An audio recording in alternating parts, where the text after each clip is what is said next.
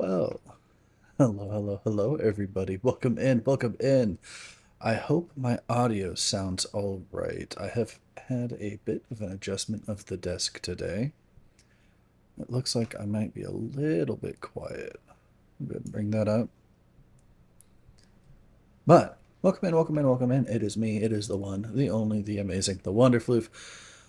Today we are doing a game where I've been following its development for a little bit, and I actually got a key for this from Keymailer. So,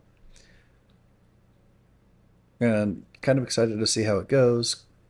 Again, it's been one that I've followed for a while now, and I hope it goes as well as I expect. It looks like a fun game. I haven't done too much with it. I've watched a couple of tutorials and a couple of early Let's Plays on the early access version, but nothing that can be considered recent on it. So, without further ado, let's go ahead and hop into here. Check and see how the audio sounds.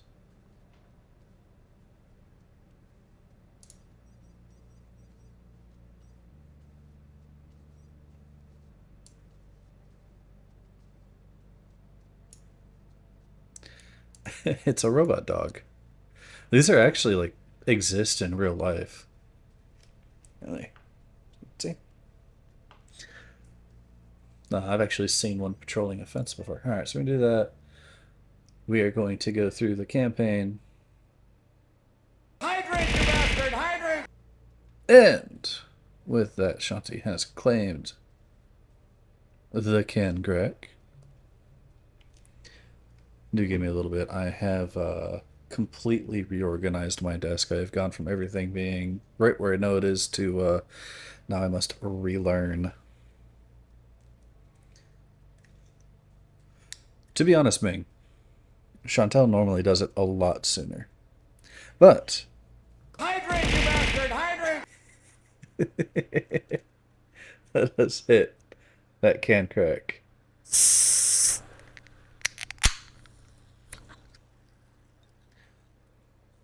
Drown, you guess.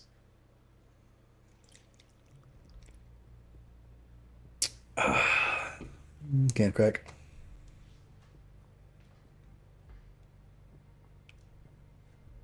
Well, I have water too. I have water. I have. This was a Venom energy drink. Right one to go from the very beginning, because I don't really know. Water is good for you. Despite what you might believe and what you have heard in your life, water is actually really good for you.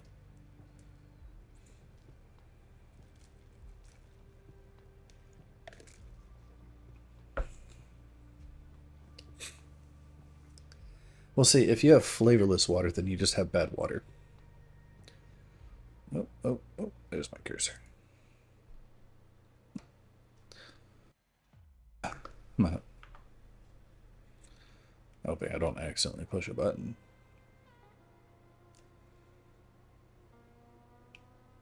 But, how are you? Only required until we evolve to consume H2O by air. Mars. For centuries, the planet remained a mystery.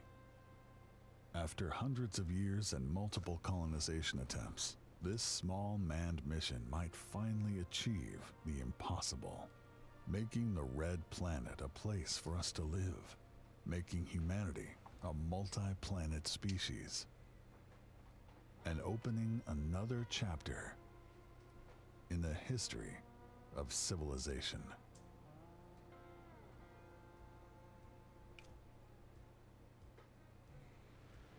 Also, Shanti, congratulations on first. Mike, congratulations on your second. Ming, congratulations on third. And then what did we get for waffles?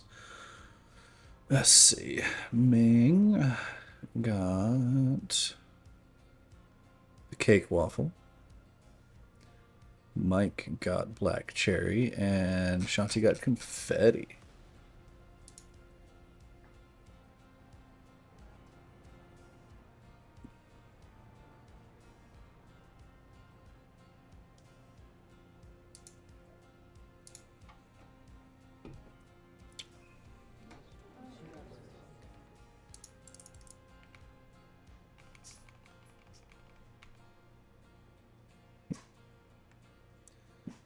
It's enough.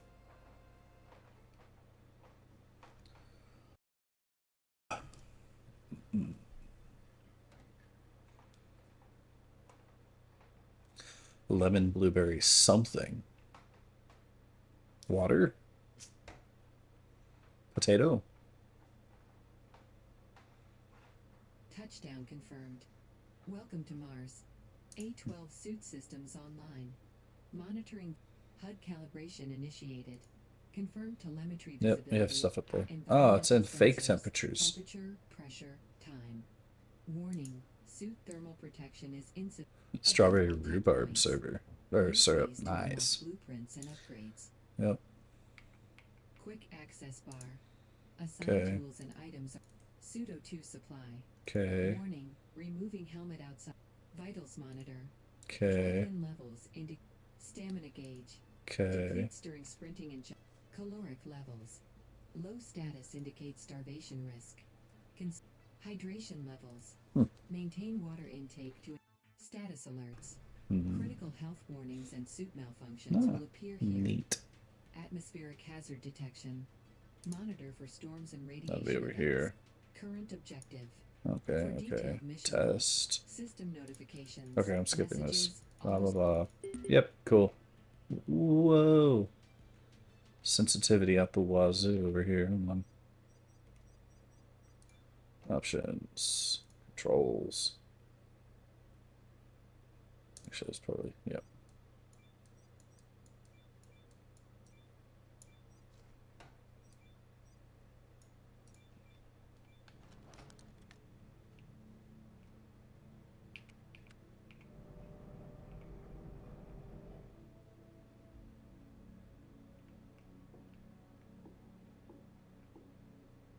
New message.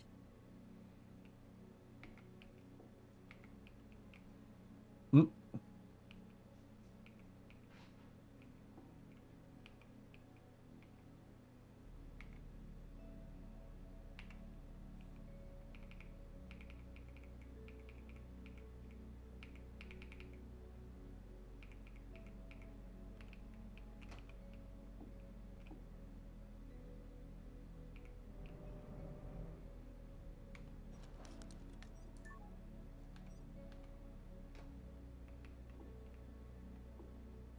Do. Suit battery. New message.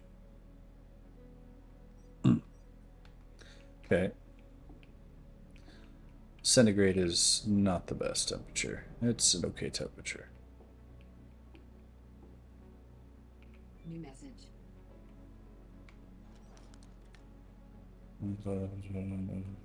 Airlock. Yep, we got all the things.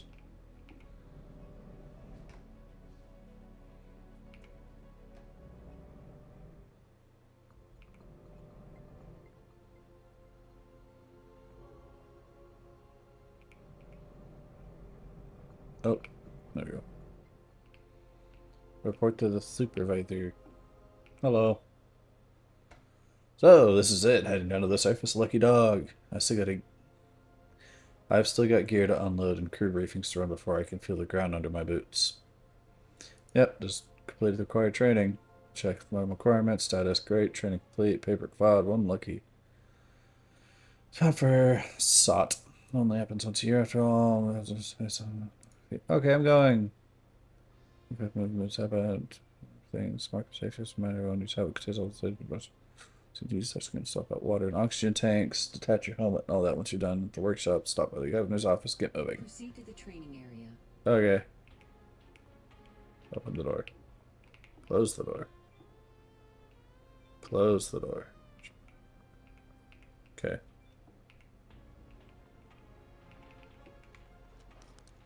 Inventory. Tomato.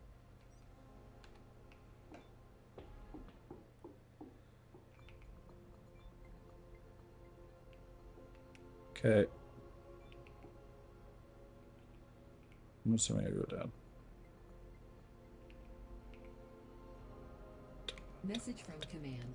Welcome to Alpha Base. The surface temperature is -27 degrees Celsius. A drop to minus 50 degrees Celsius is Damn, it's expected cold. tonight. Our base features Fucked up your ideal sleep living schedule and you're already conditions. sleepy. Double airlocks Badgie! ensure Hi, proper Badgie. dangerous decompression, while Oh, our Badgie got my ventilation favorite systems waffle. ensure a comfortable 21 degrees Celsius, optimal for both work and rest. We Okay. encourage you to participate in the surface operations training conducted by qualified personnel at the North Entrance You Airlock. like that I read? You will get the bot one day.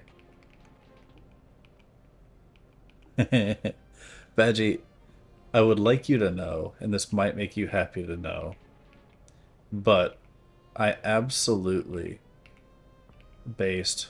Am I trapped in here? What the heck is going on?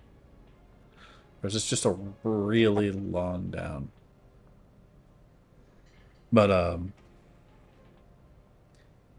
I absolutely based the,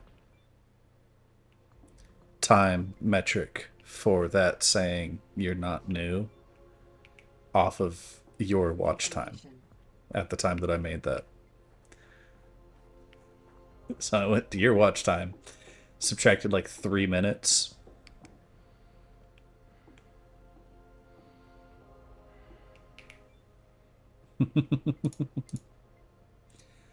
Sir, I am the International Space Colonization Agency. I'm officially responsible for the logistics and surveillance branch. Unofficially, you will find me wherever quick decisions need to be made, where specialized knowledge of space colonization is required. At ERA, I am responsible for the colonization, development, and adaptation branch. Units command showcase the newest quad, Mars truck, usually due to all the associated dangers. Colonists have to go through a lengthy application process just to be admitted to the course, then pass the course itself to get even near these vehicles. But here, we'll skip a few steps. And there are 2 vehicles on the pad. One has a power issue. The other has an electronics problem. Under the quad's front hood, you'll find a broken circuit board. Swap it with the circuit board you find on the table next to us. The other one's missing its battery. Open the hood and install the battery from the table. Then take the cable from your inventory, connect one end of the port at the side of the Mars truck to the socket in the solar panel. Remember these steps. Many systems on the base use identical ports, batteries, and circuit boards. Once you get them running, take them for a spin, mount the quad by left-clicking, and with setting. You can toggle the lights and the lock on the handlebar screen, dismount using right-click. In the future, you'll be able to upgrade your quad to the rocket engine and storage crate. Mars truck similar, open the door, get inside. Same controls, toggle the lights and differential on the screen.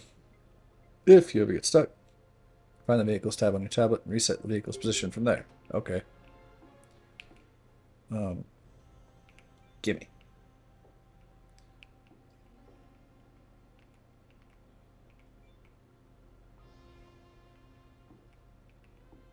I'm sorry. I'm afraid you can't do that. Use. Okay. Inventory.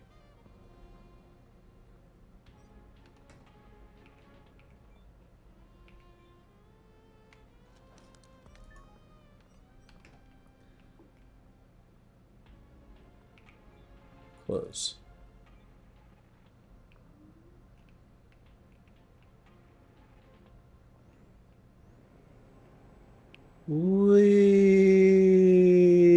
Whee!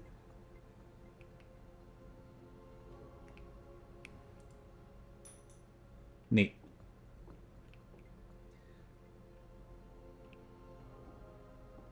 Battery. It said the battery's beside it, but I don't see the battery.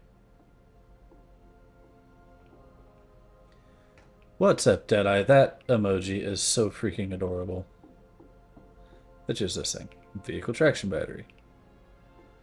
Oh, there's a battery. Look, it's the Goliath Cybertruck. Put it in there. Okay, and then cable connects from there. No, put it back. Playing some Rivals. Ooh. You know, I tried getting into Rivals. It just was not my thing. Alright, that goes there. Open socket, that goes there. Aha! Close that. Jump. I have messages. Hmm. I concur. Use Cybertruck.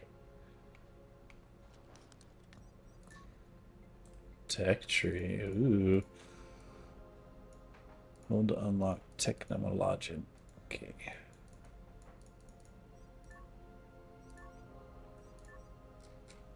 Okay, okay. Ah, I see. Alright. Disconnect. Disconnect. No, no, no, no, no. Drag the cable.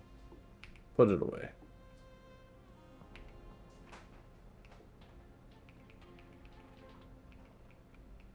Good enough. Open it. Let's go.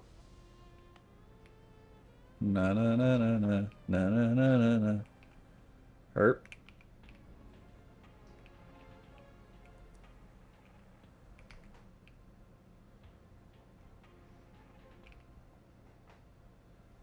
We, at least, you know, this makes sense for this to be in this shape. It's cheap, it's simple, it goes together. Okay. Traveling life depends on it because it does. Okay, cool. You. Megan McKenzie, you represent the International Space Colonization Agency, also head of the Innovation and Robotics at the ERA.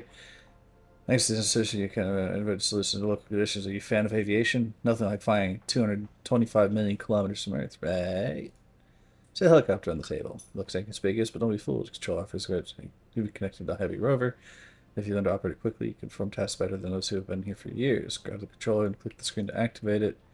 Look at the control screen at the bottom. Is information on how far you can safely go before drawing the signal. If you fly out of the hot area, nothing will happen. Listen to someone for the journey at the end of the day, but only today. If you fly too far tomorrow, retrieving the equipment will be entirely up to you. Take off, press space. Switch between helmet and drone camera using V. Change from first to third. Okay, cool. New item.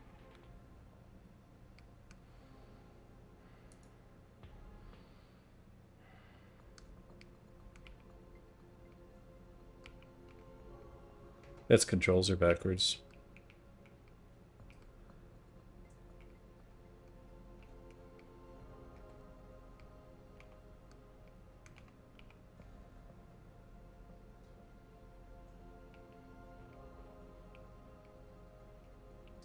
Neato. We're gonna land it in the truck. Let's see how this goes. Do do do do do.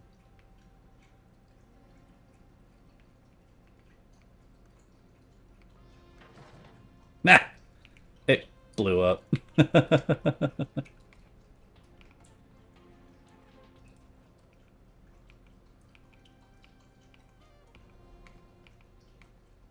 Oh, oh, oh, oh, come on.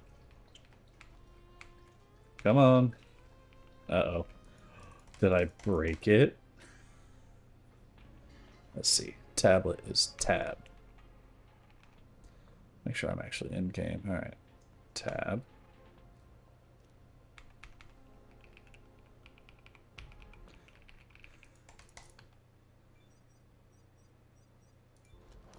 Heh. I think I broke the game.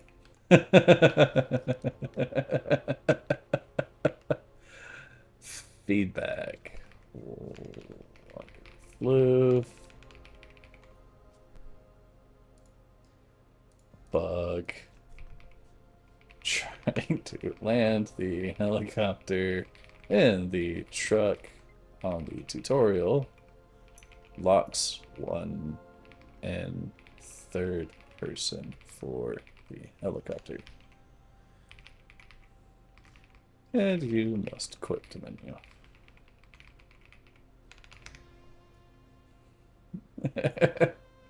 Sad face. That's fantastic. Well, I mean, that's why we have things like this, right? All right. Actually, save. God, I do have a save here from 2 years ago. Yes, make a new save.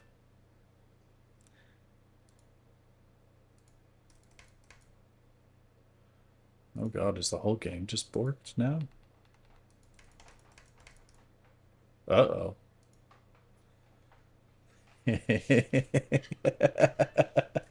Okay, cool. Load game. See if I load, if it works. This is beautiful. I will actually reach out to them and submit this so they submit this part of the VOD so they can see it. Oh, that's beautiful.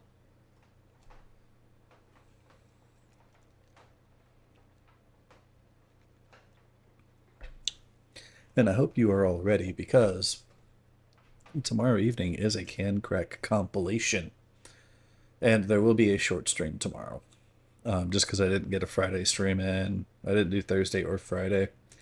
So I will add in a stream tomorrow because I owe you guys that stream.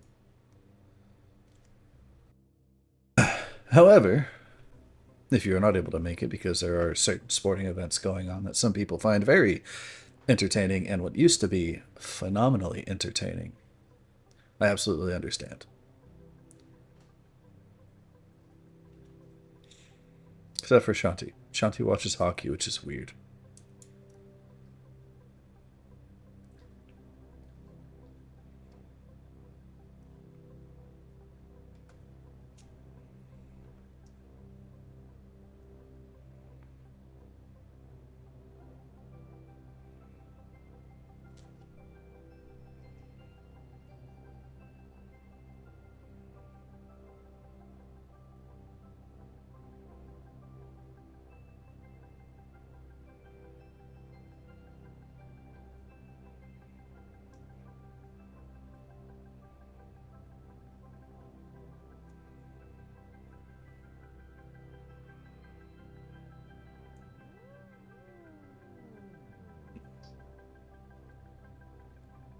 Watching hockey is absolutely weird. Only weirdos watch hockey. Alright, we have the start button.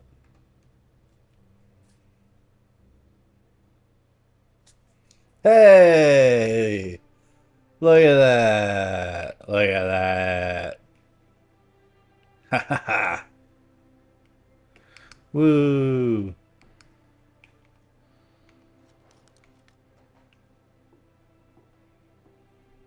Yes, Shanti.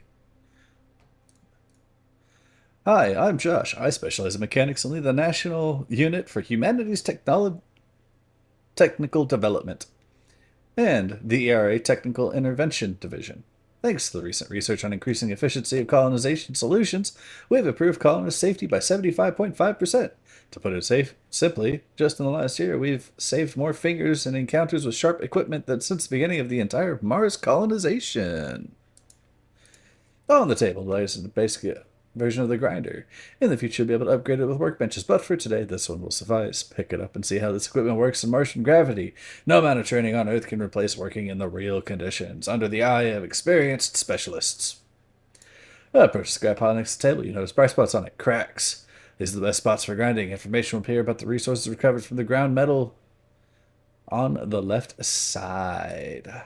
Before you start grinding, always make sure that you want what you are grinding is not currently connected to the grid, unless you also want high current voltage flowing through your body.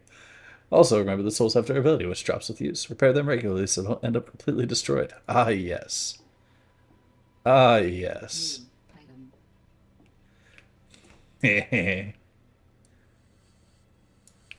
Ah. Nah. They gave me tools. And it's good to know that you can shock the shit out of yourself. And I think this is the last person. Hello, my name is Josh Waite. I am Professor of Geology and Space Colonization. I am the head of the new Land Discovery Division at ERA. I will introduce you to the secret of geological techniques that you won't find in textbooks. As you surely know, the spectral detector makes it easier to search for underground ice deposits which are necessary for building wells. However, thanks to my groundbreaking research, you'll find advanced versions of the detector at our base. Simple to use and ready for further refinement. Using the workbench, you can upgrade the detector from level 1 to 2 to 3. To do this, you need experience points to the tech tree, which you unlock by using hand tools. To assign points, go to the Technologies tab of your tablet. Level 2 allows you to check minerals hidden in rocks without breaking them. 3 has an initial 3D scanner for scanning decorations. Thanks to this, you can go to an abandoned base, scan the surviving furniture, and acquire blueprints for the 3D printer. Don't you go shoosting at me. It's not my fault that hockey is weird. That's basically a reason to get on ice skates and go punch other people. There's a level 2 detector on the table nearby. Grab it, name it the rocks, press Q, and check what's inside. Once you see how it works, come back to me. I'll tell you about the handheld jackhammer. Grab the jackhammer from the table nearby. Aim at the rocks, inspect them closely. See the colorful veins on the surface? They help you identify the rock type. Also, brighter flashes appear in some spots. These are weak spots. Aim the hammer there. Breaks the rock faster. Give it a try. Proceed Okay. to the base airlock.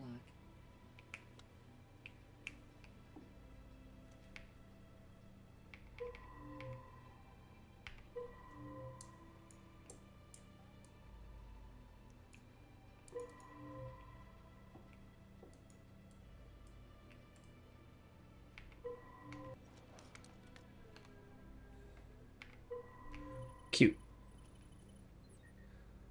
Aluminum. Calcium. Silicon.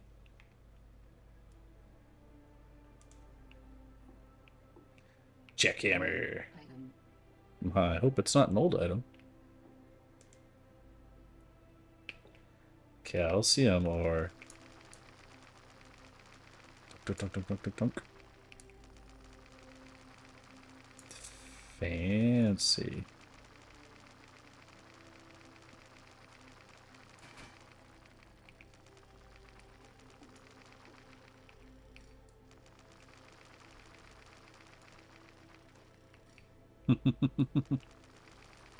Da, da, da, da, da, da, da, da.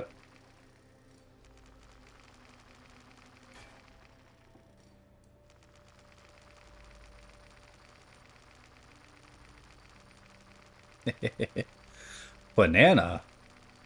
That's not potassium, it's calcium. Unknown ore. Ooh.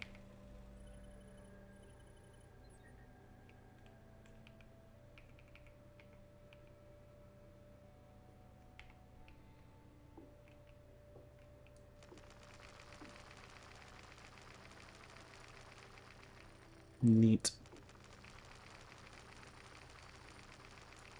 Er.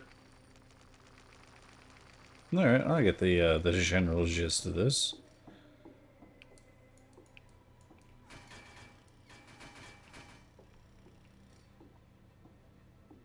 Equalizing pressure. External oxygen detected. Okay, I'm gonna put that away. No bananas allowed. According to who, Shanti? Are you allergic to bananas? New electrical engineer, right? Welcome to Alpha Base. I am John Cooper, governor, and from this point on, your boss! Thanks, I need your first task shortly. Check your tablet for updates.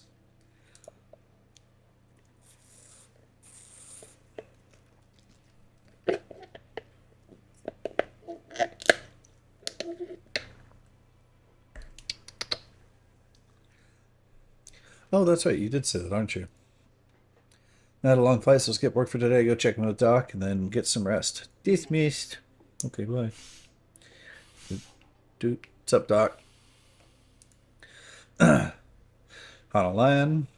Doctor and MD, as opposed to all the other doctors wandering around here.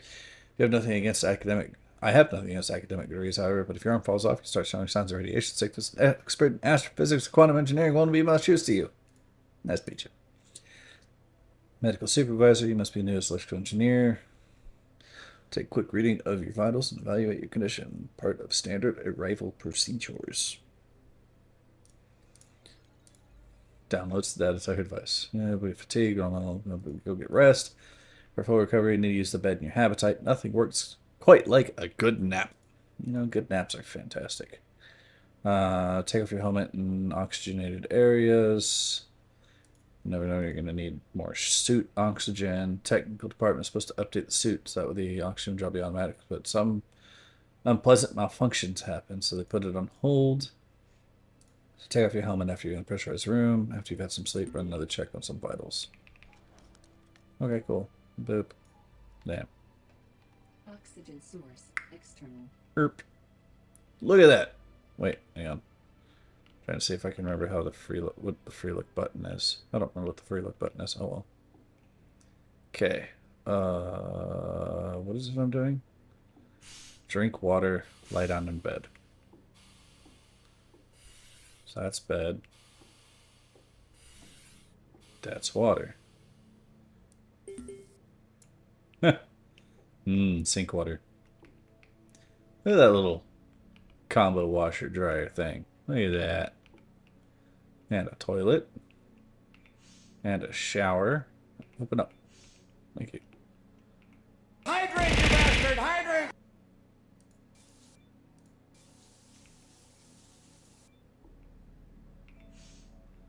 Neat. Thank you for the hydrate there, Shanti. I will do so. I am hydrating with I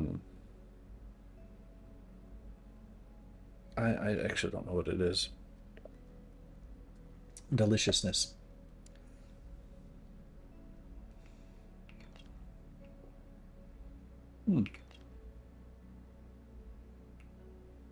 Oh. Alright.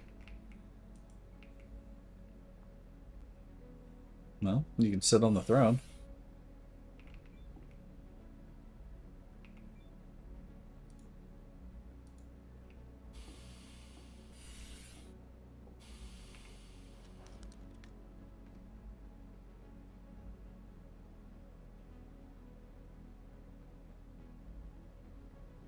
That is a tiny bed. Reminds me of the boat beds.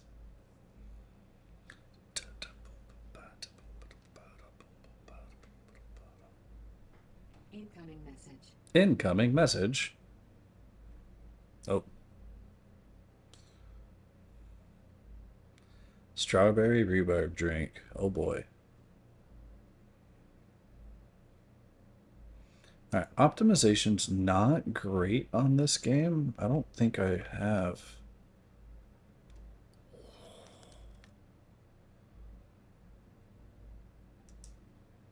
Like, I don't have a whole lot of extra stuff running.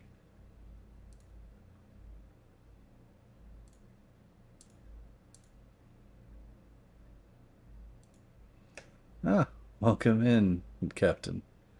Was there space HTP? I would have to say there was not space HTP. They had 3 seashells, though.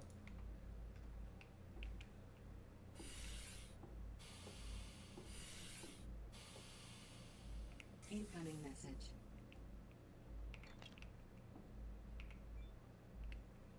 Oh boy.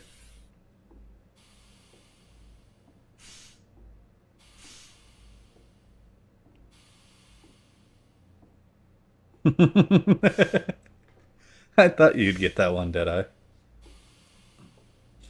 I don't know how many people got that one, but it's a good one.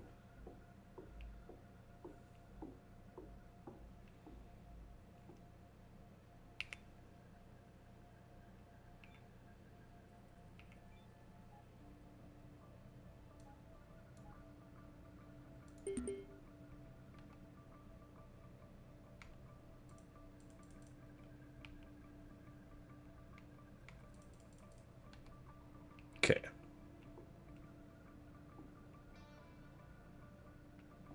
Harvest tomato.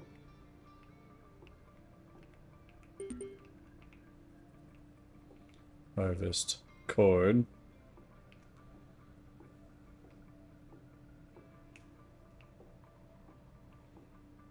Alright, that's a good little method for getting rid of waste.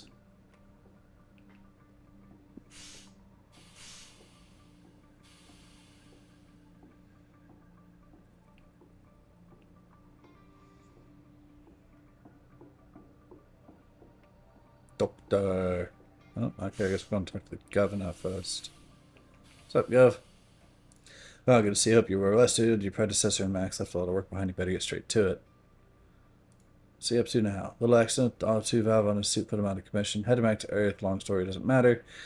Catching up with the backlog will be a challenge. Fortunately, the ERA Academy trains you for unforeseen circumstances. I'm not afraid of challenges.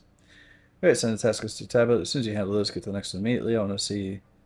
No, you want to see the place, but make sure you work while you explore, repair, and explore in that exact order. It is vital for our survival. Where should I start? Doesn't matter.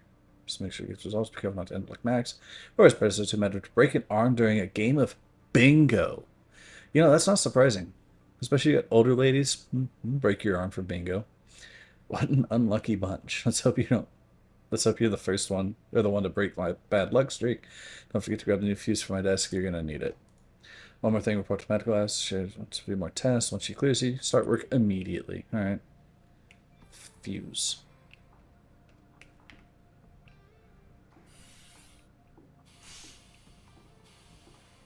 Da da da da da da da da da da da. Ooh, biodome.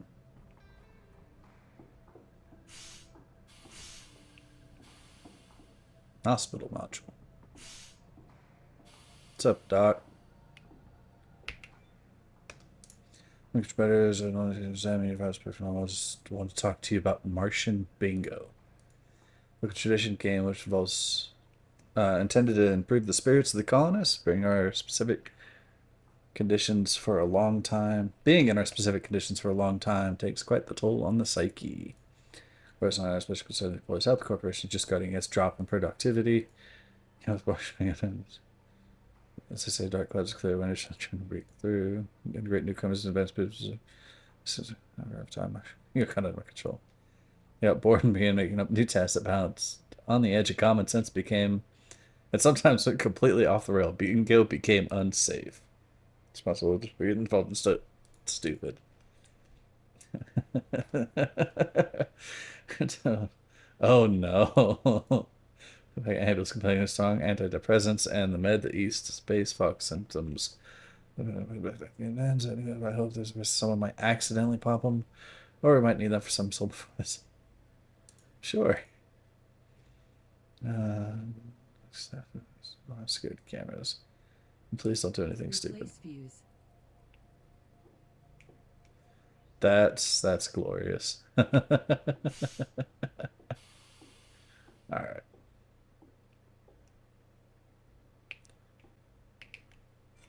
So what's going on here, CO2 scrubber? Temperature is way too hot.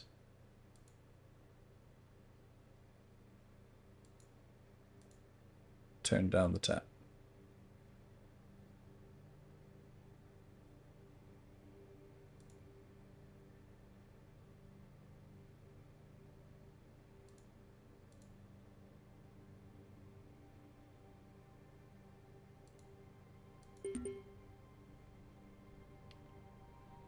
Okay. Locate and activate CO2 scrubber. Done. Cool.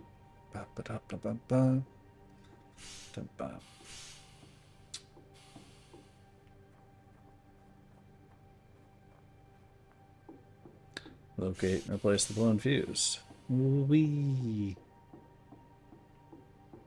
It's around the corner from the governor's office, huh? It's actually kind of neat. They've got interesting.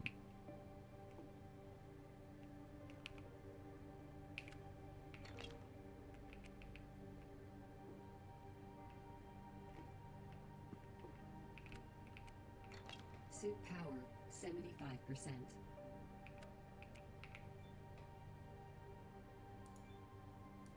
Replenish oxygen.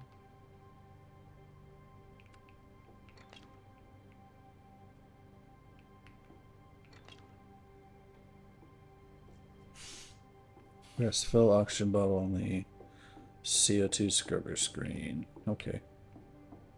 Da da da da na na na na na na. Wee. Oh, damn. Okay. Veggie, I hope you have a wonderful night there, buddy. It's good to see you. New message. Equip filled oxygen bottle. That's not what I wanted. Damn it.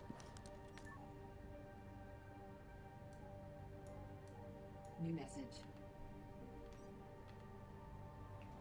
Processed harvest vegetables into food in the canteen.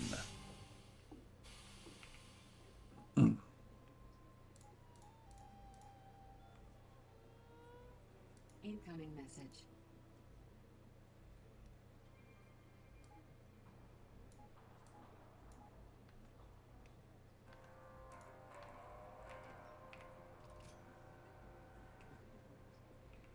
Consume food ration.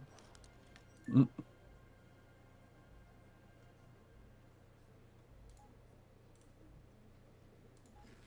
Yum yum.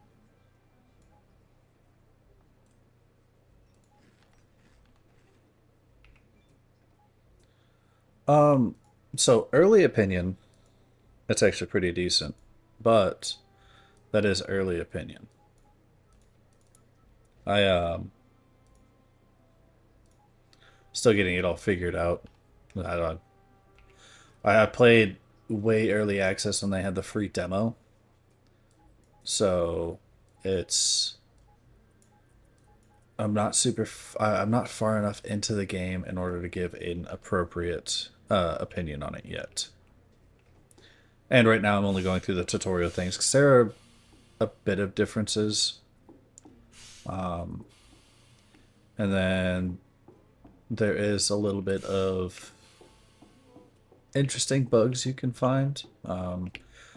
I just found one not too long ago where you can actually soft lock yourself in a position by trying to land a helicopter in a vehicle.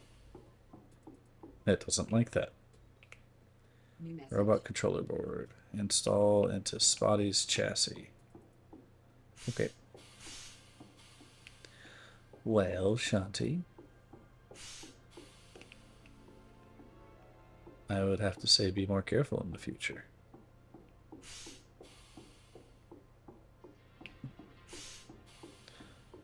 But when it comes to this game, it does have a lot of potential, and I am curious to see how it is when I'm, out in the full mode playing the game myself.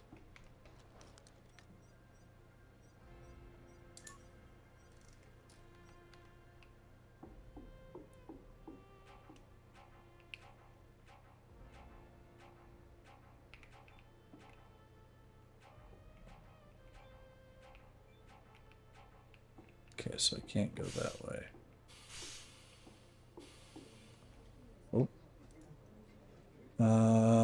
Just a moment. Horizon Journey. Star Rupture is actually on my list of games to give it a try out. And again, this one has a lot of potential. I'm maybe 15 minutes into a tutorial. But, just a moment. Lavina Moore, New Era TV. I think that's a question for us. It's a mission to bring old and new crewmates together. Document broadcasts are going to be available 24/7. Sure. That's your first impressions upon arrival. Opportunity to be in this place.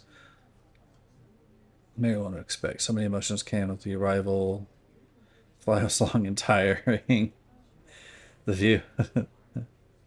We'll do that one. Station's already impressed you with its innovations. Thanks to the Area Corporation, none of the largest, most advanced bases on Mars, or even the nutrition system has been perfected. There's a greenhouse providing locals access to fresh vegetables. How do you like the local food? It's not the worst. If not worth flying all the way to Mars to expand your taste horizons. Food is delicious, but up the air. Many people send the air Mars most distinctly different than on Earth. Of course it will. It's all recycled air. Let's do special techniques. Use the Area Corporation to use the highest quality of air on the base.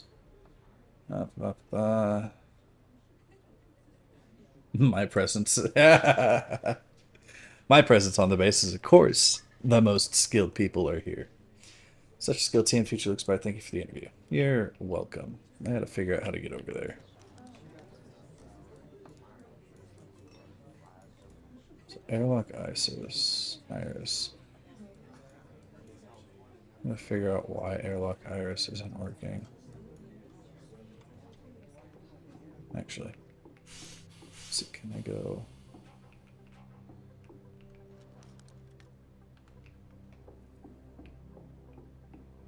The long way around?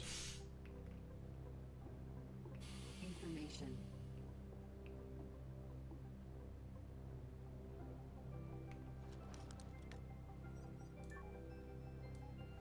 Make sure your helmet is equipped. Helmet. Airlocks are built in pairs. That way you don't go kaboomski. Equalizing pressure. Alright. Do. What's up, doggo?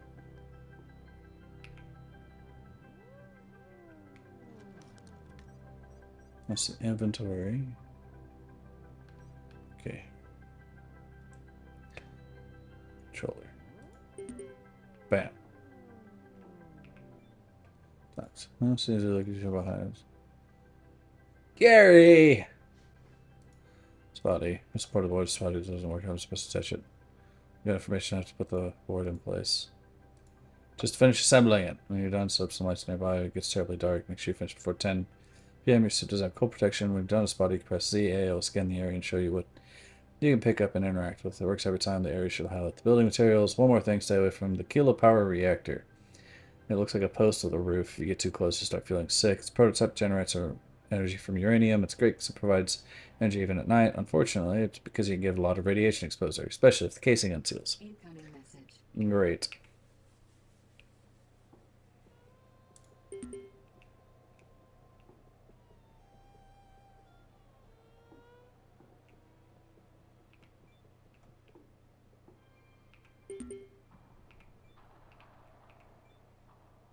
New item.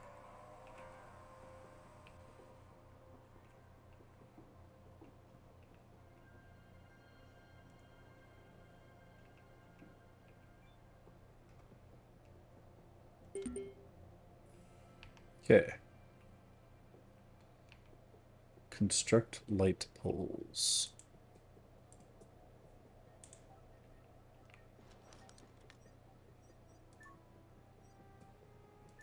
Light pole.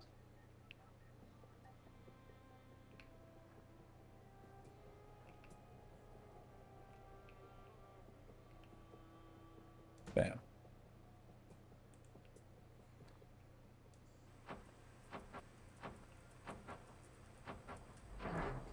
Fire detected.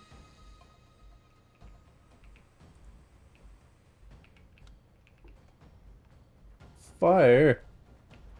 Oh no.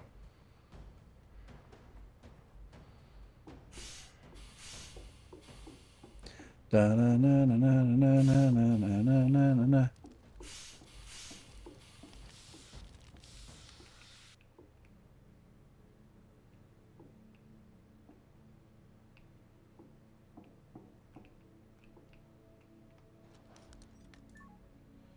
Pop the helmet off real quick because we are in sealed space.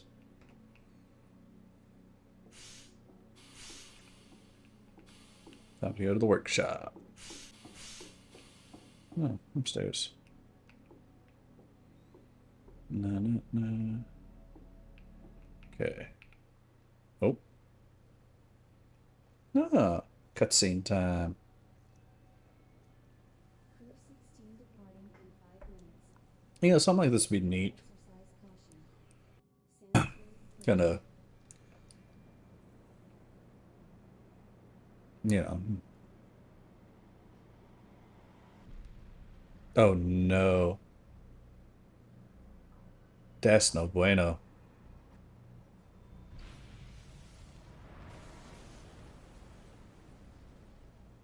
We just got bowled the fuck over.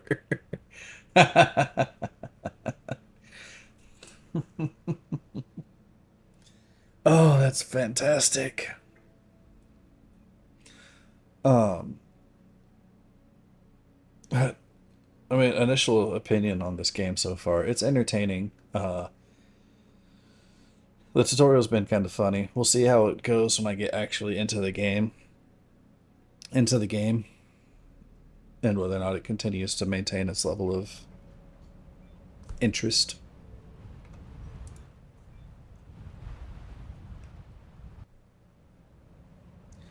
Yeah, I think it went kaboom as well. System failure. Lost communication with the base. Oh. I don't think I can go that way. Detected. I have a minute to get out of here. Alert. Alpha Base, this is IDS-3. Radiation detected. Run, run, run, Warning. run, run, run, Transmitter run, run, offline. run, run, run, run, Upon run. damage during impact. Status. Receive on. Alpha Base, IDS-3. Anybody down there? Huh. Commander, readings are red across the board. The storm is tearing the launch pad apart. Radiation detected. Damn it. Up, We can't wait. up, Initiate emergency launch sequence. up, up. How do I get up? How do I get up? How do I get up? How do I get up? 9, 8, 7, Forgive us. I think I was too slow. 3, 2, 1. Mark. Evacuate from the base. Or maybe I wasn't supposed to make it anyway. About 120 hours retired, so. Oh, yeah.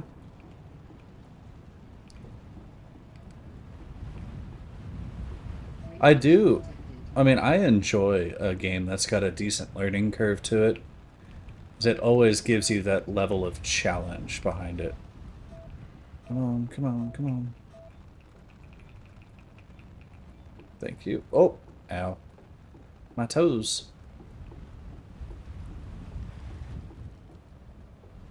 Mm.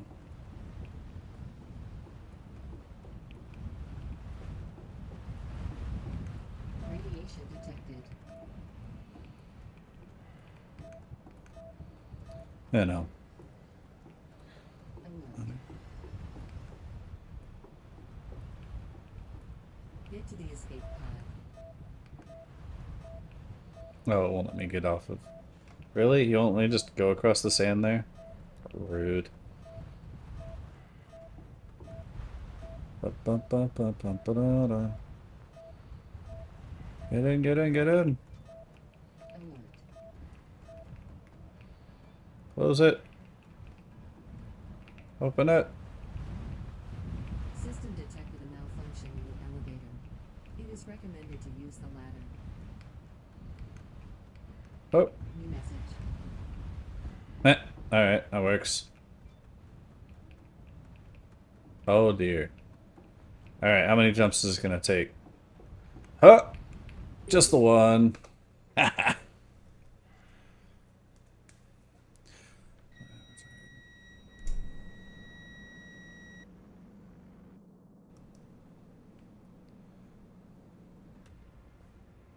Finding base building from radio capabilities. Or yeah, it's one of those I've seen bits and pieces on. I'm not super familiar with Star Rupture.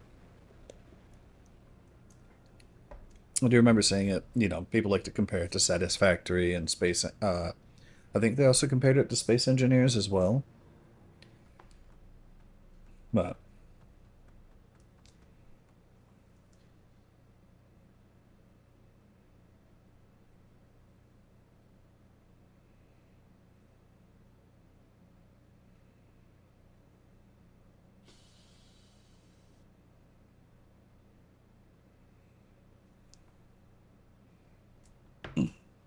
and I enjoy the hell out of Satisfactory. I I don't play that as much as I should. Did I? Thank you for the hearts, buddy. How goes the rivals? Are you winning the matches and kicking the tail?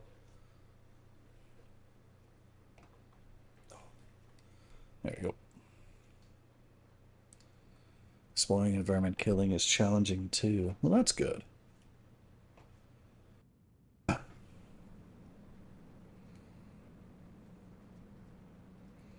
Oh, who do you have as a partner?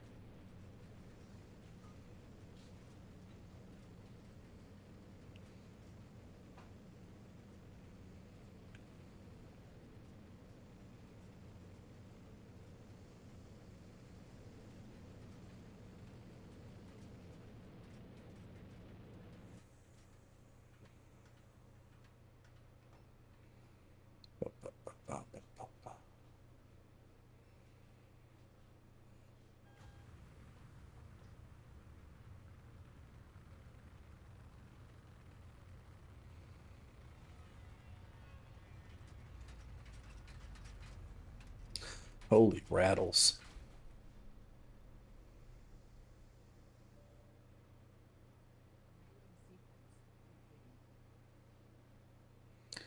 Huh? Okay. Um,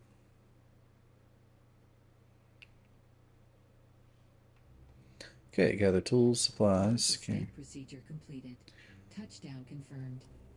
Warning. Here, stand. Capsule operates on reserve battery. Current objective. Execute ERA standard survival procedure. Hmm. Now, in case of emergency, prioritize the following: water, power, resources, food. Spectral detector to find water source to build a well. Set up solar panels to charge your spacesuit and vehicles. Dismantle old structures with the grinder to get building materials. Or build basic structures using a blowtorch and start growing plants for food. Get plenty of sleep. Sleep deprivation can be as deadly as a cold night. And also remember, need light.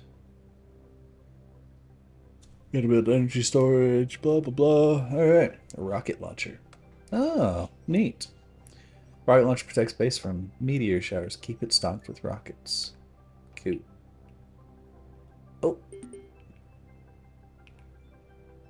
Abandoned tablet. Hey now. I wanted to look at that.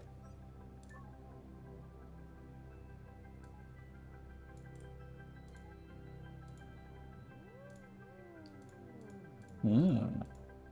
Oh, okay, okay, okay. Oh, cool. Alright. You have all of the stuff that I gathered throughout that thing. Okay.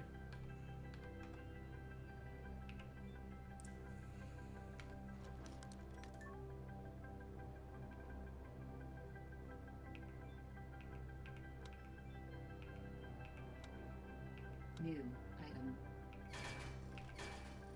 Mm.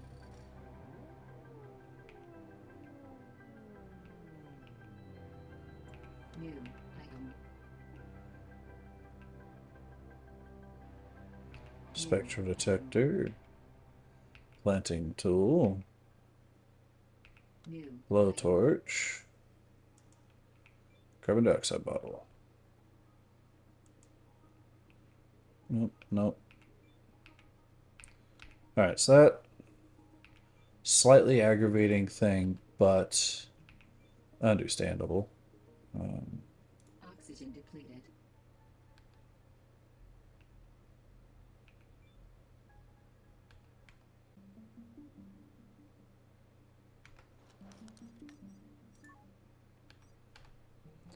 Okay. I don't have a first aid kit, so I'll want that probably.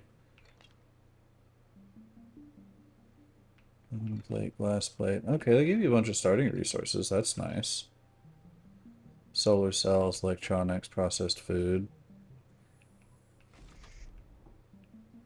Information. Yep. Okay.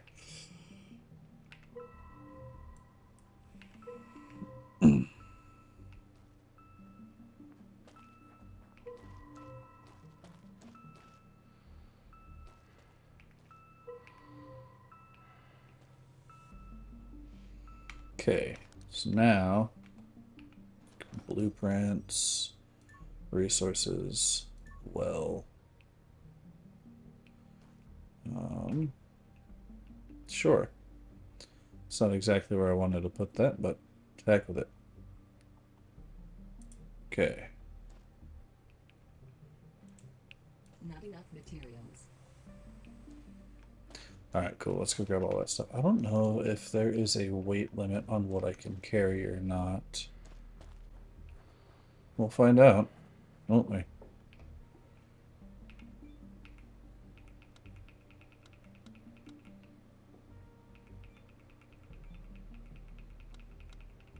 New item.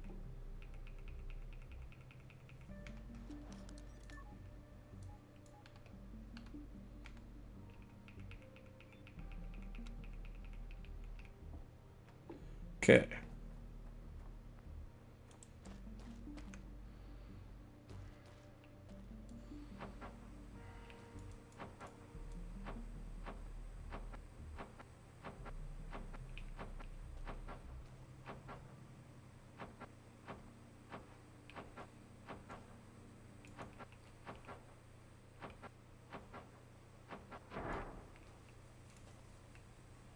Alright, so we have the well up and running.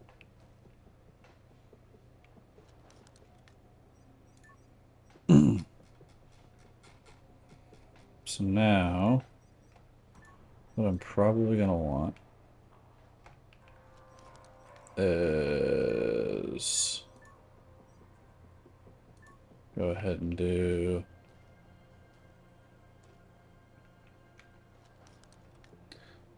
isn't it perfectly encumbered? Oh, okay, I don't have a weight limit, I just have a storage limit. Isn't it perfectly encumbered? Isn't what perfectly encumbered? Yeah, oh, instead of over encumbered, perfectly encumbered.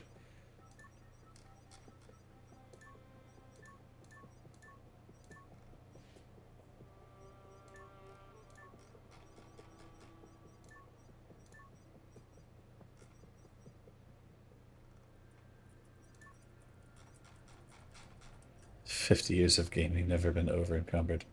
You know, that's a good point. Tech tree. Not what I wanted. Blueprints. Knowledge. Discovered tablets.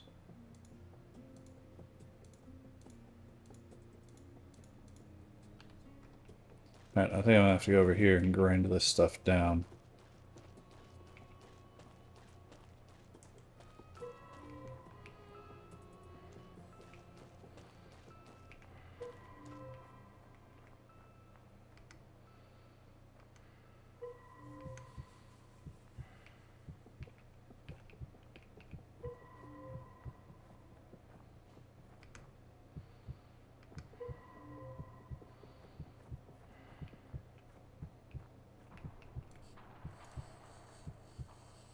No, no, no, no, no.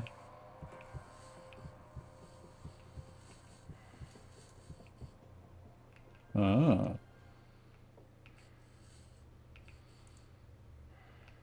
Will you let me open that? Ah! You will let me open that. We're just gonna make sure that we're not gonna just blow ourselves up here. Okay. Oh, abandoned tablet. Consume the knowledge. Use. Small listen accumulator, large placeable thingy. Maybe it's all. Maybe it's more purposely. Exactly, all loot. We must grab all loot. If you do not grab all loot, are you really even doing it right?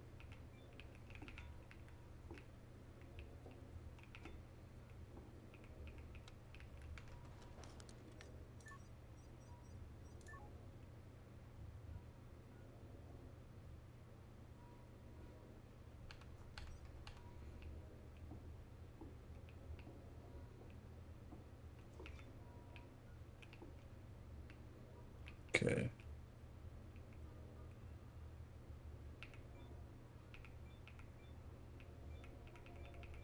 Hmm.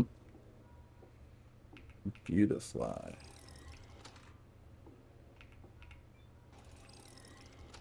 Okay, there's no pressure in here. Upstairs. Oh, I think this is... Yeah, this is where I was working, and then I got blown the heck up. Gas canisters, chair, tool. Rubber skip. Okay, oh wait, were those lockers up there? Or is that just... No, it's just that thing. Okay. Oh, aha. Pack of screws. Even though those are bolts. Prepare vehicle and prepare for the journey.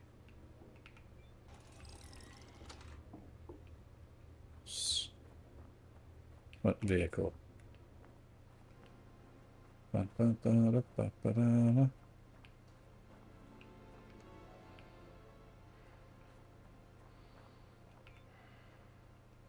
First aid. That's the vehicle. Ah, I see. Inventory full. Let's see. Inventory. What can I drop for the moment? Oh, I can use that abandoned tablet.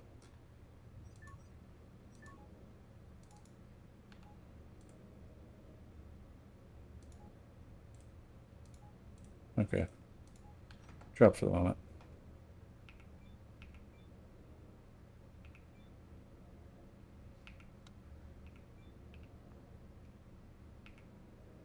Sensors have detected a heavy transport unit buried within the Alpha Base hangar.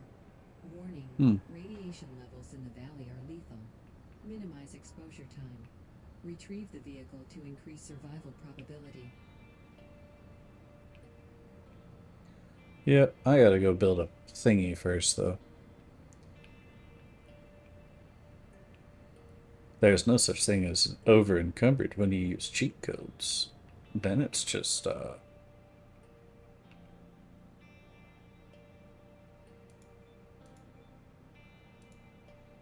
I cannot tell what that says.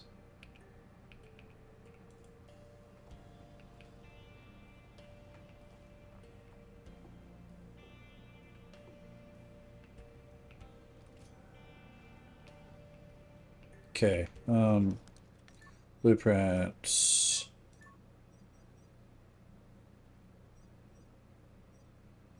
Really, I just need to make a bunch of steel platforms.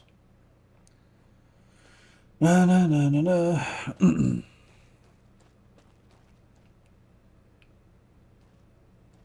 Oh, of course you're funky.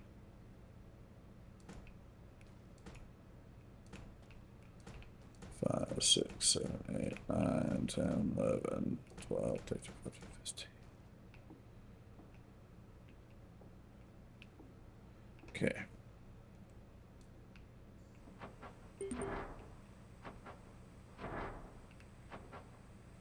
Available point for technological advancement. Huh.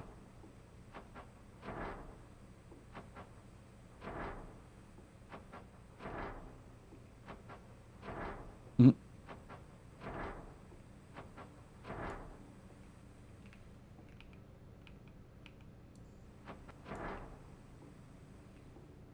And then these little blue blobs is what the tutorial was talking about. Available You get point for technological advancement. your stuff, materials, workshop. Materials, technology access level increased. Materials, technology access level increased. Okay. Actually, I need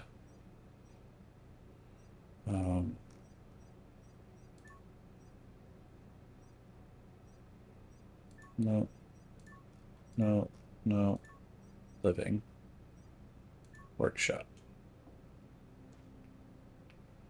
Oh dear me. I think the workshop has to be built on all platforms. But what size is the damn thing? You ever say?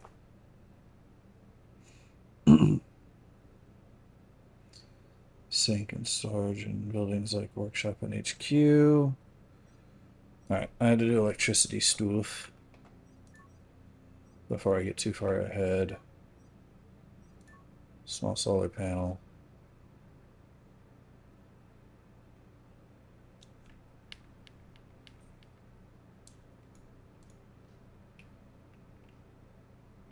Okay. Ah, I see. Ah, okay, you're gonna interrupt with that guy.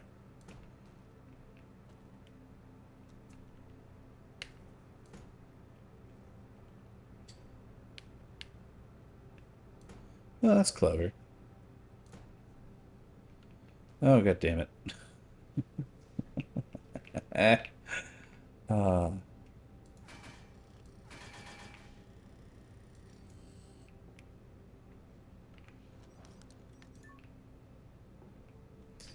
doop, doop, doop. Alright.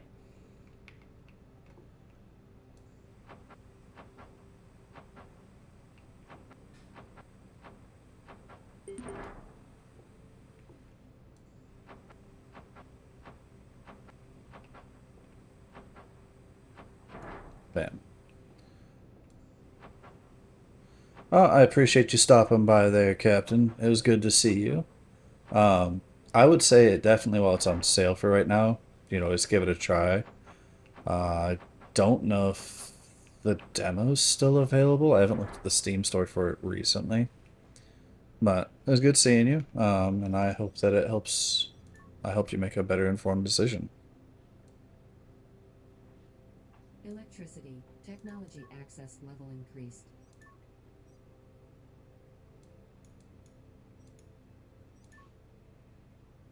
Okay. So now,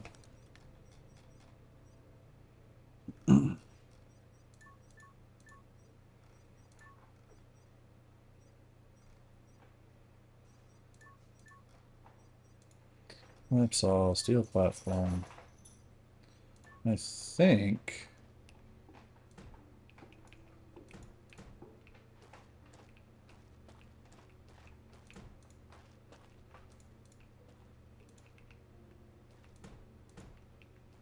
Okay, you're not letting me build that way anymore.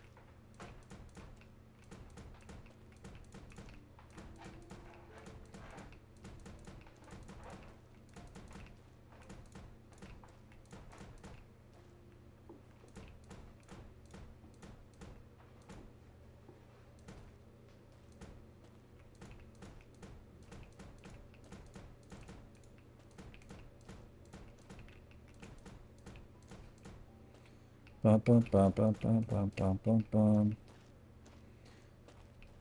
bum. Bump. Alright. Yeah. Da, da, da, da, da.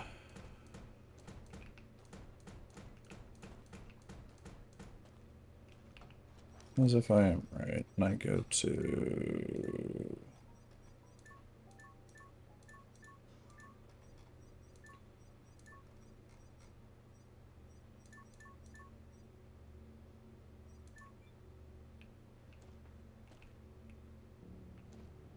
Oh no, did I actually fuck up?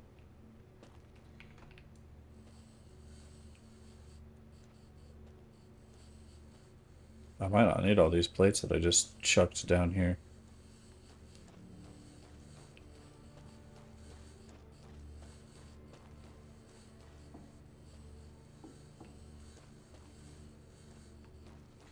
Na na na na na na na na. Thank you for the stretch, Shanti. I'll do so.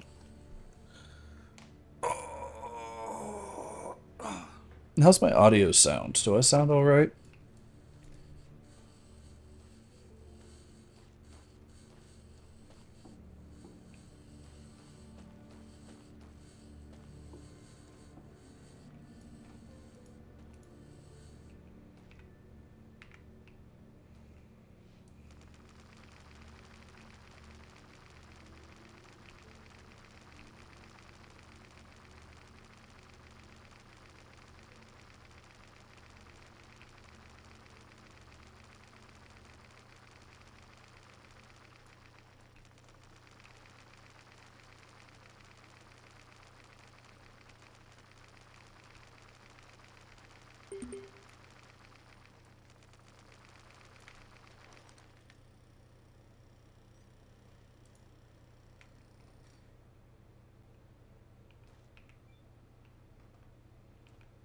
Hmm.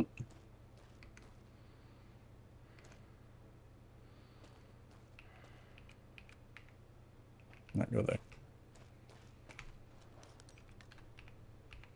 Blueprints. Workshop. Hey, hey. Bam.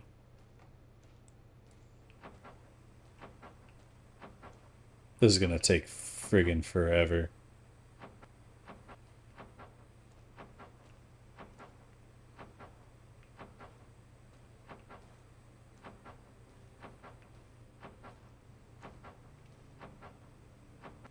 Na na na na na na na na na na na na.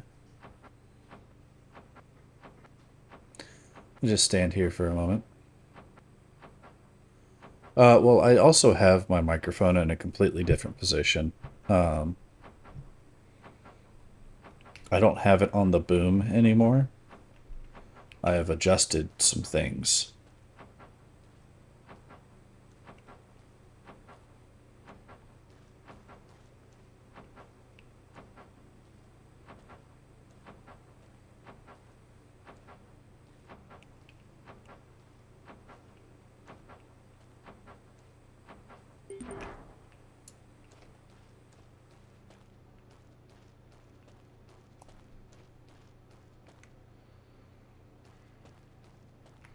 Alright, so I do have to build airlocks in. Bam.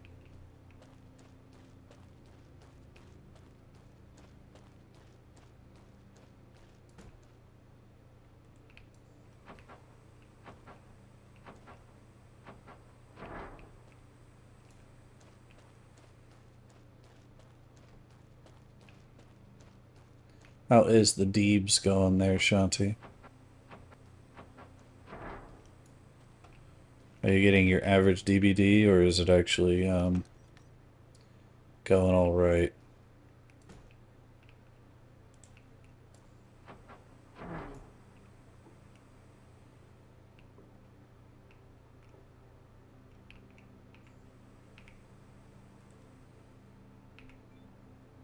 Equalizing pressure.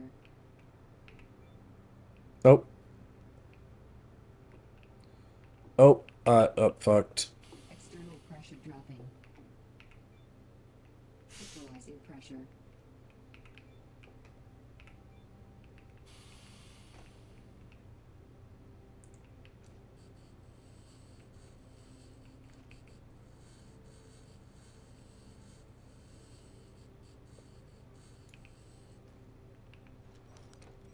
Always build airlocks in pairs, because... Warning. Poor tool condition. Repair it at the workshop table.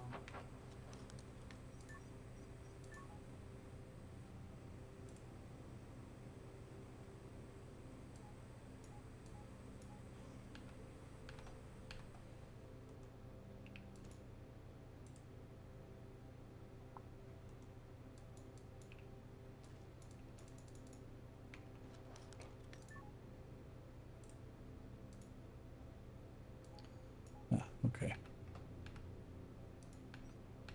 This is Subnautica, but not wet. You know, you're not wrong.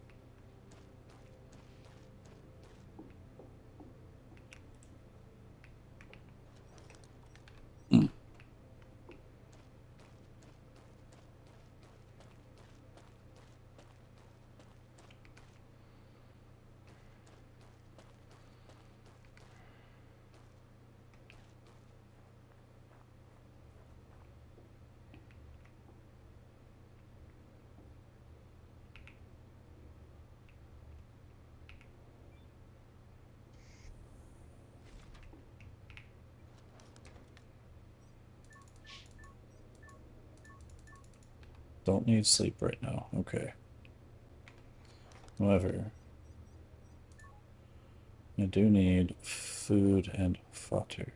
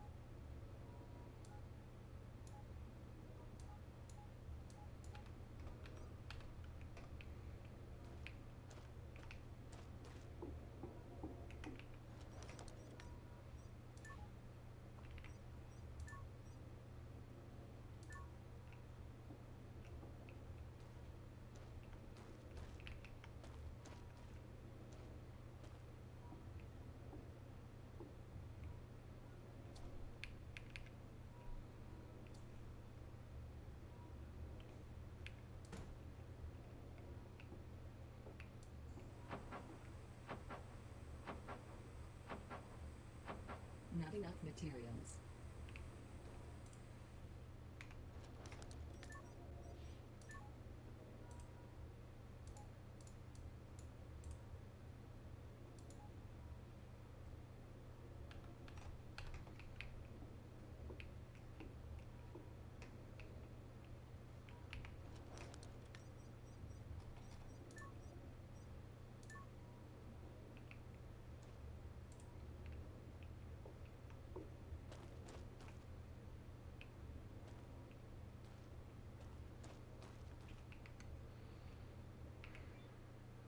Equalizing pressure.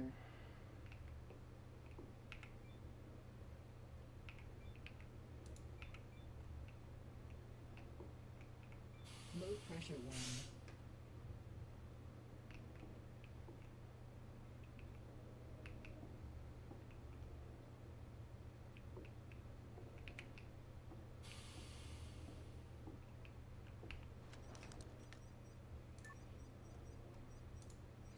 Alright, resources.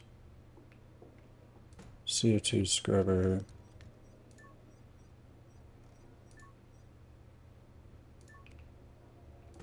Hydroponic shelf. Front incubator. Chem lab.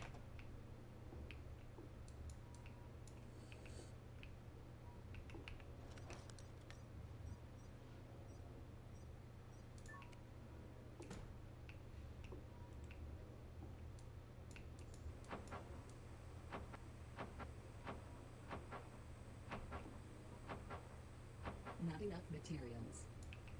So I need a small circuit board.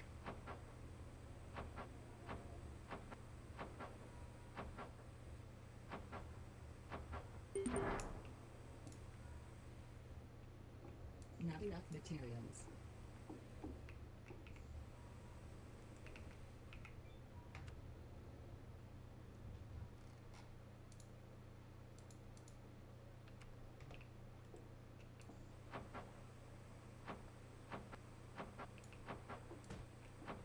Not enough materials.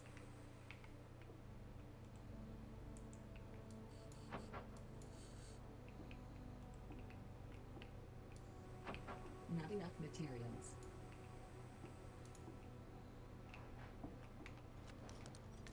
Behold the power of cheese. Cheese. I might have just soft locked myself like an idiot.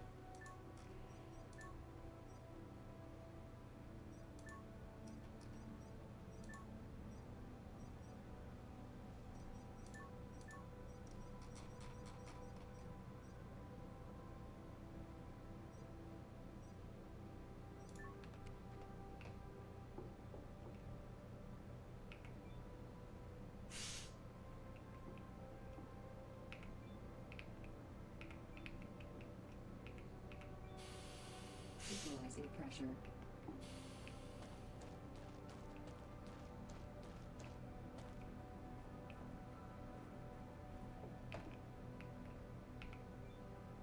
Boop.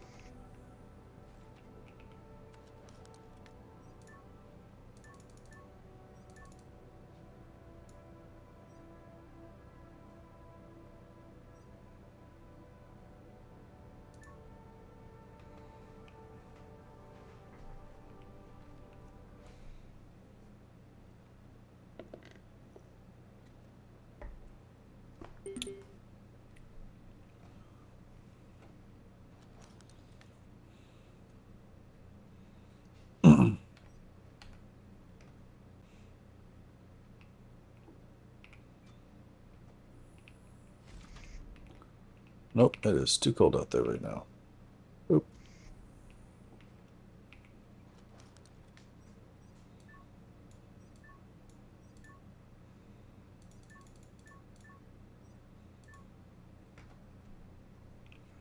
Ba ba ba da ba.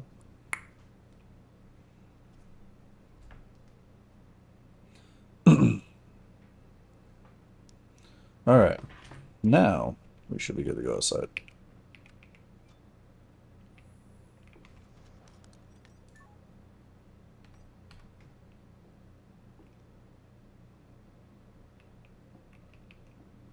Or is it still too cold?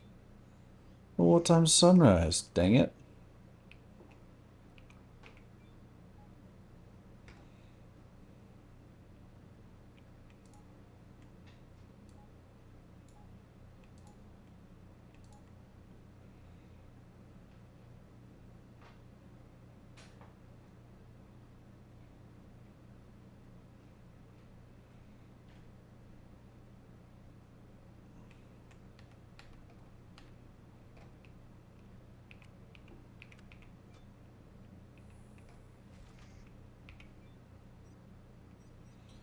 Actually, what do I need for a small circuit board? Silicon, aluminum, and iron.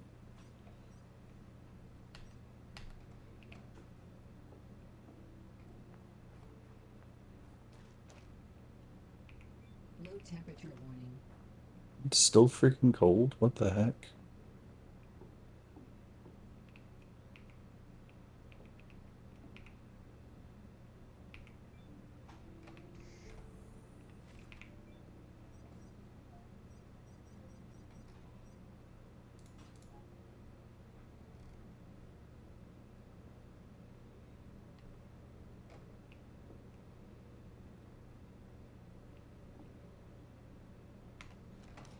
Well, it does its thing. Let's go ahead and consume some food substances.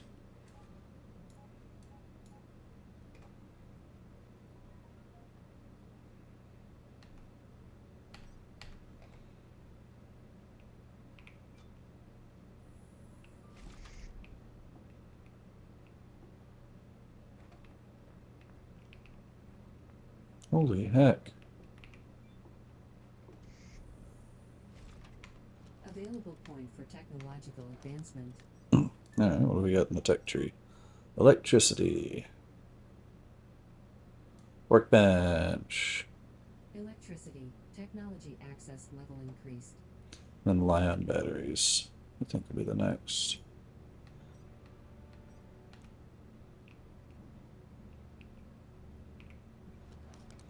And then see what happens at 8 o'clock.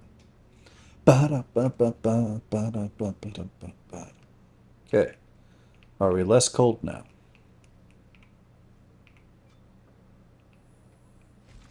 Okay, we are less cold now.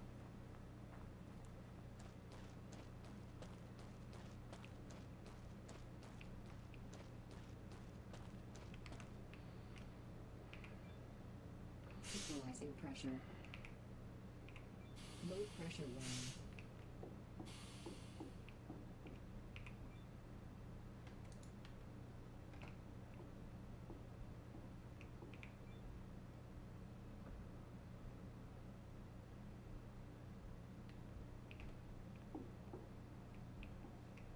Okay. Oh, trash. Okay. I gotta figure out why I can't figure out how to connect power to this building. Pressure.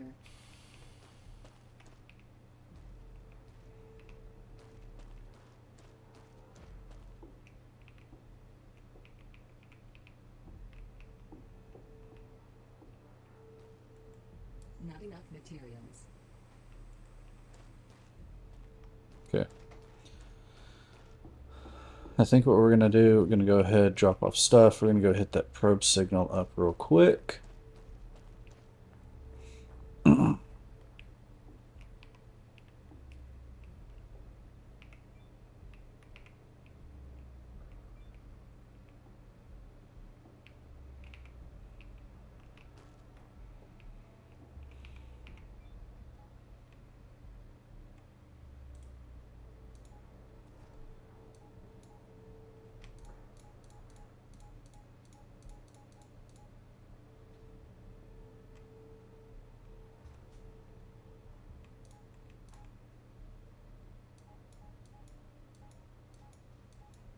Alright, that got that, got that. We're gonna take first aid, just in case.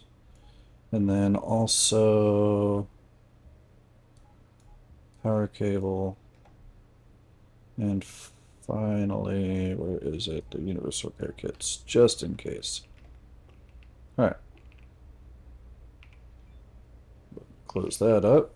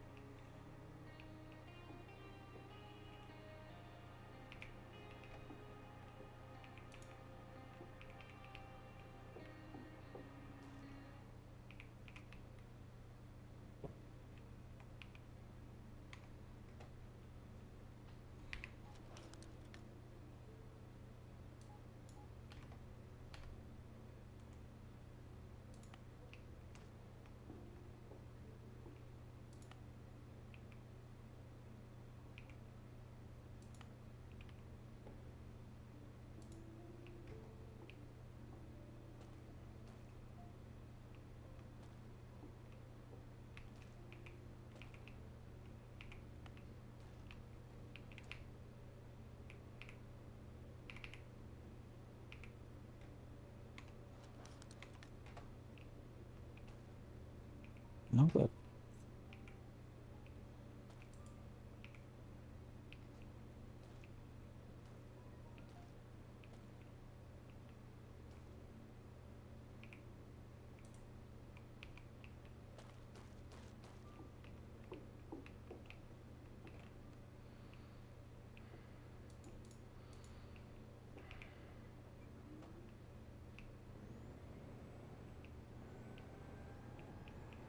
oh, heck with it.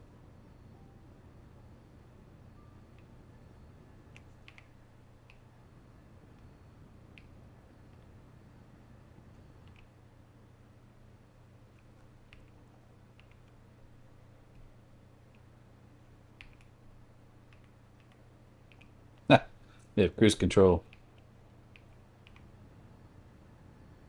Oh, it says lock differential.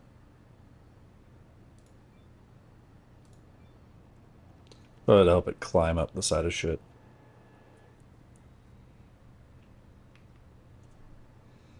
Ooh, a Weedle.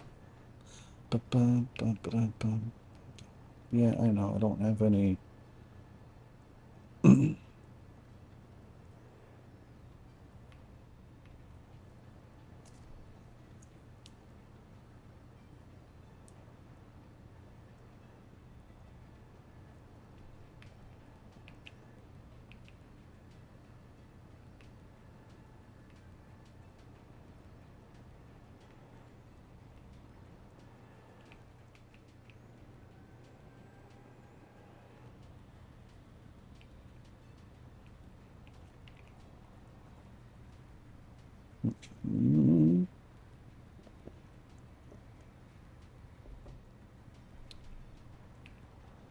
Nope, everybody's having a fantastic weekend so far.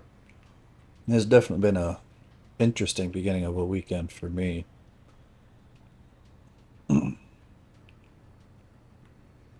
But I am happy that I finally got to clear off my desk, clean it up, make it look nice, kind of set things up a little bit more better than they used to be. If you're not part of my Discord and you want to be, exclamation Discord in the chat will give you my Discord link. And then you'll be able to see how I have my desk set up.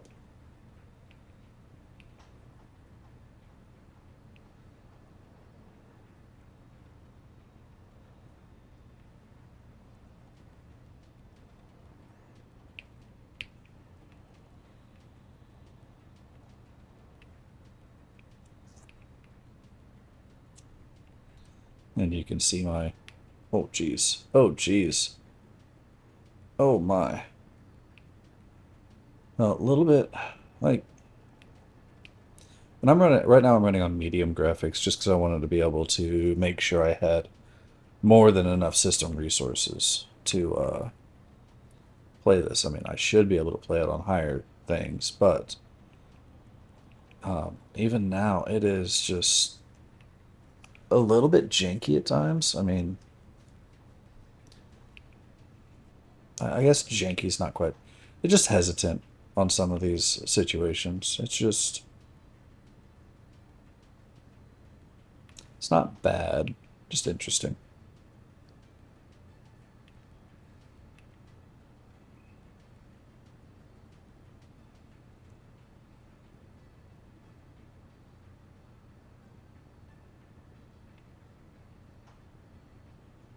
New message.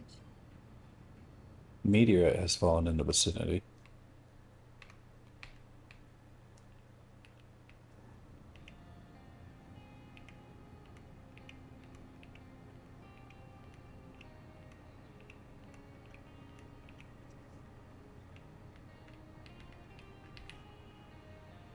Oof. I don't like how much of this battery we've burned up.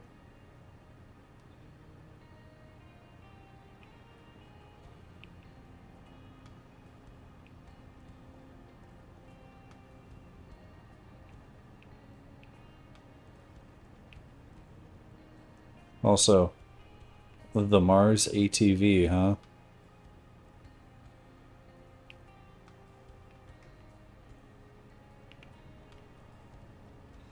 Ba-ba-ba. And over we go.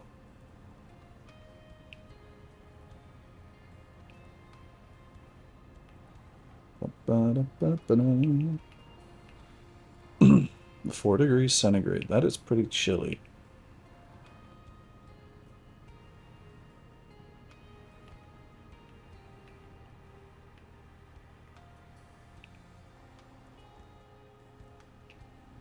Okay, we use just shy of half the battery to get here. So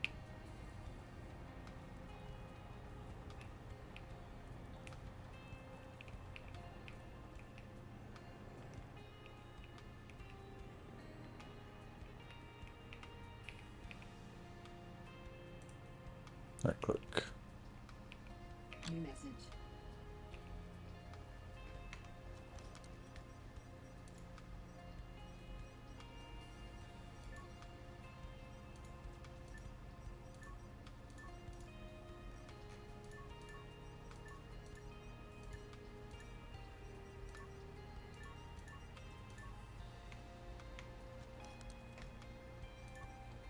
Oh, it's probably not probably knowledge archive.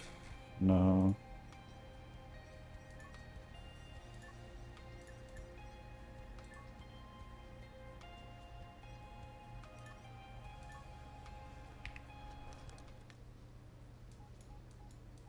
What did I just get from that? Hang on.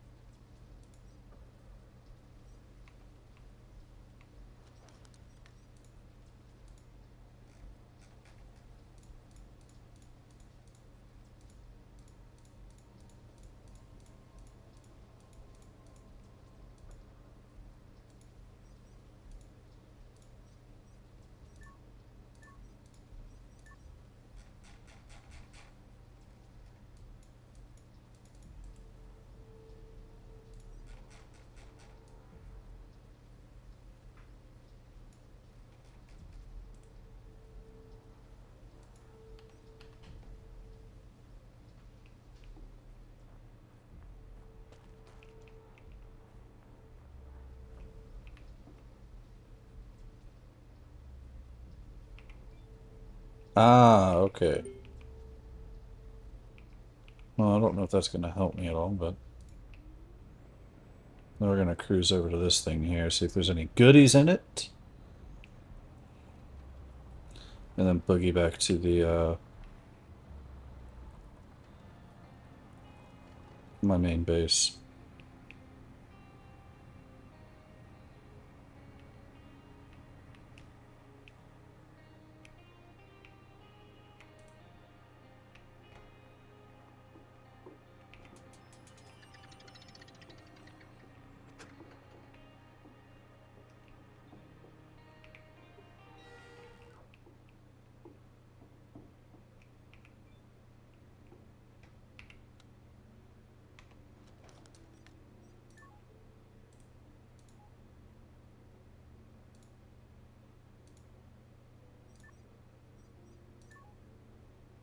Oh shit. Oh, okay.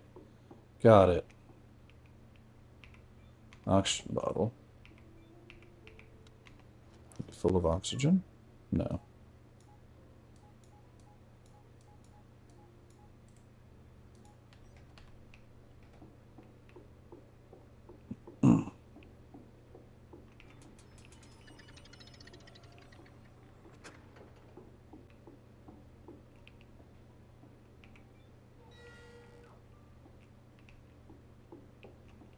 Real quick scan to see if there's anything else I missed. It don't look like it.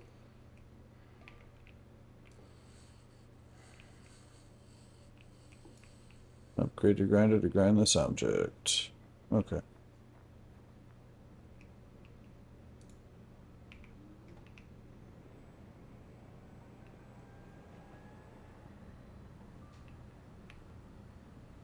Back to base.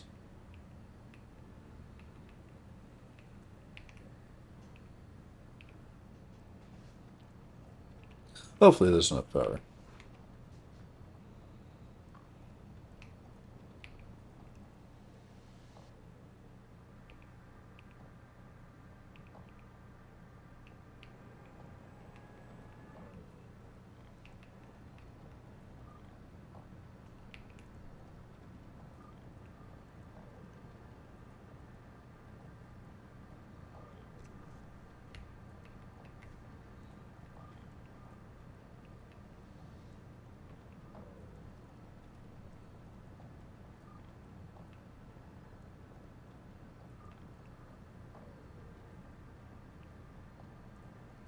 Ba ba ba da ba ba ba da ba ba da da da. Oh man, I had a service call yesterday at work. That it was one of those that you're either gonna have it's gonna be quick or it's gonna be an all day thing. Luckily for me, it was rather quick. There's one of those you show up, you get there, and you I had a problem with a HMI screen, and the screen is dying, but got them a temporary fix. I can keep it going for a little bit longer. What the heck is this? Not a hack. Yes, three unique symbol. Each symbol must be different. Sequence of the symbol is not. Oh.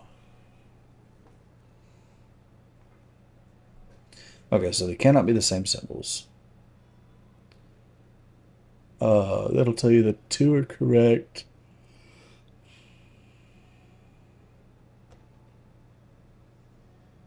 Oh, okay, so this is like. Ah. Okay. Lock you. You. Actually, lock. No, you're not right.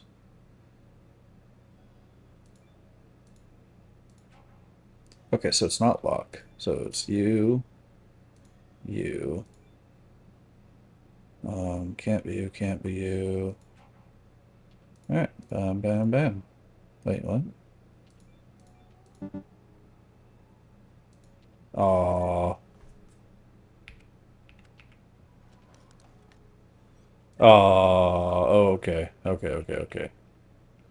Oh, heck. Maybe next time. Actually, real quick before I forget. Stand here, go to the radar.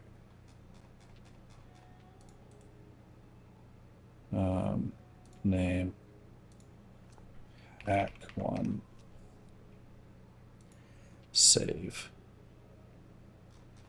Alright.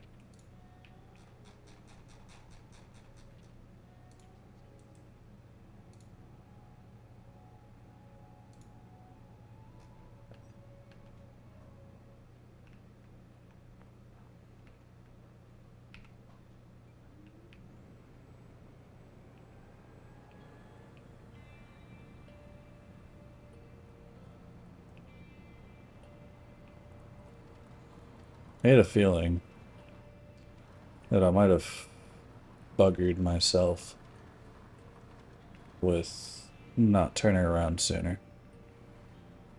So,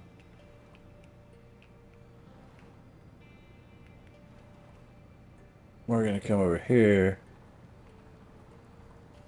see if I can get anything out of these guys.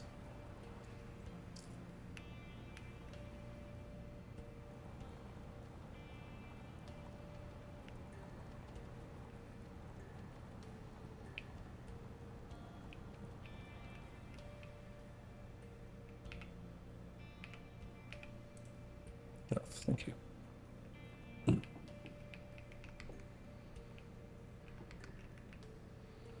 Oh, I think I already searched this place, didn't I? No? Solid rocket fuel / explosive. Alright.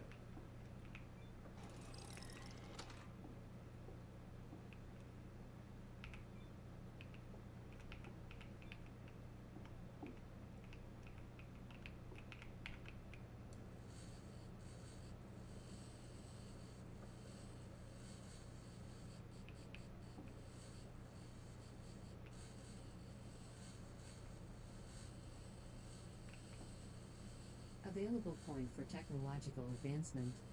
No, yeah.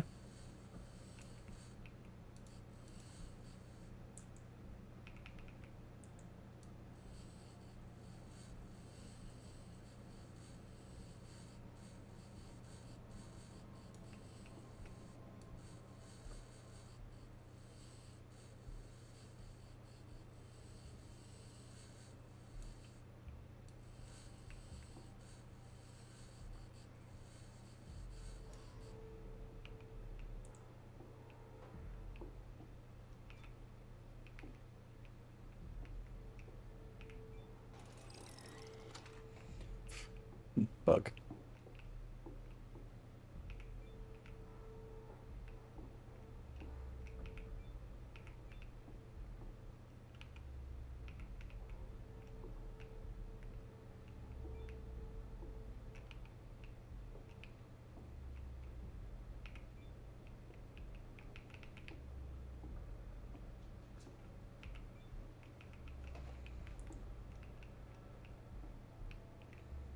Mm.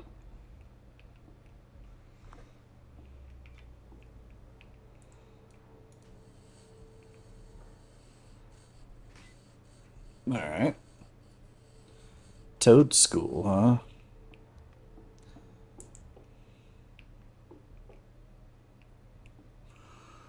Let's see, let's see, let's see.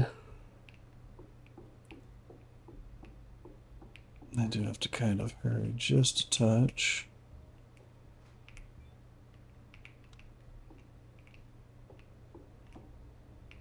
Aha.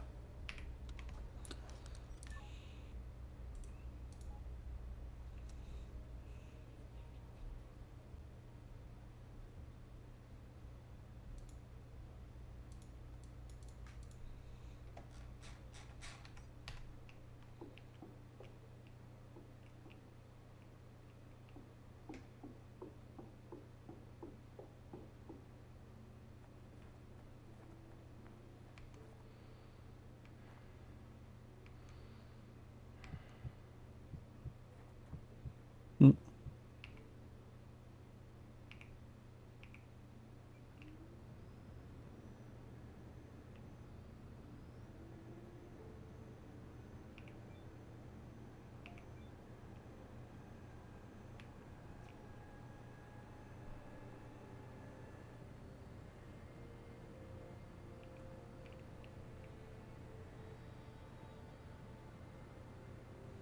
I was hoping it'll make it back.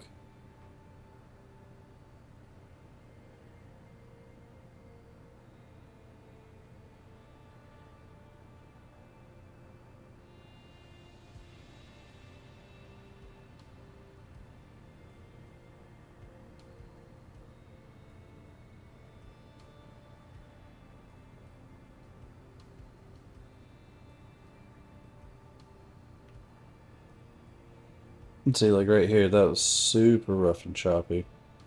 That's optimization issues, what that felt like there.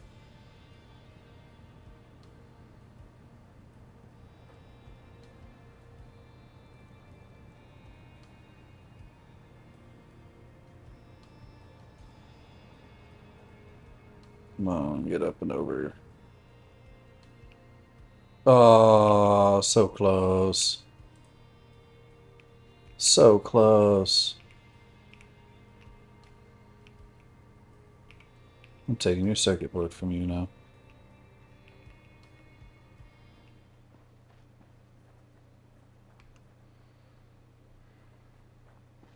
Suit power 50%. I know, I know, I know.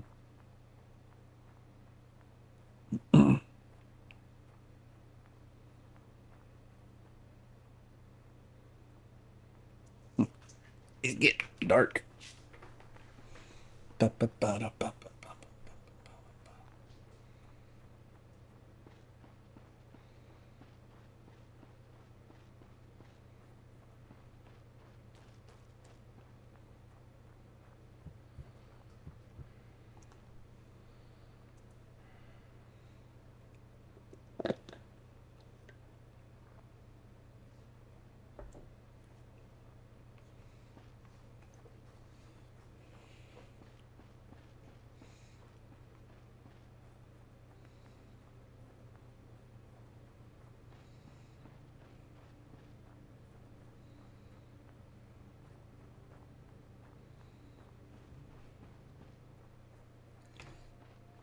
Nothing like a brisk 800-meter run, right?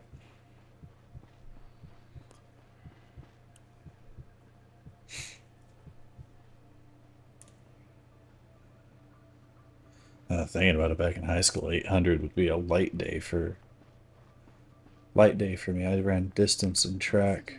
Oxygen 50%. No, I didn't run distance while wearing a spacesuit. Mm.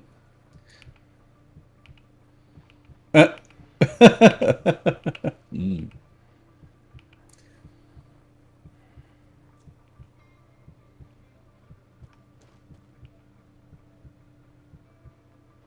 No, that's neat. Got little bars in the back for everything. Clever, clever.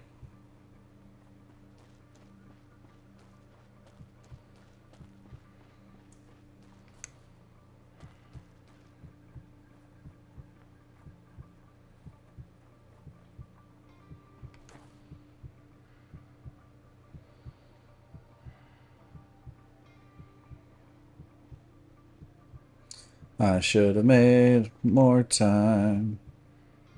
Helmet leak detected. Oh!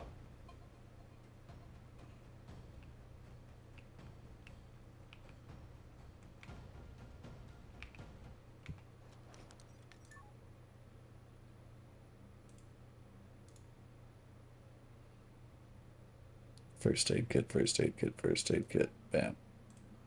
Bam. Alright. Warning.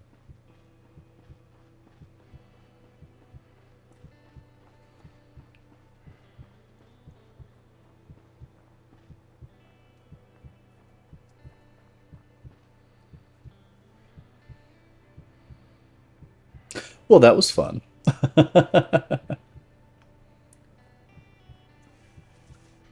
Like how it says in 1 hour. The reality is that 1 hour is a minute. Run, run, run, run, run, run, run, run, run, run. Run, run, run, run, run, run, run.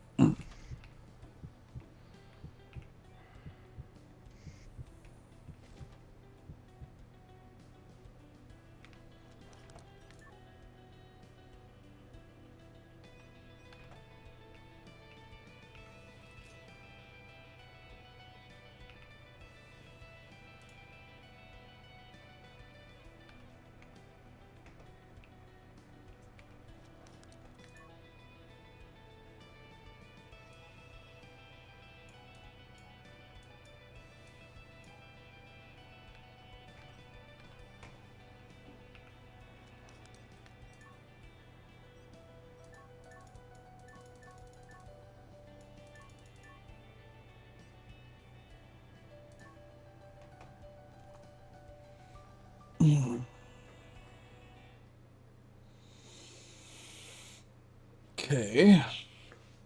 Oh,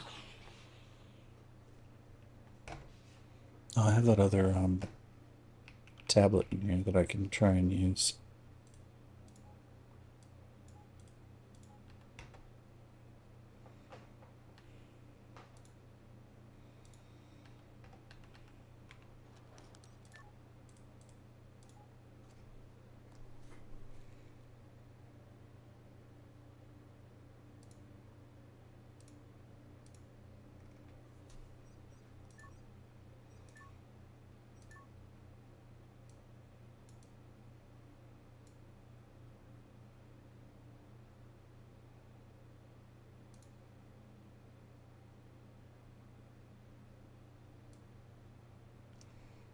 Materials, technology access level increased.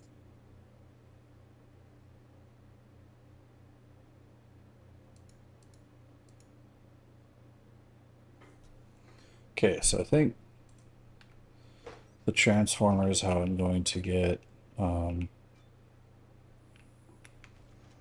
still just cold. That's right, yeah, still just cold. I have to do another 2 hours.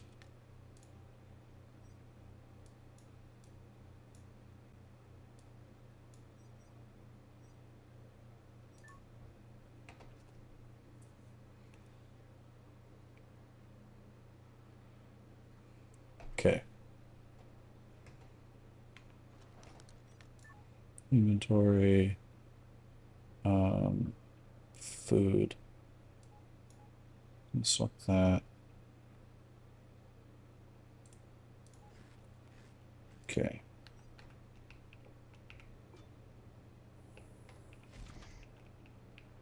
Say 8 o'clock until I get thermal protection is about as late as it'll let me exist. Okay. Now you, I still need. That's it.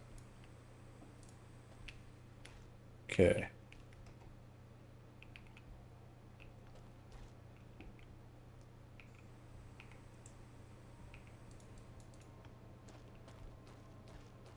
Now, how do I get power to this guy? Oh. Oh. Everything's on the opposite side.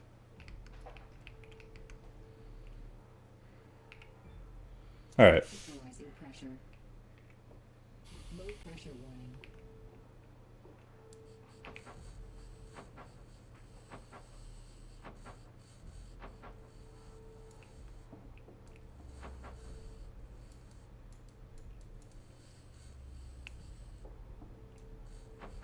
Go ahead and disassemble everything real quick.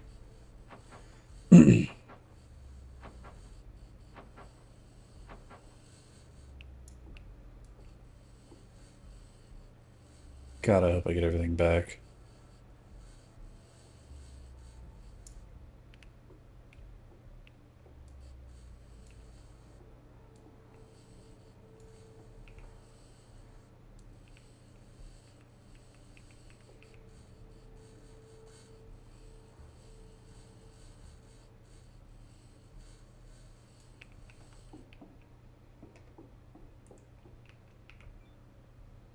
Equalizing pressure.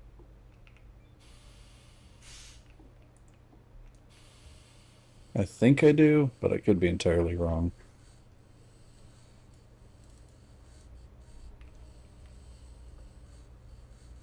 Na na na na na.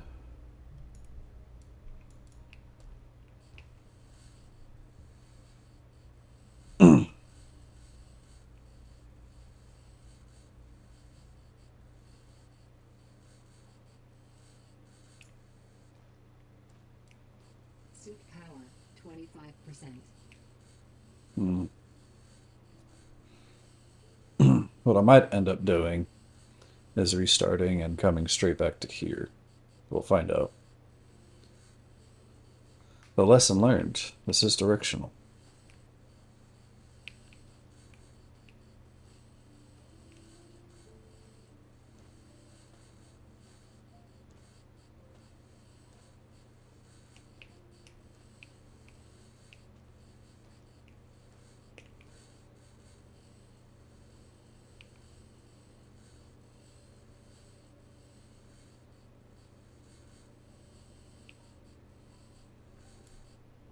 Actually, real quick, let me see if there's a way to tell while I've got it in the hand.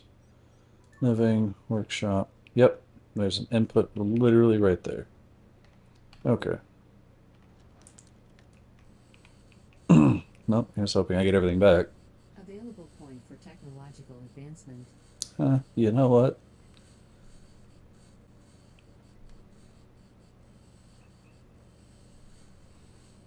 Is there an available point for intellectual advancement? Man, am I dumb.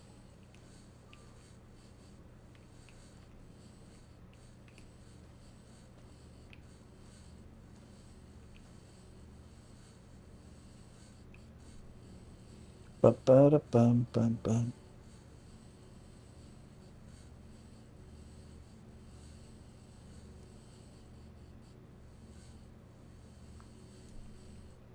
Actually, before I get too far into this, I'm going to take the bottles out of my bag.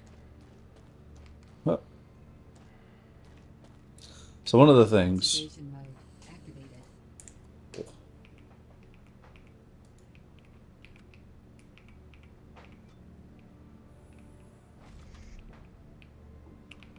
Okay.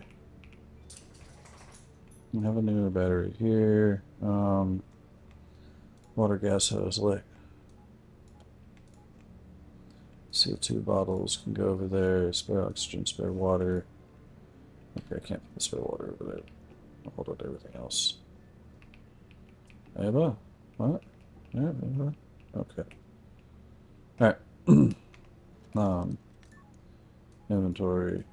Battery. Okay.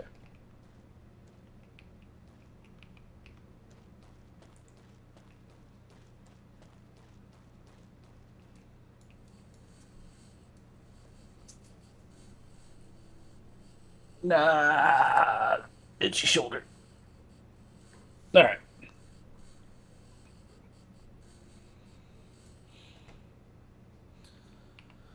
Oh, okay. Now, bam, bam.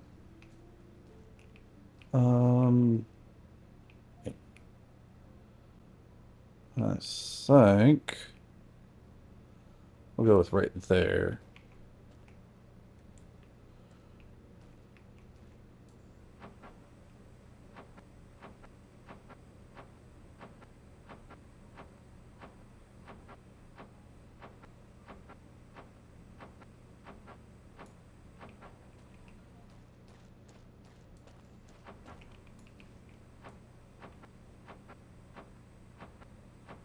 Da da da da da da da da. Man, am I such an idiot? But that's okay because we all have to learn from our mistakes.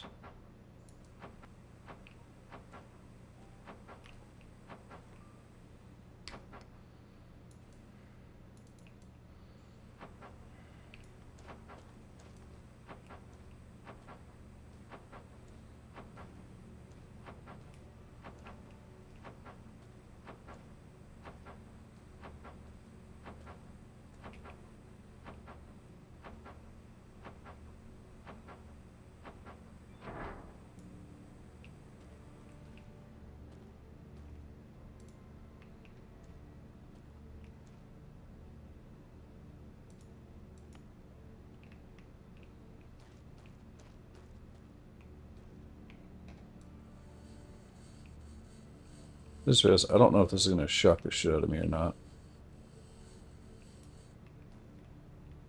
Cool.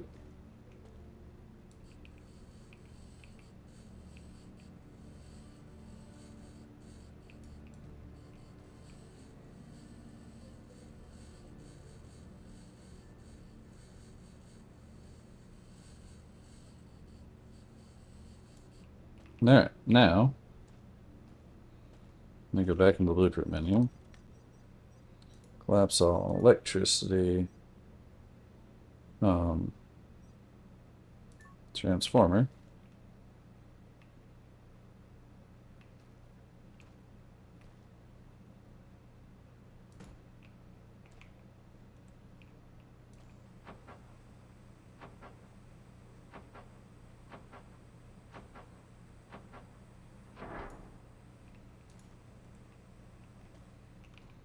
Okay. Drag cable. Open socket 4. Sweet.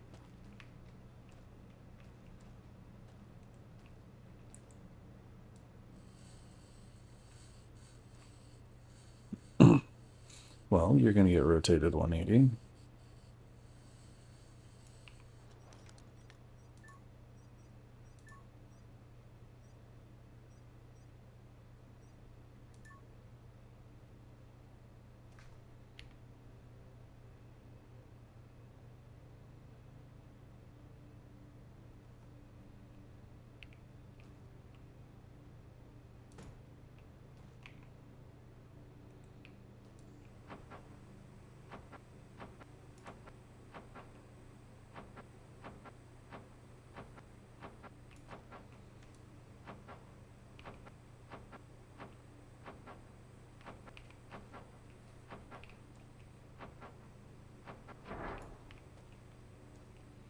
Alright.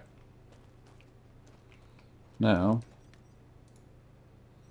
we're going to build airlocks. Bam bam.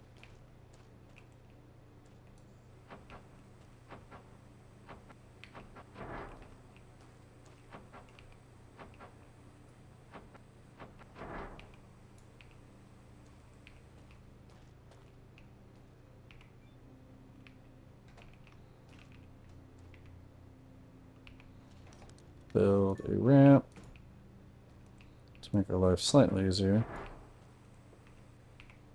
Okay. Open. Equalizing pressure. Low pressure one. Alright. Now, gotta figure out how to get energy from the solar panels. That's okay. Tech tree.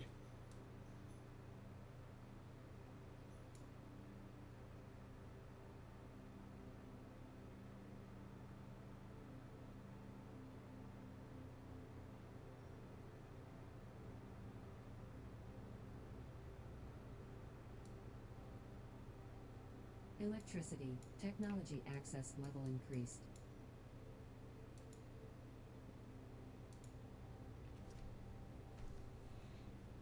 Smaller, big, it's most cost effective. Generate but heavy concrete foundation.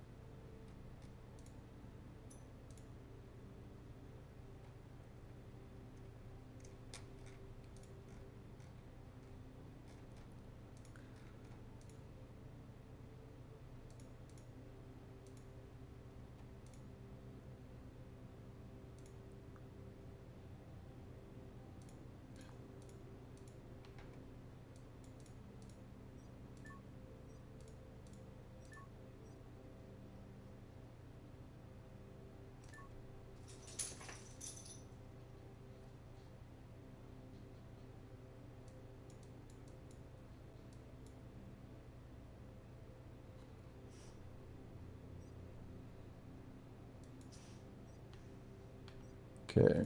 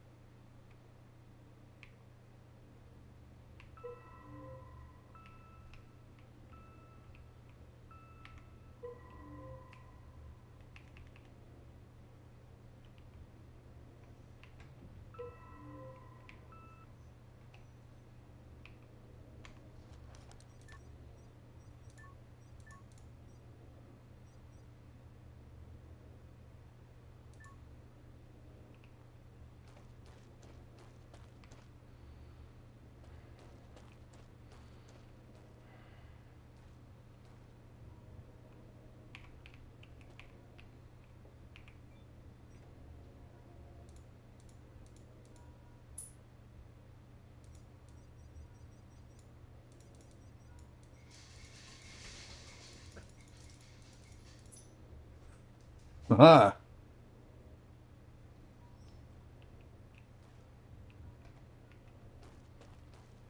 Okay, cool. We're starting to figure things out. So yeah, transformer is what I want. However, I do need get back into you. I need the water oxygen cable.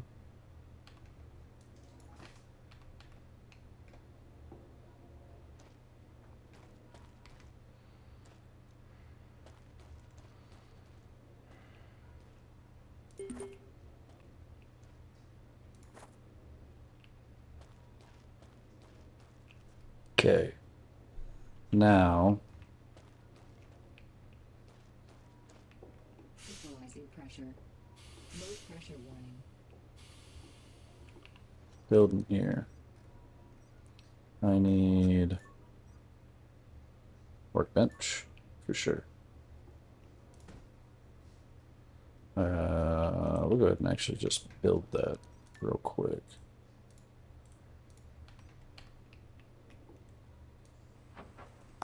We're gonna want it. I'll regret not doing it.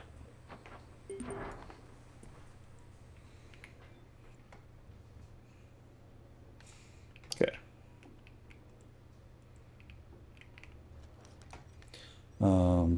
Also, we're gonna want under resources. Excuse me. Yeah, CO2 station. Or CO2 scrubber, rather. Not enough materials. Yep. Equalizing pressure. No, the thing is, I have enough materials. They're just, some of them are broken. You and you.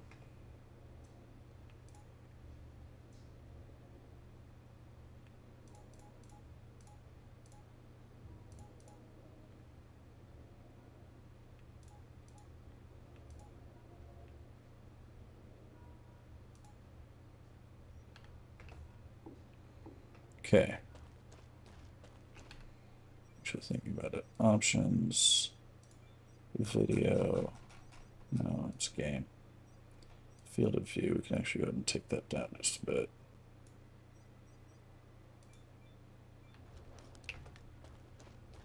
See if that helps with performance.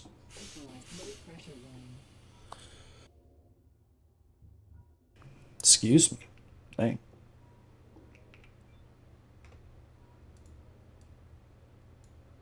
Warning.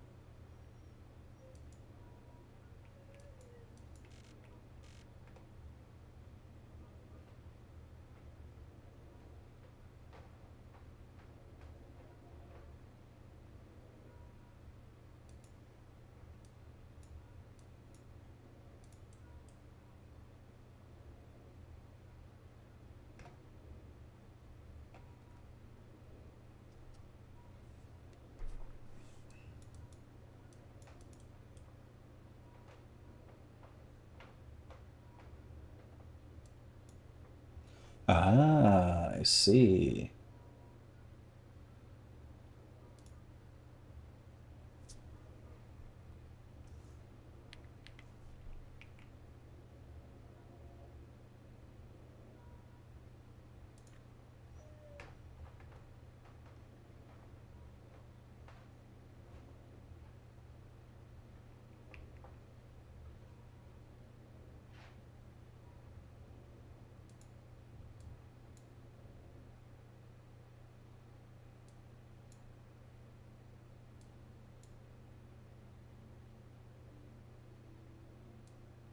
Available point for technological advancement.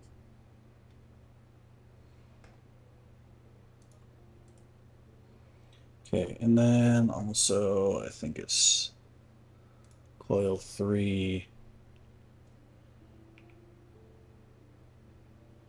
was right there.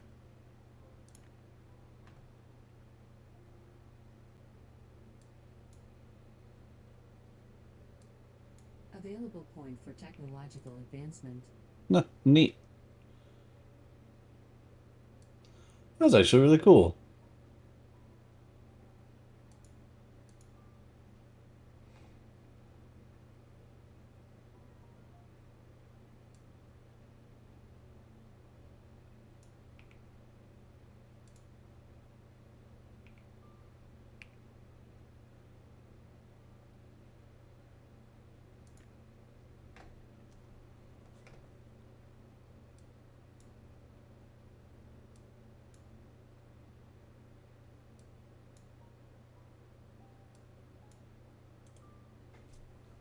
Mm.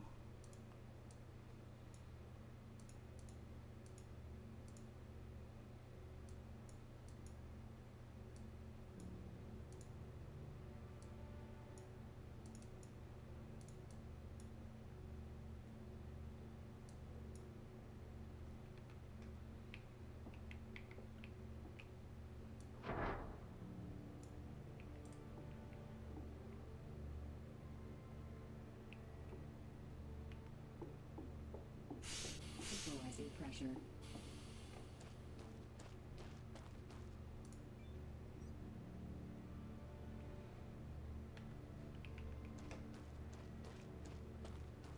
Equalize low pressure line.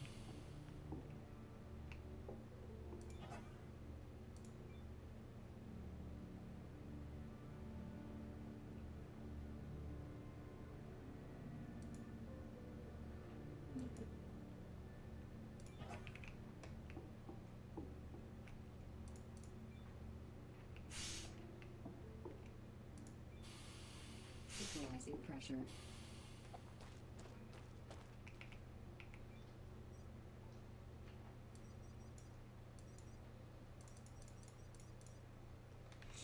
Okay.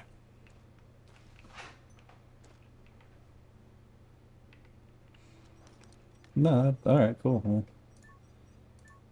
we're learning quite a bit. Making progress. That's the good thing, right?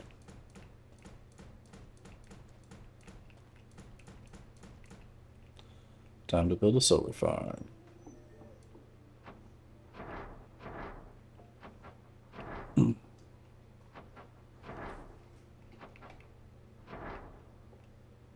Available point for technological advancement.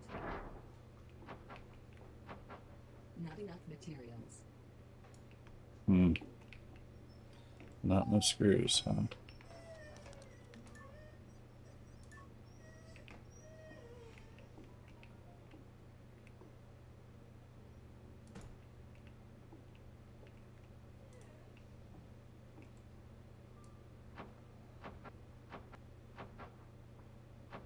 Not enough materials.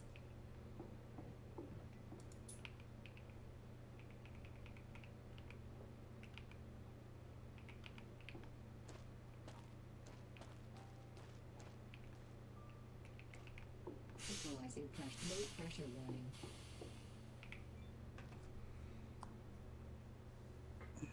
Oxygen 75%.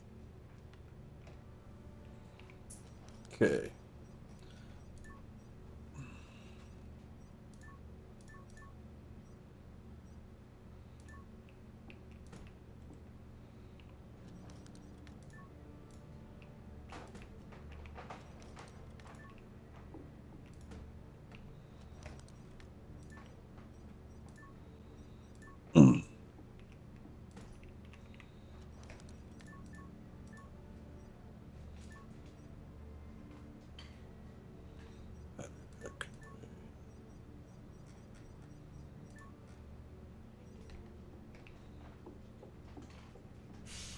Equalizing pressure.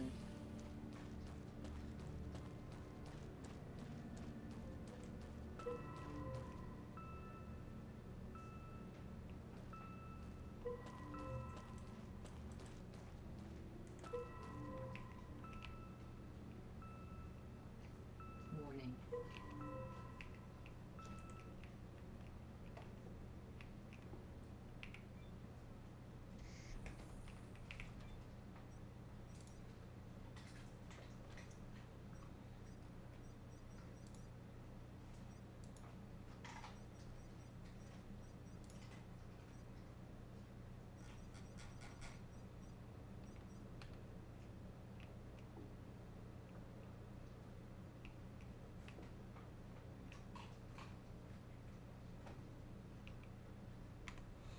All right. Well, while that is that, we're gonna go into the tech tree. Material.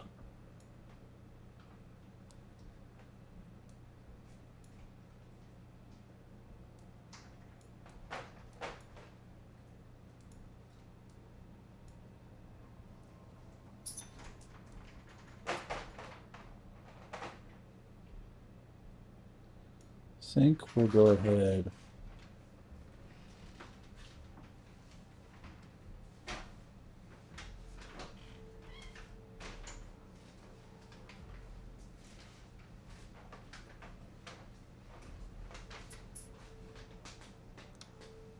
It just looks really good, Bobby.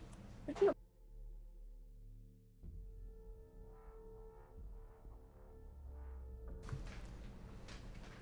All right. I think we'll go with 3D printer. Materials. Technology access level increased.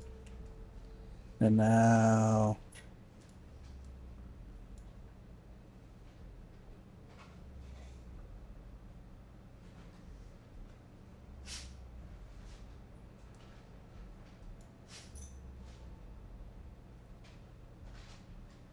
Oh.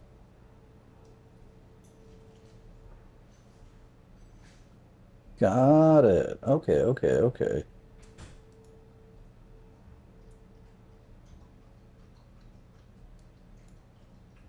So I think what we'll do this more efficient DIY for now. Electricity. Oh, I can do. Technology access Oh, level never mind. I can do all of them. It was at this moment that he knew. He fucked up. Ooh, it said a hard no for you, Shanti. Electricity. Technology access. Like, that wasn't even soft no. That was a hard mm-mm.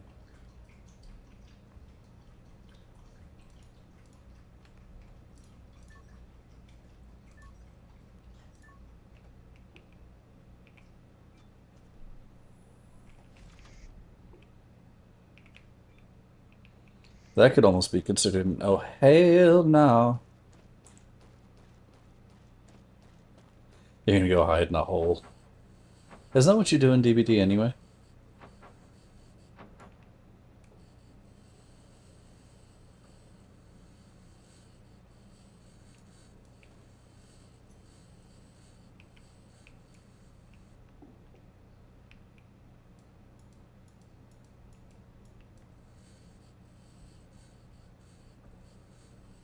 Mm-hmm.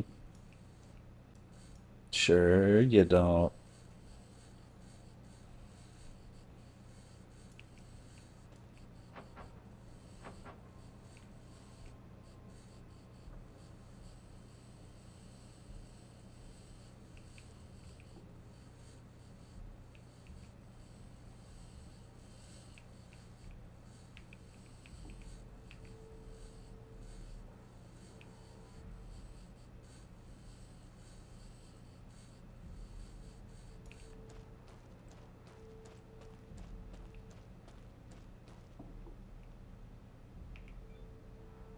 Equalizing pressure. Low pressure line. Build. It'll be have, I think. Bed. 3D printer. I'm gonna have to get rubber.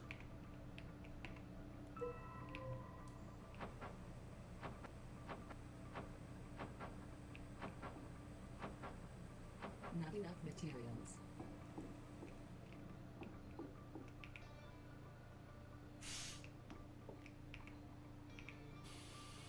Equalizing pressure.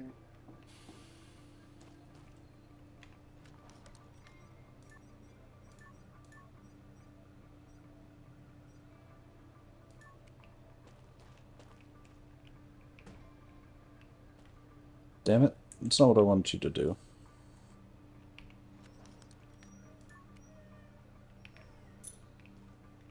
Warning.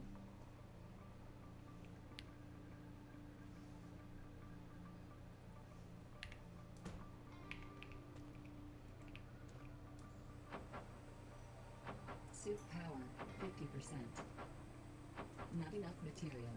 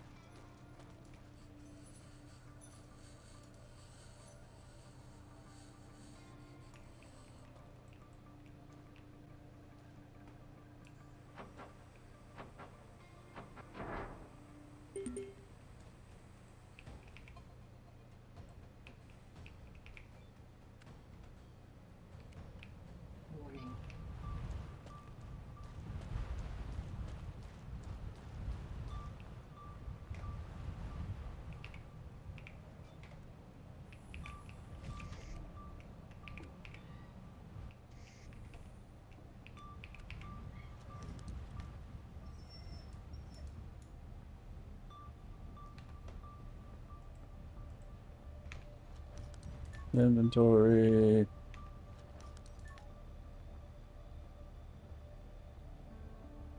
Food. I need to start making food soon.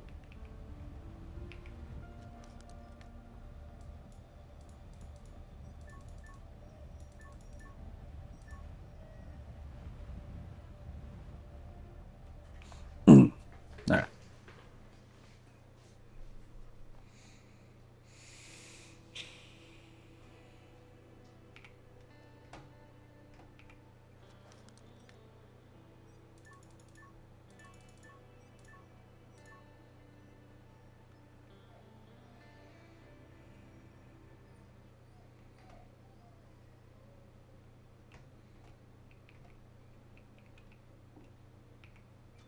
Game saved successfully.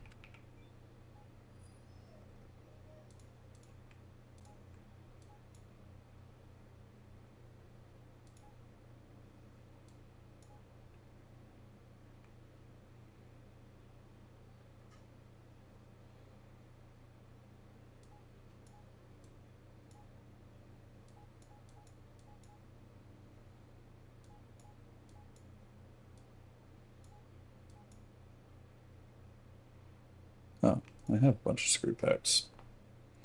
Oh, what the hell? Alright.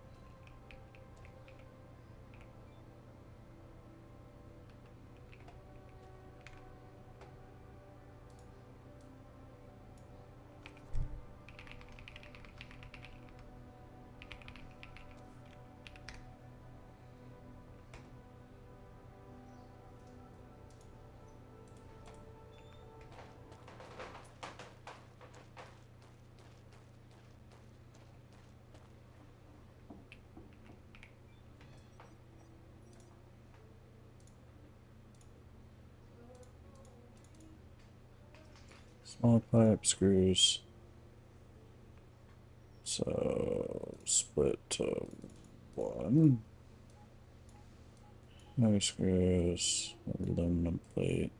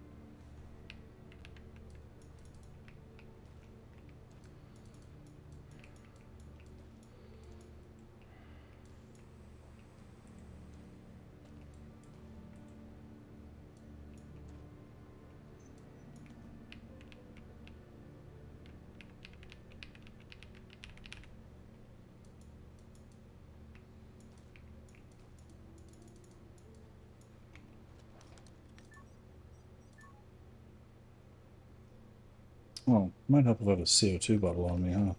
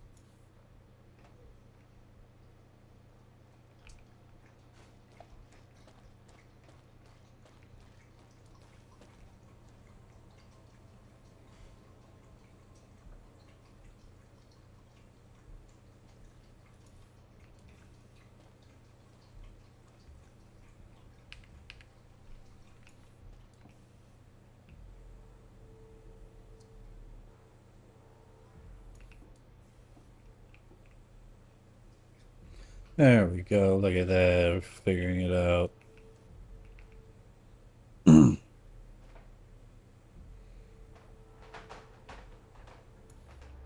Only mostly dumb.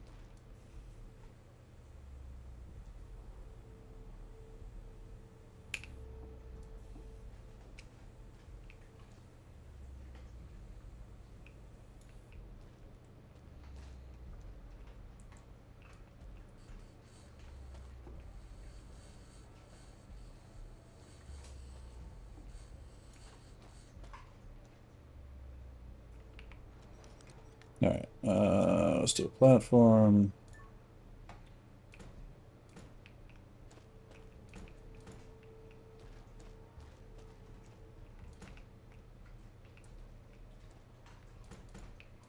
No. Yeah.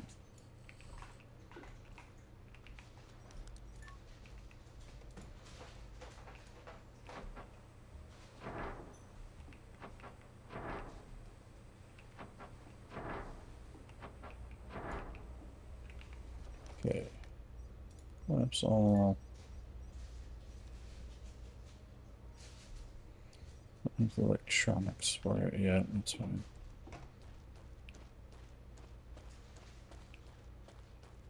Equalizing pressure. Low pressure warning. Oh, that's right. I was gonna look up rubber. Knowledge. Resources.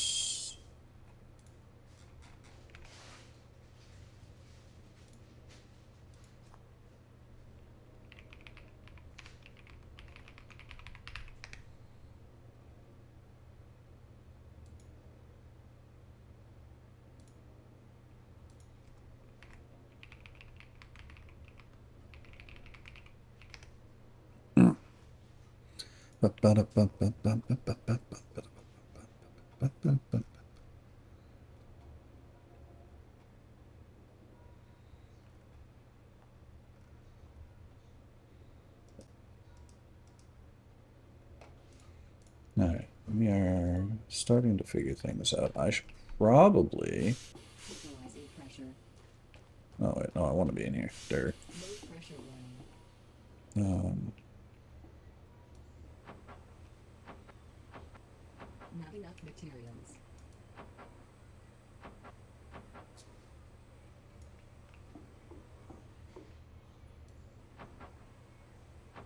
Not enough materials.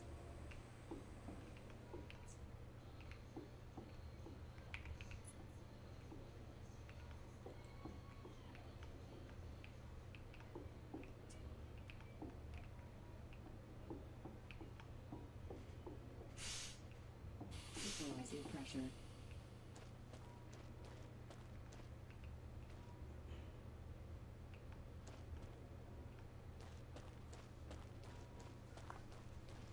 Okay. Equalized low pressure warning.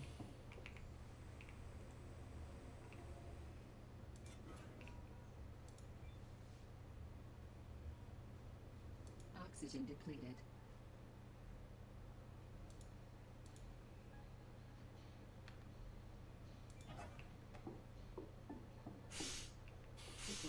pressure.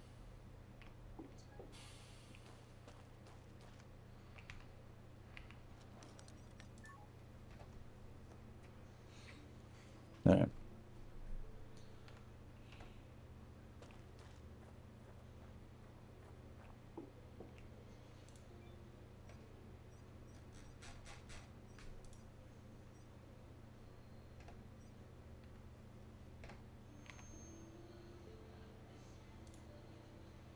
Let us see.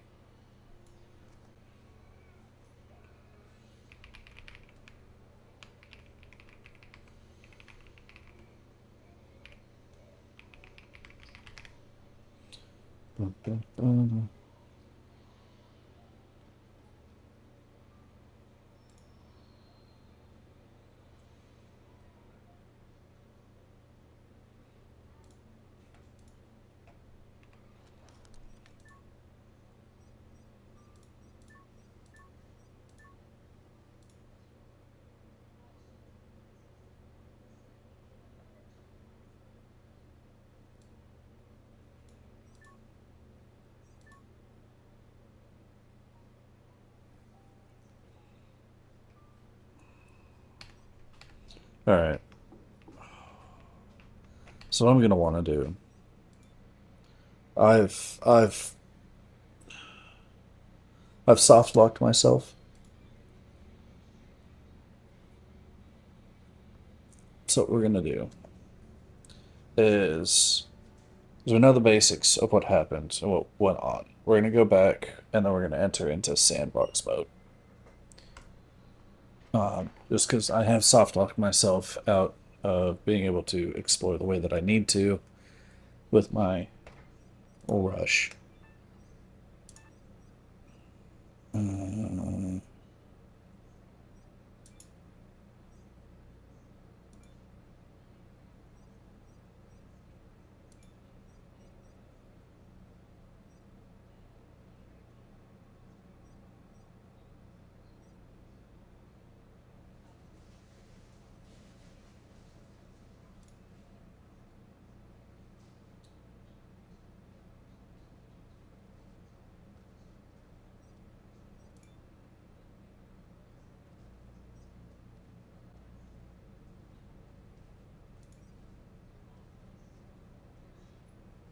right.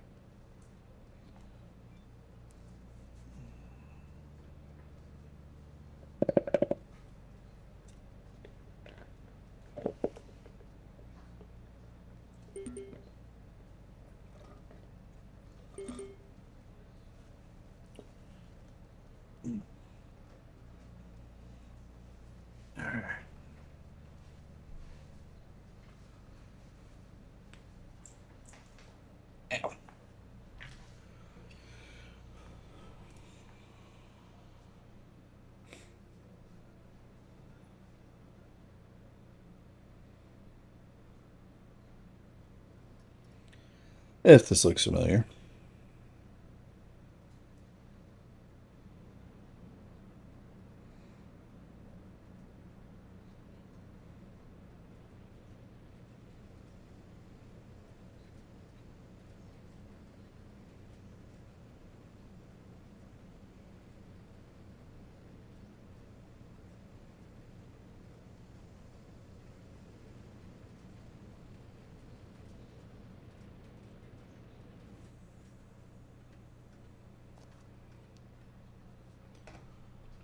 All right. Let's not soft lock ourselves this time. So yeah, what had happened is I should have built up a little bit more before taking off like that, and then I should have paid attention to how certain. I should have paid attention to how that workbench comes or the workshop gets built. So we'll do much more efficient building method this time. I know what I'm doing. I know how I'm going to go about this, and yeah.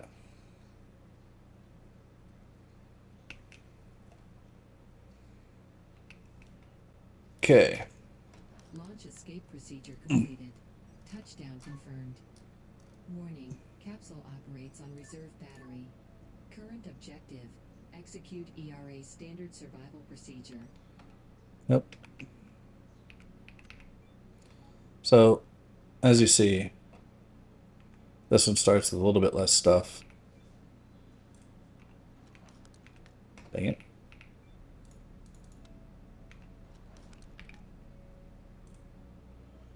Use.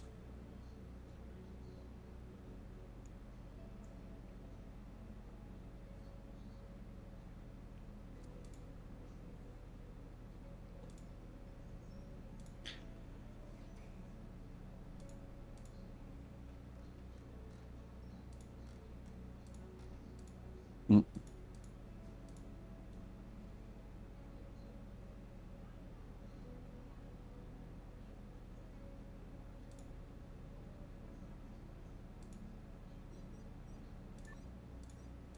Okay.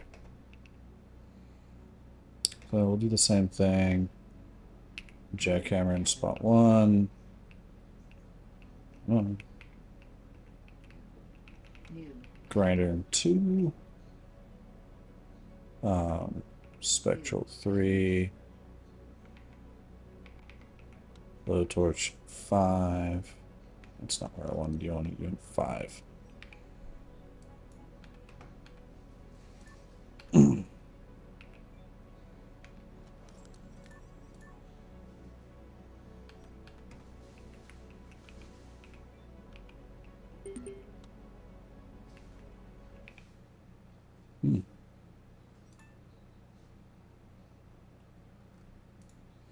Those intros press. Yep.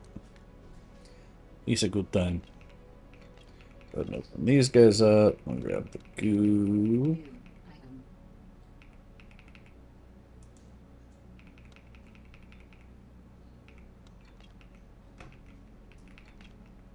Grab all the goods. Alright. Open up.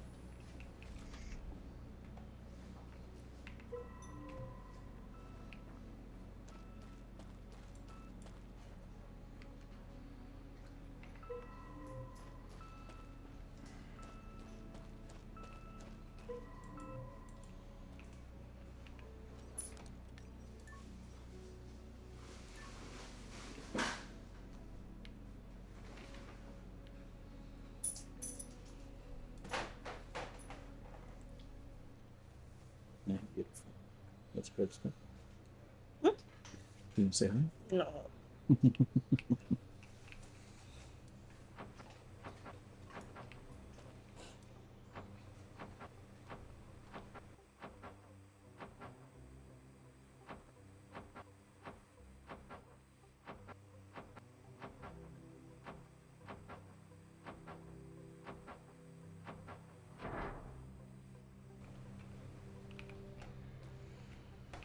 What time are Okay. we gonna be done?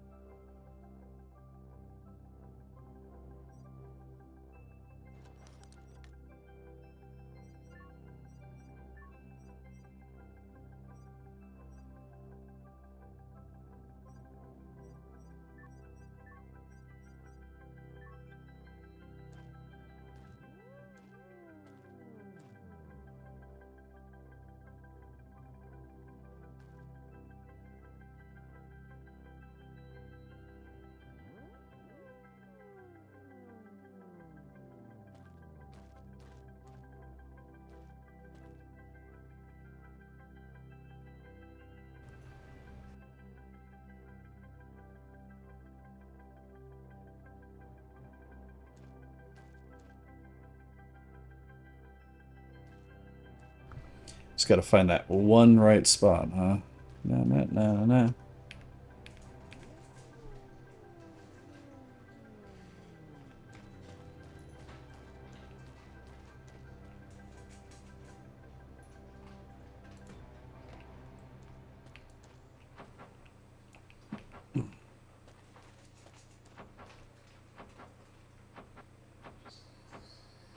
There we go.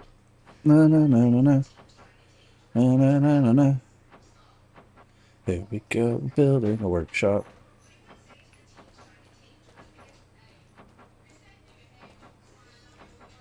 Or if you, anybody who hasn't played this before, these little glowy spheres kind of give you a speed boost with the building. And will help it take significantly less time.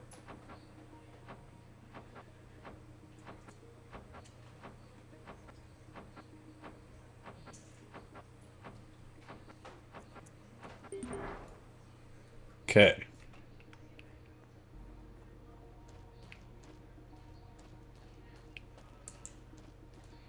I think with that, we're going to go ahead and grind this well down, move him over.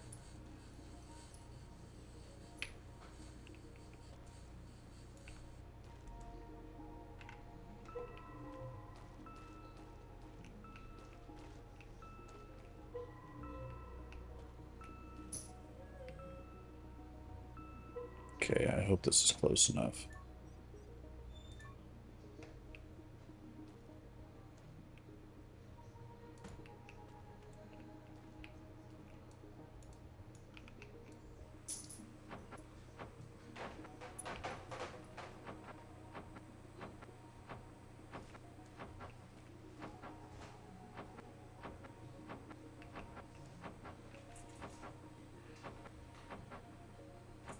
No, no. Aha! Okay, cool. I did not grab any of those, did I? I did not.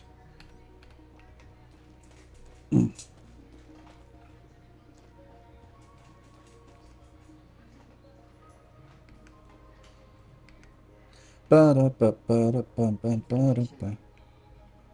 A lot of gas hose. And electrical cables.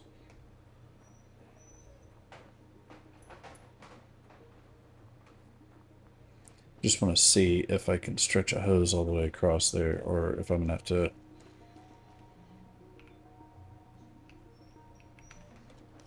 Right, inventory. That.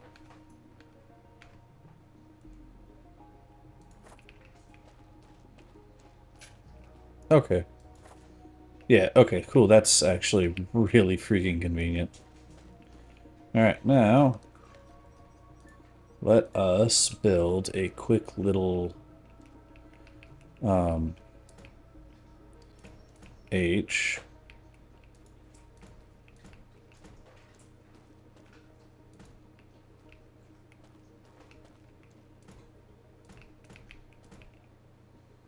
That should be enough. Available point for technological advancement.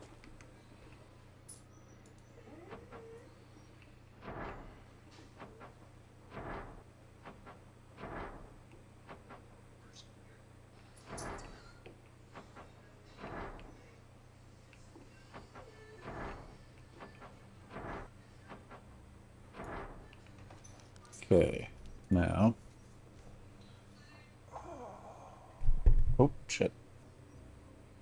Transformer. I don't have the small circuit board, but I can build everything up to... it goes there. Right. Then... small solar.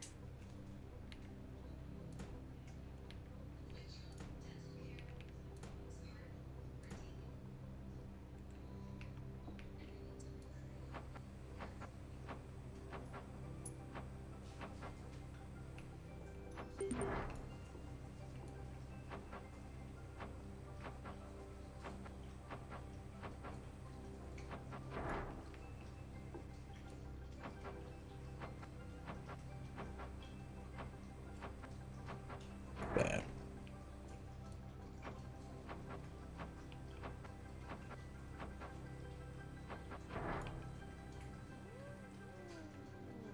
Okay.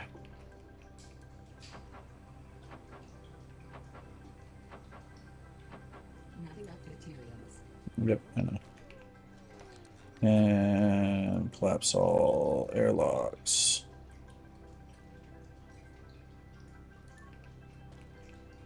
Boom. Oh, I can't build you there, can I? So you're gonna clip into the ground.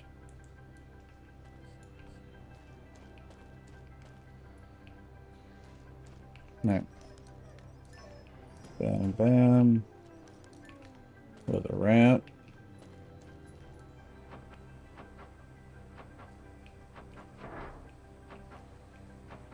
You always want to build these in pairs, otherwise it will actually physically eject you out. You'll just be like, doo -doo -doo, gone.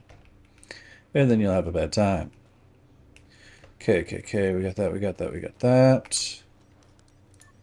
Inventory. We'll go drop stuff off, because then we're going to go explore that little thing over there.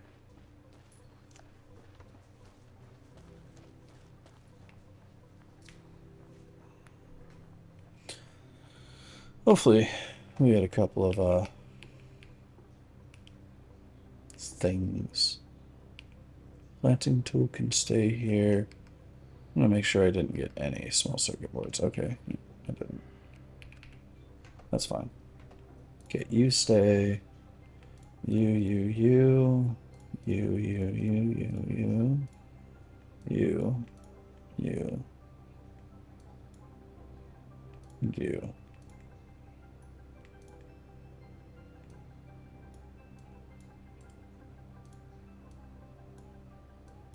Okay.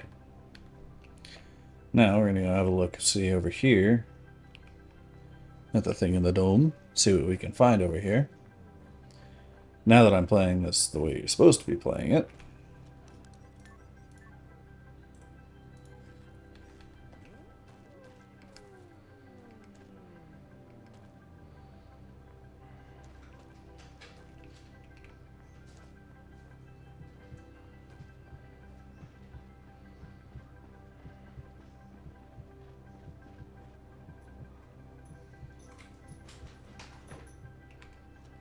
No. Oh, okay, that's what that is. That's telling me up in the top there, that's telling me the different points I have available to me. That's cool. Alright, open up. What you got? You got an explosive. Cool.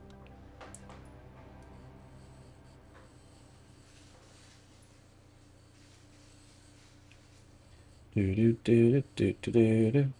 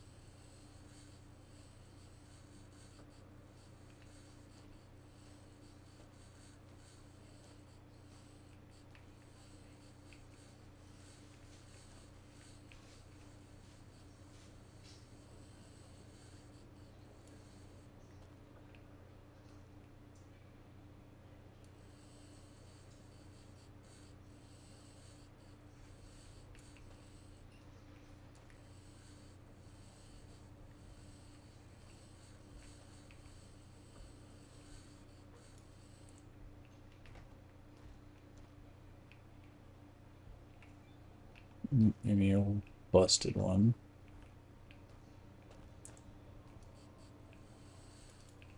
I'm gonna upgrade the grinder for that one too.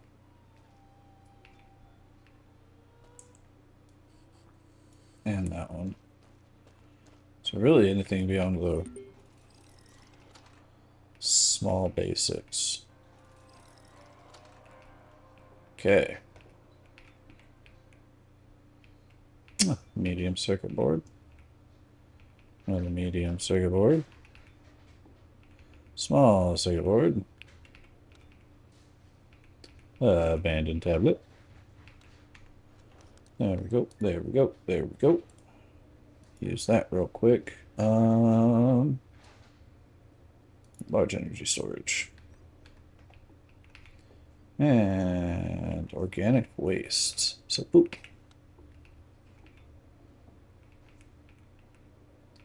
Gimme.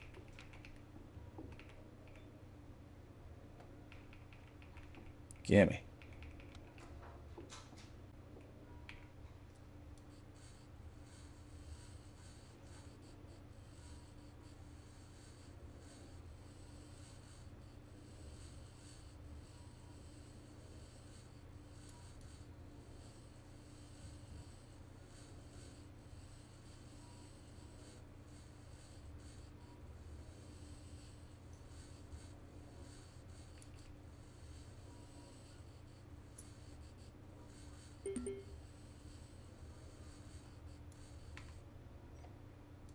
Probe. Follow.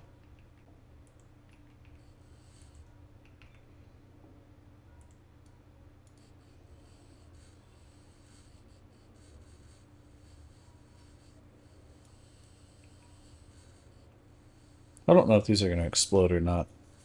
We'll find out here in a moment. Kaboom! Just kidding. That'd be some shit, wouldn't it?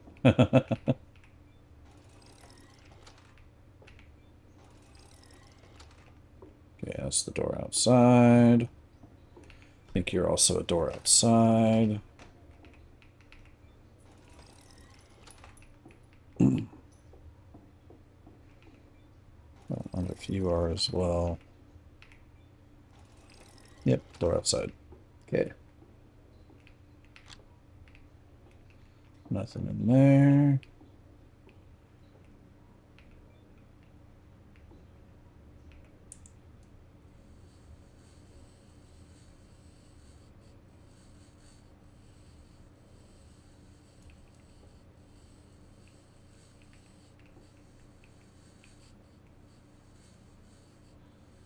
Grind down what you can.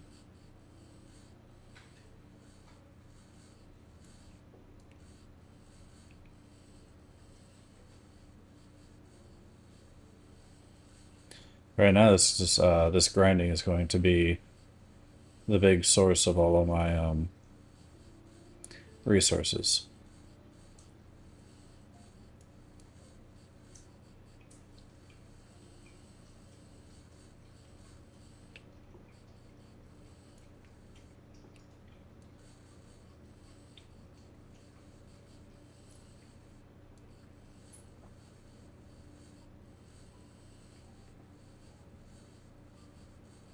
Ba, ba, ba, ba. Let's see what all we get.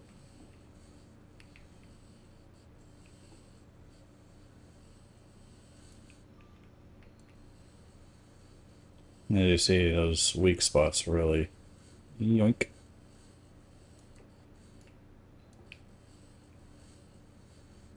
Nearly just shorten the time it takes. It's nice.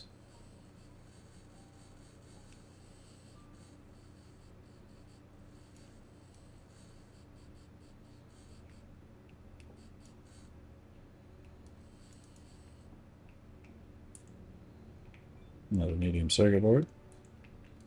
Always welcome.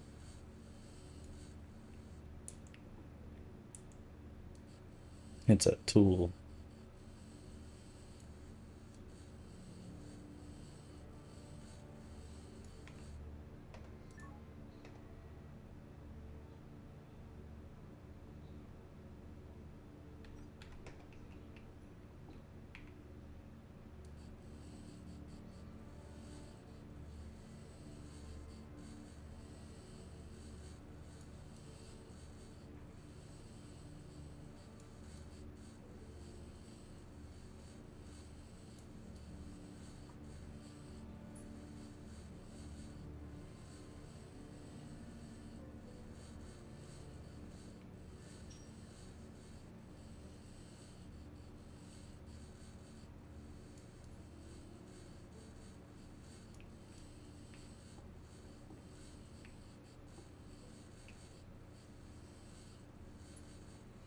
Mm.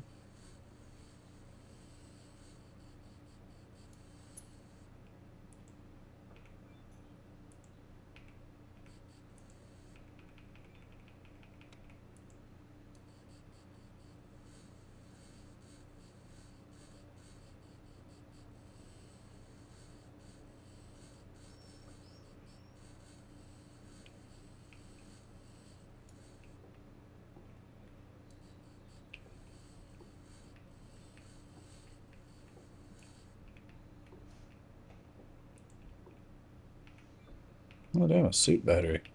Nice.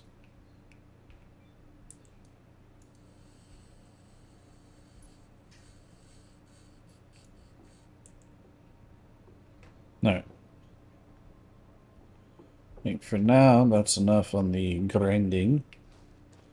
We're going to put a new circuit board back in this guy. Close them up.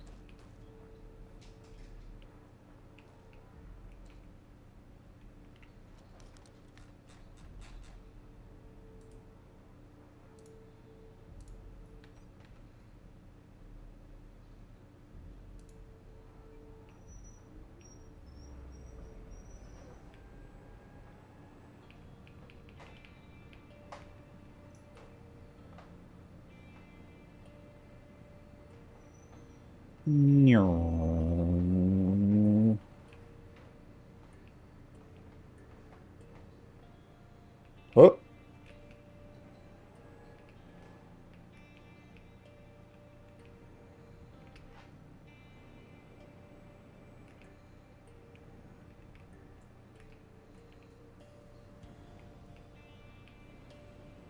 okay.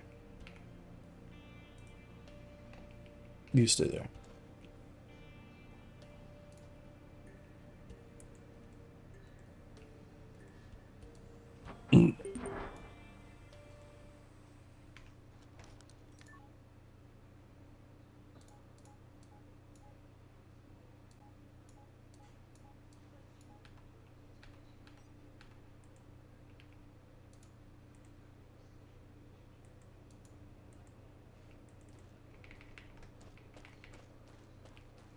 Hmm. Interesting. There's a minimum amount of cable you have to have in your inventory.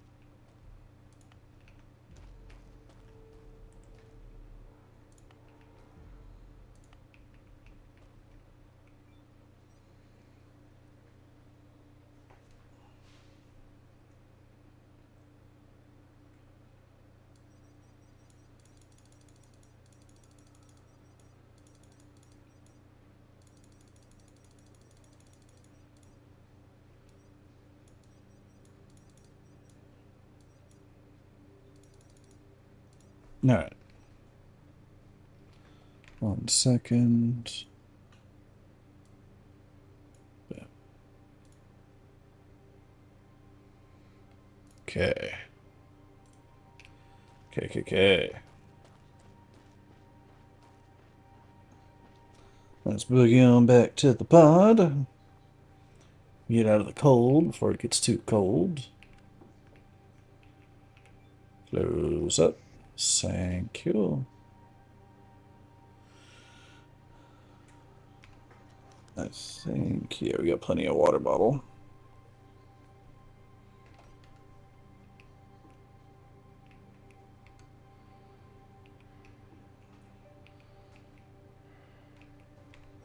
Can't remember.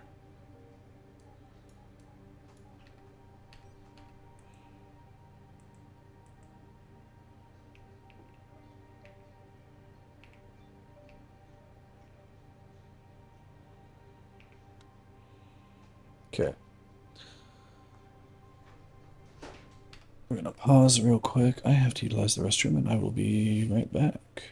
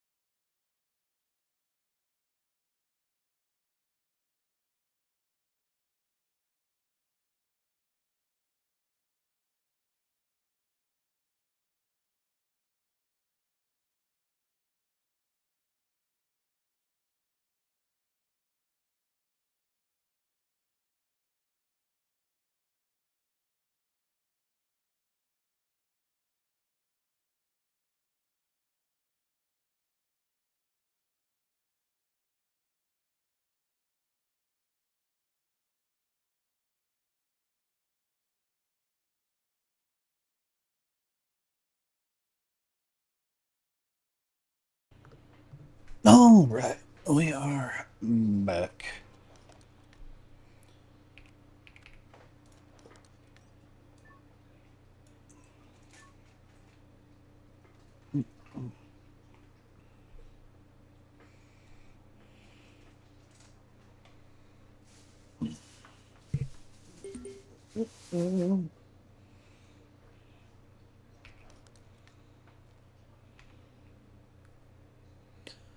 Thank you, Deadeye. You still kicking booty? Do you ever answer who you ended up with as a partner? I don't remember. I don't think you did. I don't know if you even heard me ask that.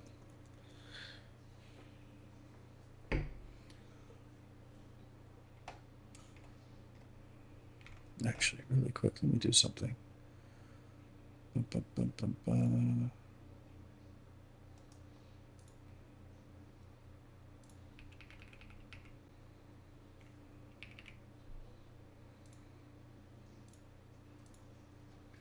There we go.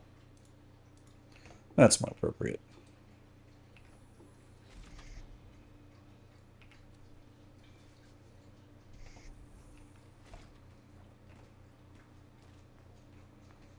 Okay.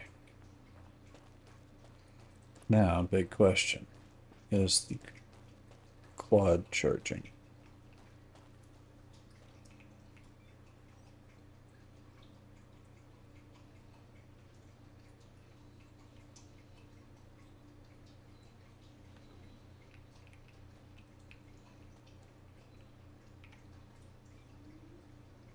It is.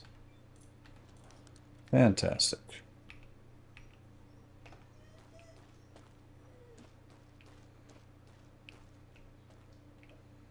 All right.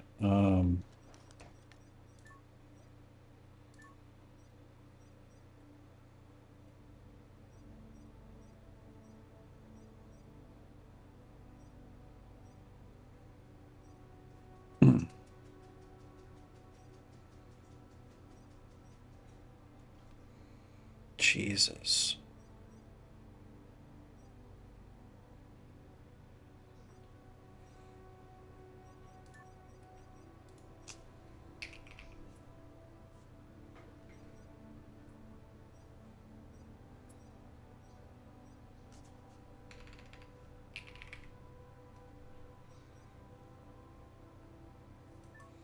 The problem is I can't make rubber for a while. So I'd have to find it. Let's see, do I have storage?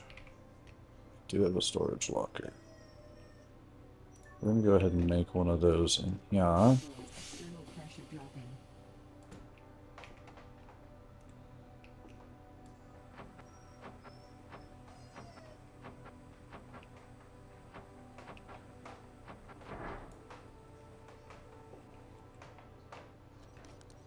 And CO2 scrubber.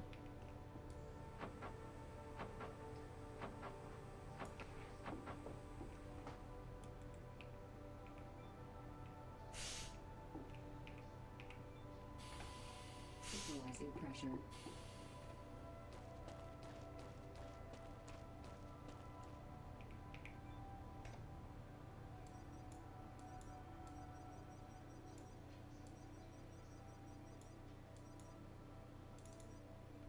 Go ahead and give him the full beams.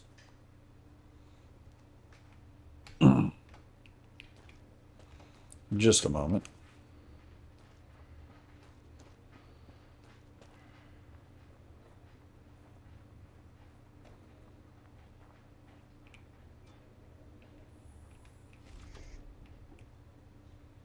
Okay.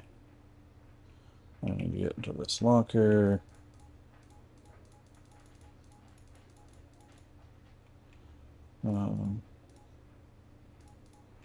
I'll go ahead and swap those real quick. No, I don't need to swap the O2. I'll swap the H2O though.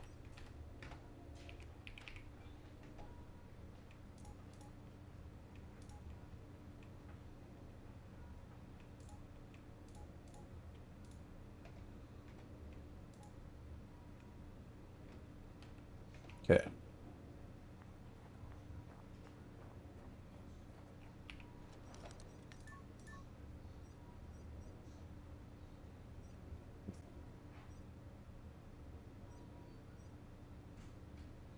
Alright, yeah, we're gonna do that. Since I have access to that blueprint. Don't know how much space this takes, but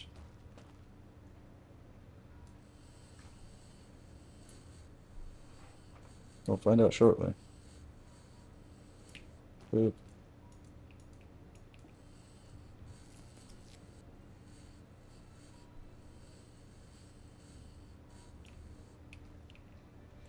Oh, yeah.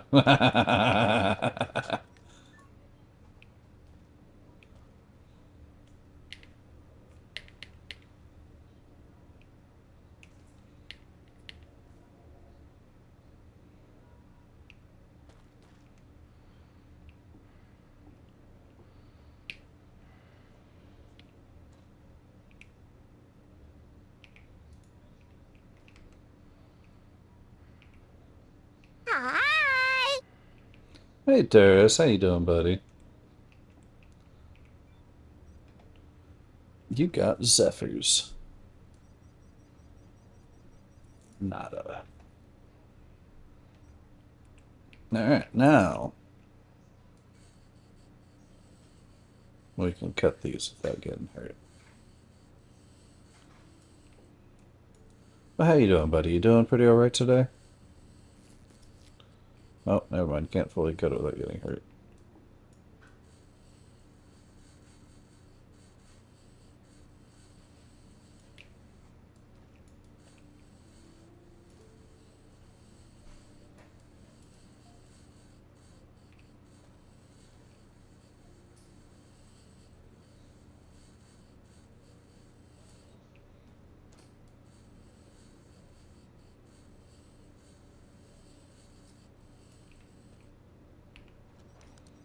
Alright, medium solar cell.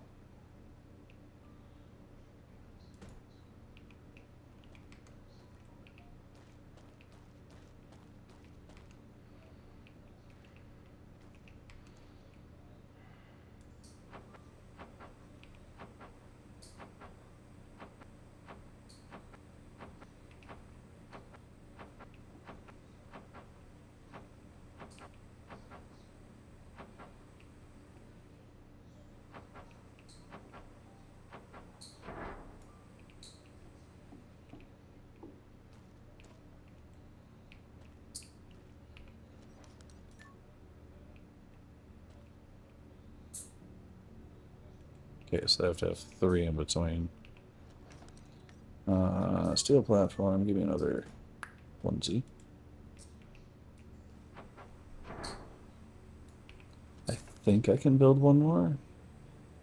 No, I need more electronics. That's okay. Because in theory, you should have more than enough. I'm going to put this guy up to 22. I guess it's 23. And then you can have 8. I guess it's a 31 total use. We have stuff to build in here. Boop, boop.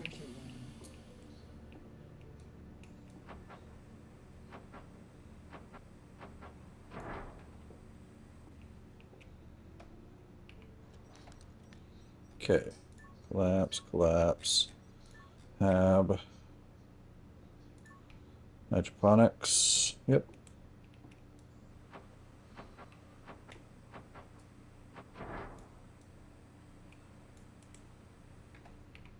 Okay.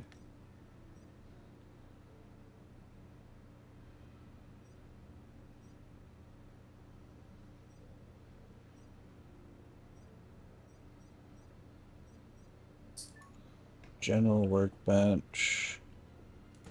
Over here, please.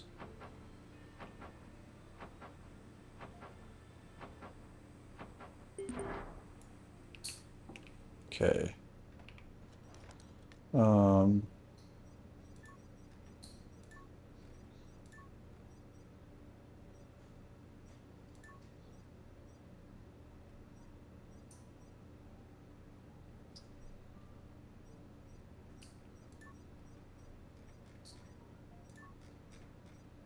Lab incubator.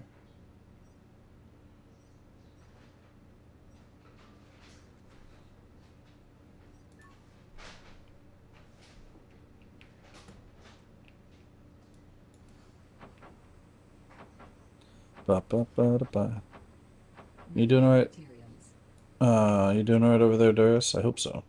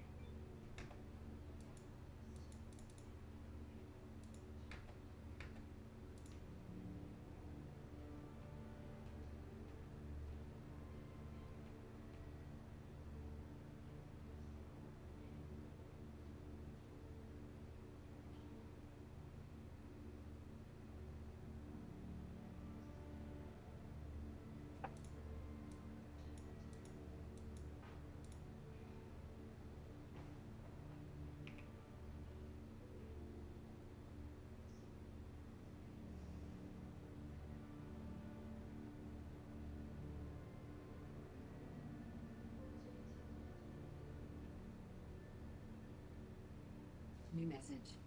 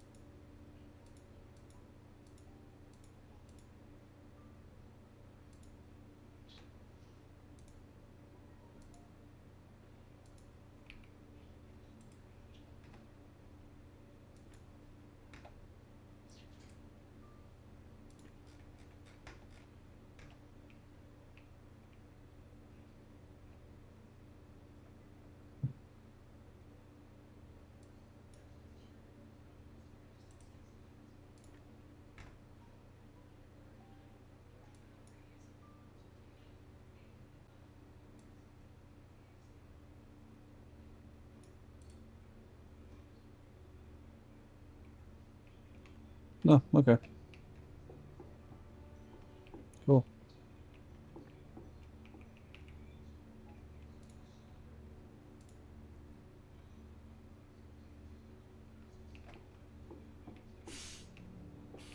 Low pressure warning.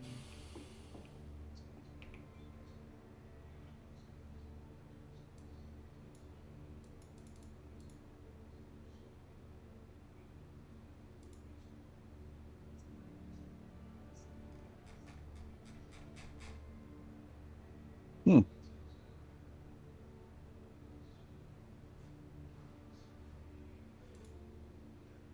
Oh, nice. Okay.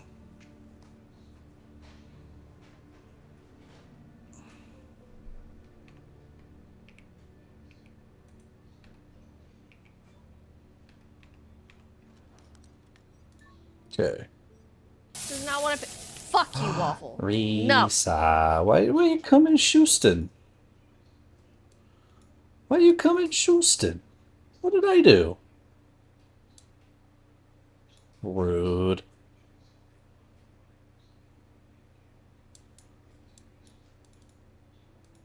Rude. Hydrate, you bastard! Hydrate!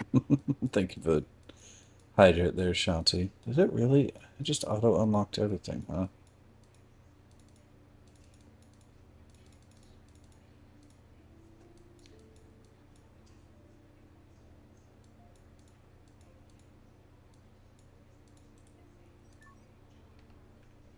Rude. I thought we were friends. But you come in and shoost.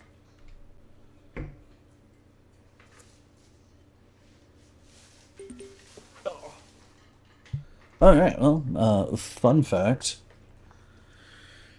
It's can crack time. So, let's can crack.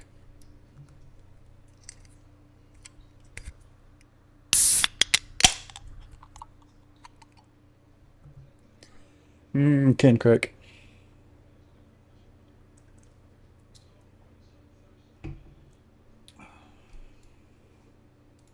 Oh, wow, you let me upgrade again. Okay. Ah! I don't need that to be level 3, but I'll fucking take it at this point. Wait.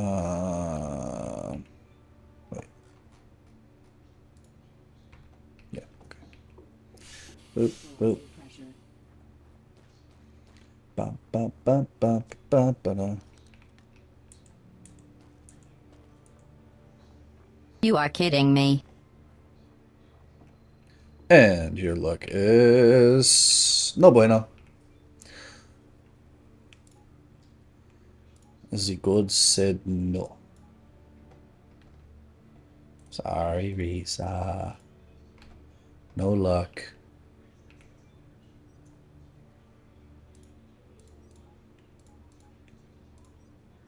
It's not allowed. It was at this moment that he knew. He fucked up. Oh, you're apparently allowed to get the ara ara. Ara ara.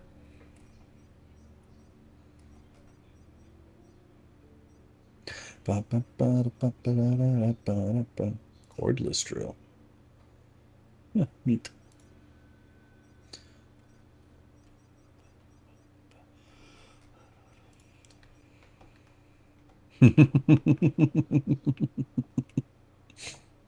That's the one that you truly wanted anyway, isn't it, Risa? You didn't care about the other one.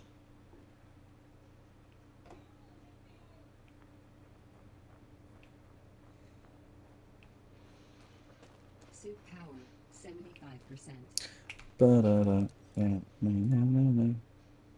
Oh, we need the food in there. Equalizing low pressure line.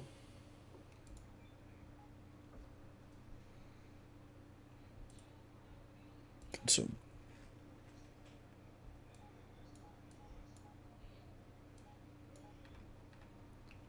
Yep, I figured that's what it was.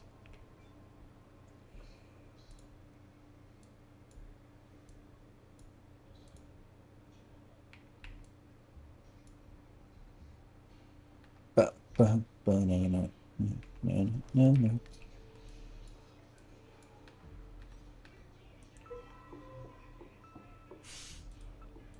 Equalizing pressure. Calcium. Calcium. These are all calcium, right? Oh, actually, these probably aren't. Silicon.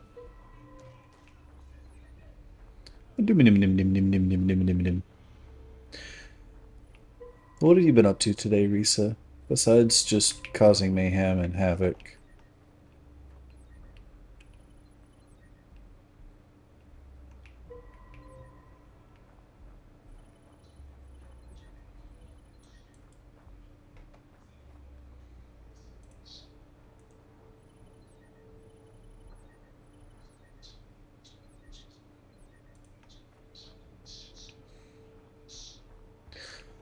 You're bored. Why are you bored? You didn't have fun playing Minecrafts? The crafting in the mines. Equalized low pressure line. I'm gonna tell Soki on you. I'm gonna say Risa was bored.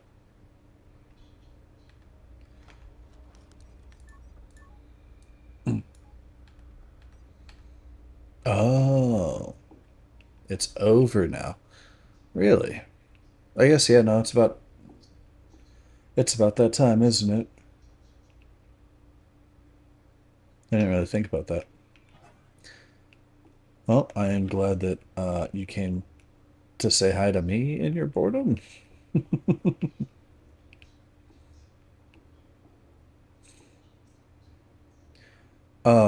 What do you think of the day change for Spooky Craft?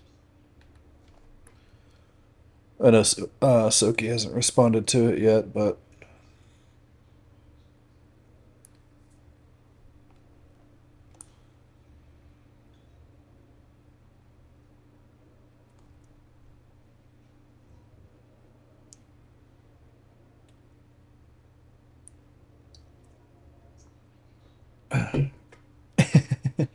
yes, but I like positive confirmation on things.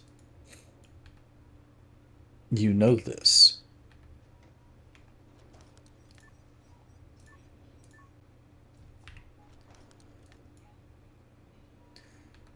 You can say, "Oh yeah, anytime's good," all day long. I'm still gonna be like, "All right, cool." So,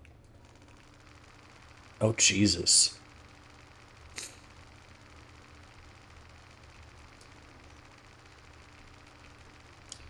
did not expect that. That got vigorous. What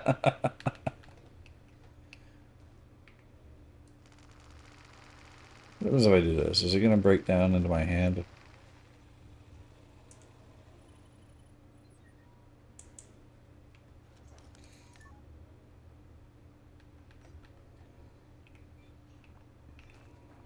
Okay, yeah, it just breaks down. Alright. Oh. That's the date that I'm looking at. Time obviously pushed back because that is Call with Little One time.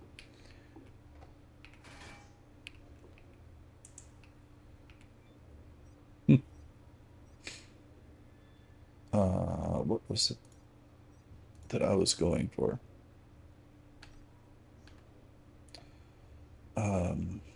Thing that I need to build. Electronics. Can I do electronics in here?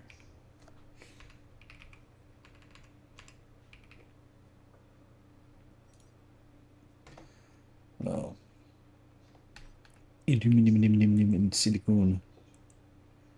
What do I need for big boy? Big boy rock crusher.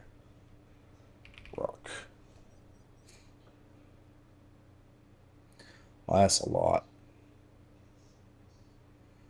I have that, I have that. I think I've got that. Screws. That's gonna be the hard one because I don't have any, I don't think I have any iron nearby. That's not what I want. Inventory, take that.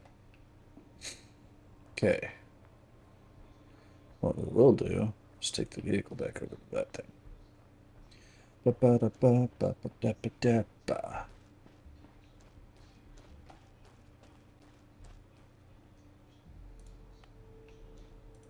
That down. Mars ATV, go!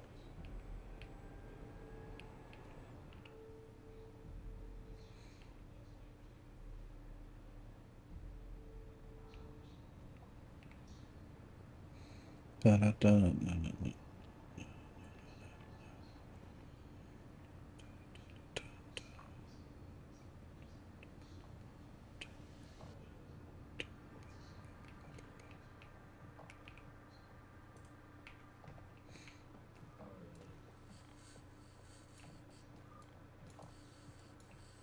Really? Will I be able to grind this? Yes.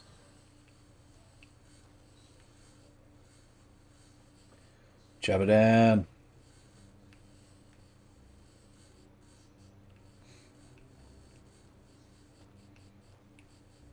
Yeah, I still have to go in and add the mini-map mod to the stuff. I think there might be a way where I can do it server side and then it'll automatically just kind of give it to you client side, but also there's a way just to do it client side too.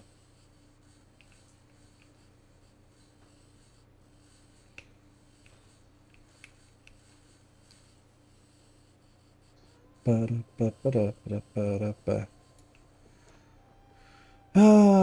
know what?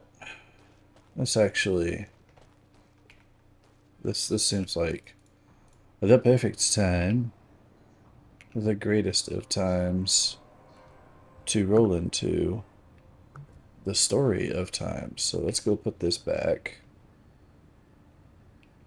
Down the hill.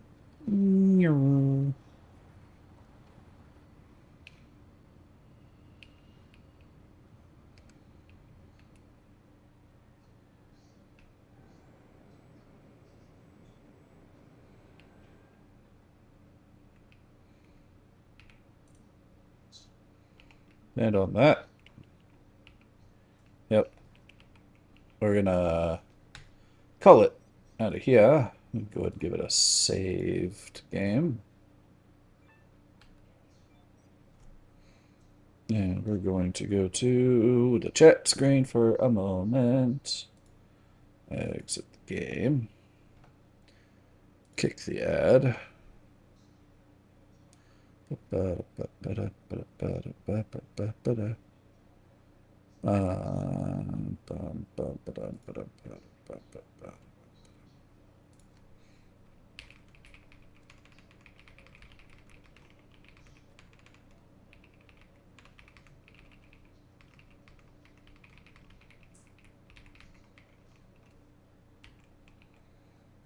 Boop. Can you hear when I type? I have a new keyboard, and it feels much nicer. Okay.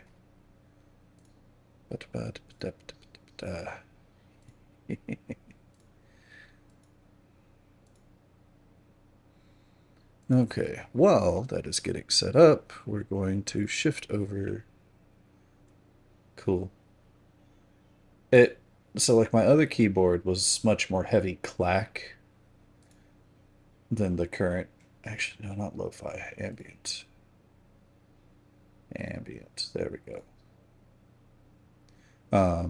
Had much more of a clack to it. This is a much more solid thunk. So like actually typing on it, listening to myself type on it, it is a bit louder.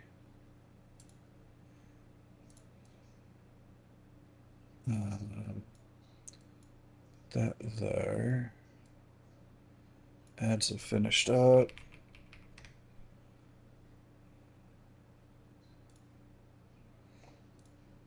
Open up I am the messenger. Finishing up I am the messenger, Shanti.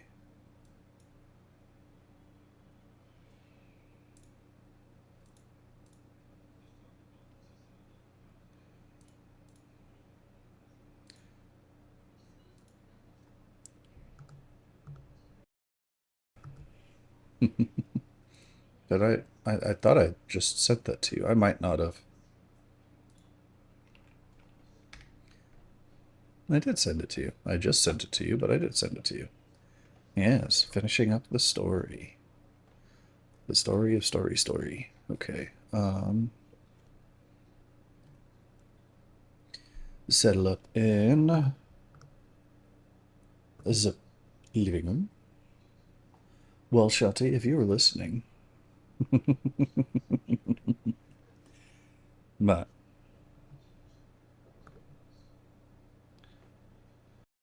have a couple of people a moment to come in.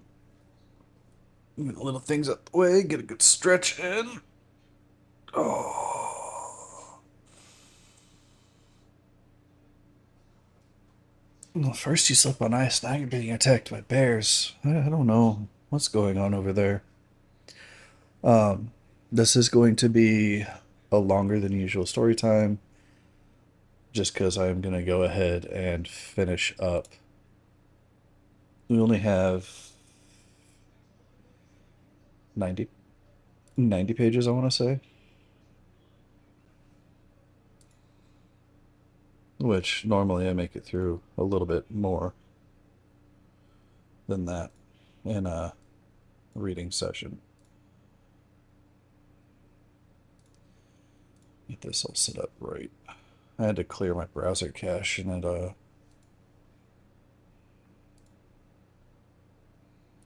reset all my stuff. Alright. With that, we're going to go ahead and get into part 4 of I Am the Messenger, the music of hearts.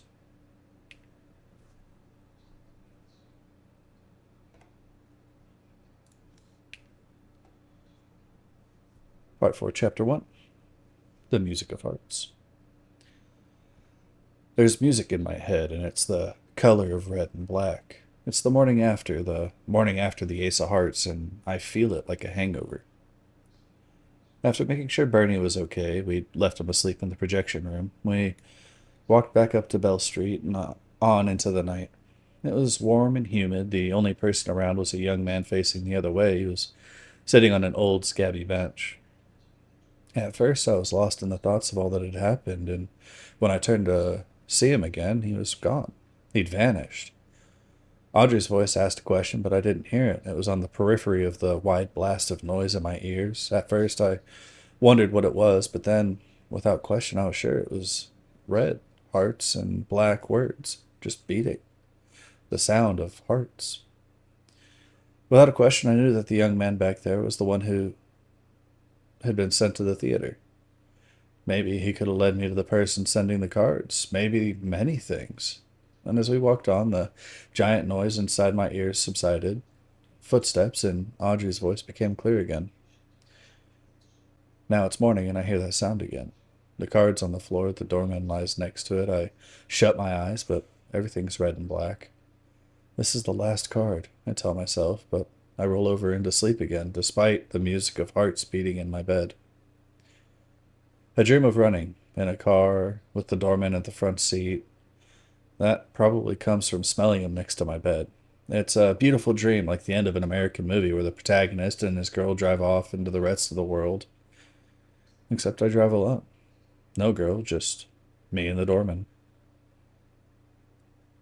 The tragedy is that as I sleep, I believe it. Waking up is a rude shock because I'm no longer on the open road. Instead, the doorman's snoring and his back leg is stretched across the card on the floor. I couldn't get my hands on it now, even if I wanted to. I don't like moving the doorman when he's asleep. In my drawer, the other cards wait now for the last one, each complete in its own right. Just one more, I think, and I get on my knees on the bed, burying my head deep into the pillow. I don't pray, but I come close. When I get up, I shift the doorman and I read the card again. The black lettering is the same as all the other words that I've been given. This time they say the following titles: The Suitcase, Cat Ballou, and Roman Holiday. I'm quite confident they're all movie titles, though I haven't seen any of them. I recall that The Suitcase was a fairly recent one. It wouldn't have been on at Bell Street Cinema, but I'm sure it got a run at one of those obscure yet popular theaters in the city. I remember seeing some poster ads. It was a Spanish remake, I think, of a comedy gangster movie full of hitmen, bullets, and a suitcase full of stolen Swiss francs. The other two films are unknown to me, but I'm sure I know the man who can help. I'm ready to begin, but the next few days leading up to Christmas, I allow work to get in the way. It's always busy around this time, so I take on extra shifts and drive a lot of nights. I keep the Ace of Hearts in my shirt pocket. It travels with me wherever I go, and I won't let go of it until it's finished. But will it end with this? I ask myself. Will it let go of me? Already I know that all of this will stay with me forever. It'll haunt me, but I also fear it'll make me feel grateful. I say fear because at times I really don't want this to be a fond memory until it's over.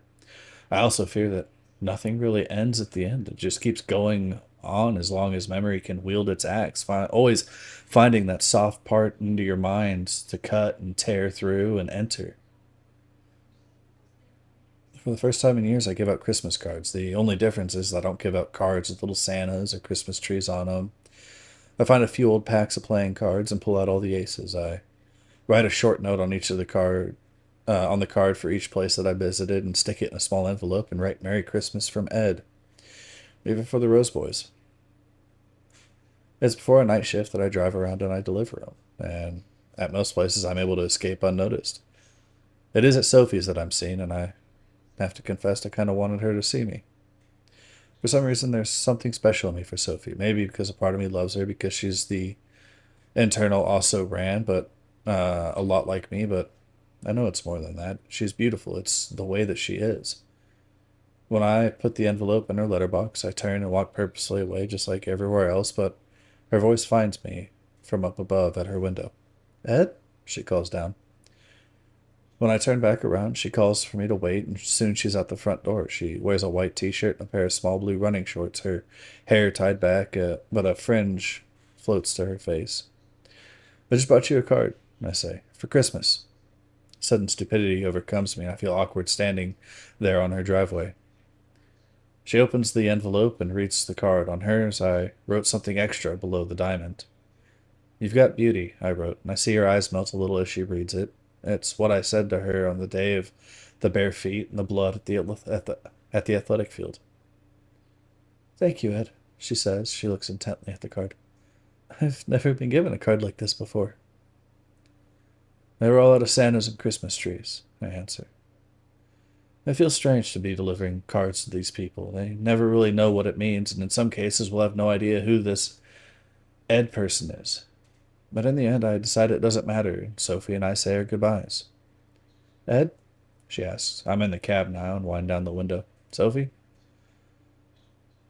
Could you... Her voice steps politely from her mouth. Could you tell me what I can give you? You've given me so much. I've given you nothing.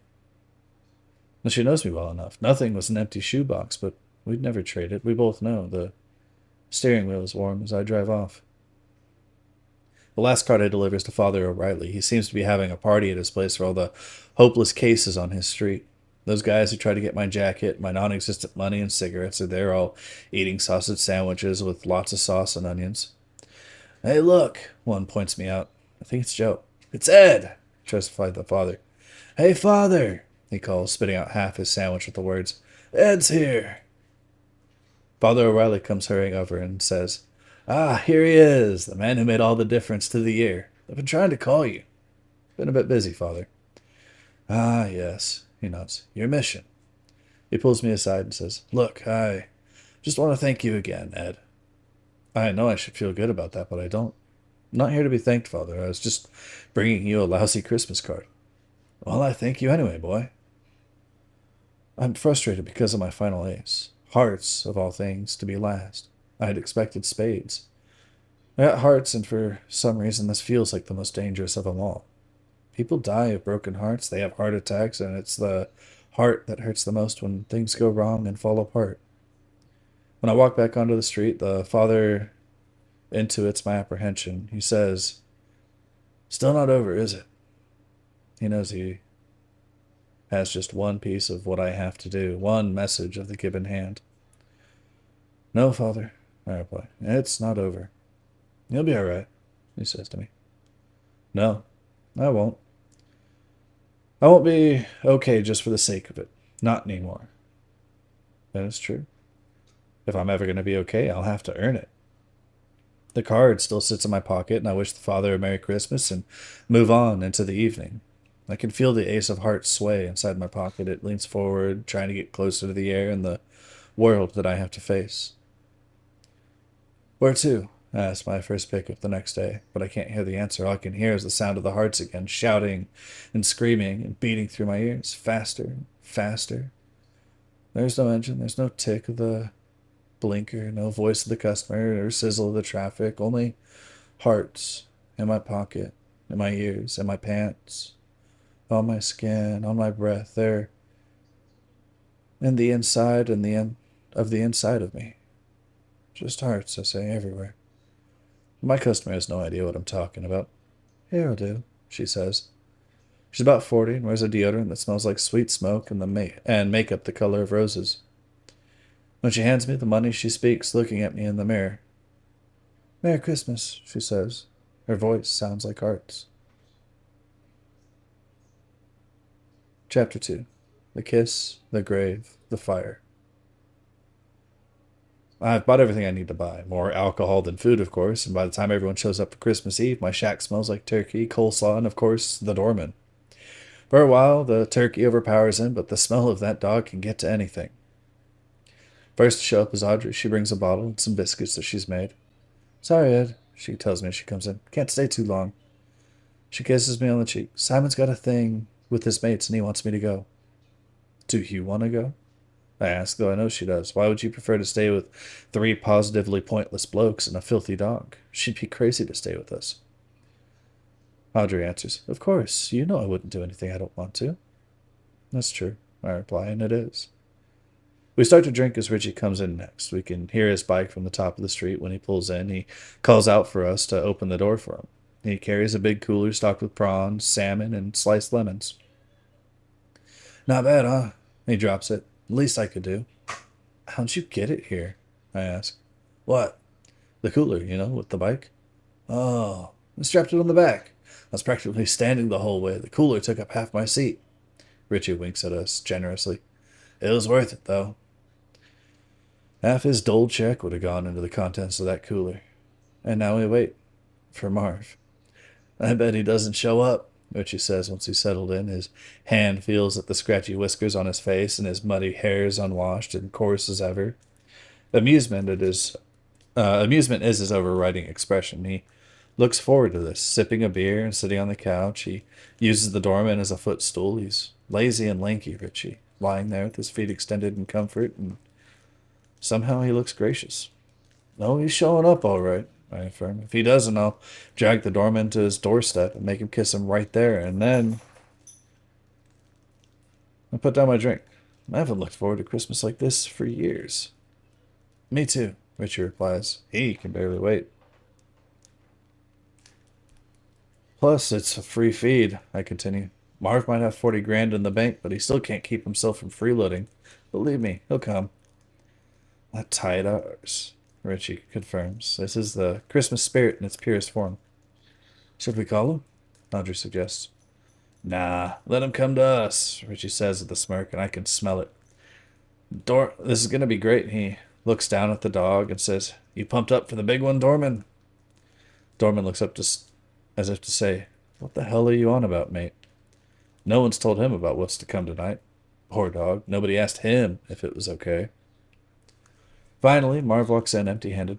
Merry Christmas, he says. Yeah, same to you. I point now to his empty hands. Geez, you're a generous bastard, aren't you? But I know that how Marv thinks. He decided that he has to kiss the doorman. That's more than enough for him to do this year. I can also tell that he's clinging to the faint hope that we might have all forgotten. Richie immediately destroys all notion of that. He stands up and says, Well, Marv? He's grinning. Well, what? You know, Audrey chimes. No, I don't, Marv persists. Now, don't you give me the shits. Richie lays down the law. We know, you know it, we know it. He's enjoying this. I almost expect him to rub his hands together with delight. Marv, he announces, you will kiss this dog. He motions to the doorman. And when you kiss him, you're going to like it. You're going to do it with a big bloody smile on your face, or else we'll make you do it again and again. And, all right, Marv snarls. He reminds me of the little kid not getting his way. On the top of the head, right? Oh, no, Richie asserts, standing up and relishing every minute of this.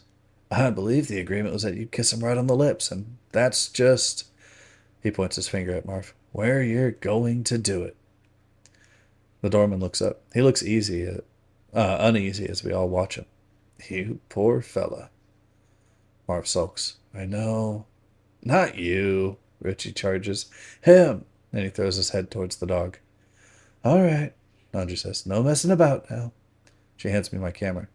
Off you go, Marv. He's all yours. With the weight of the world on his shoulders, Marv bends down in horror and finally brings himself to get close to the doorman's face. The doorman looks nervous enough to cry, black and gold fur and watery eyes. Does he have to have his tongue out like that? Marv asks me. He's a dog. I say, what more do you want from him? Copiously disgruntled, Marv eventually does it. He leans in, kisses the doorman on the snout just long enough for me to take the photo, and for Audrey and Richie to cheer, clap, and crack up. That wasn't so hard now, was it? Richie says, but Marv's gone straight to the bathroom. Poor doorman. I give him a kiss myself on the forehead and a prime piece of turkey. Thanks, Ed. And he smiles. Doorman's got a nice smile. We managed to get Marv to loosen up and laugh a bit later, though he still complains of tasting the doorman on his lips. So we all eat and drink, play some cards until a knock at the door brings the boyfriend in. He drinks with us a while and eats some prawns. He's a nice guy, I decide, but I could tell just by looking that Audrey doesn't love him. And I guess that's the point. After Audrey's gone, we try not to cry into our beer. Richie, Marv, and I eat up, drink up, and go wandering through town. There's a bonfire lighting up at the top of Main Street, and that's the way we head. For a while, it's hard to walk straight, but by the time we make it, we're all pretty sober. It's a good night. People are dancing, loud talking, a couple of fights. It's always the way at Christmas. The whole year's tension comes to a head. At the fire, I can see Angie Caruso and her kids, or rather, they come over to me. There's a tap on my leg. When I look down, I see one of her boys, the one that always cries, "Hey, mister," he says. When I turn around, I see Angie Caruso holding an ice cream. She offers it to me and says, "Merry Christmas, Ed." I take it. Thanks. Just what I needed. Sometimes we all do. Her happiness at being able to return the small favor is obvious. I take a bite and ask, "So how are you, Angie?" "Ah." She looks at the kids and now back at me. "I'm surviving it. Sometimes that's enough." She recalls something. "Thanks for the card, by the way." And slowly Angie begins to move on. "No worries," I call after her. "Enjoy the night." "Enjoy the ice cream." She answers, and she walks alongside the fire. "What's that all about?" asks Marv. "Just a girl I know. I've never been given an ice cream for Christmas before. Watching the fire, I let the sweet cool of it coat my lips." Behind me, I hear a father talking to his son. "Do that again," he says, "and I'll kick your arse so hard that you fall into the fire." His voice sweetens sardonically. "And we wouldn't want that now, would we? Santa wouldn't be too impressed with that now, will he? No, he won't." Marv, Richie, and I all enjoy hearing that. "Ah," Richie says happily. "This is what Christmas is all about." We've all heard that from our fathers, at least once. I think of my own father, dead and buried. It's my first Christmas without him. "Merry Christmas, Dad." And I make sure to keep my eyes out of the fire. The ice cream melts to my fingers. As the night moves on and blurs towards Christmas morning, Marvy, Rich, and I become separated. The crowd's thick, and once we lose each other, it's all over. I go back through town and visit my father's grave, and I stay there a long time.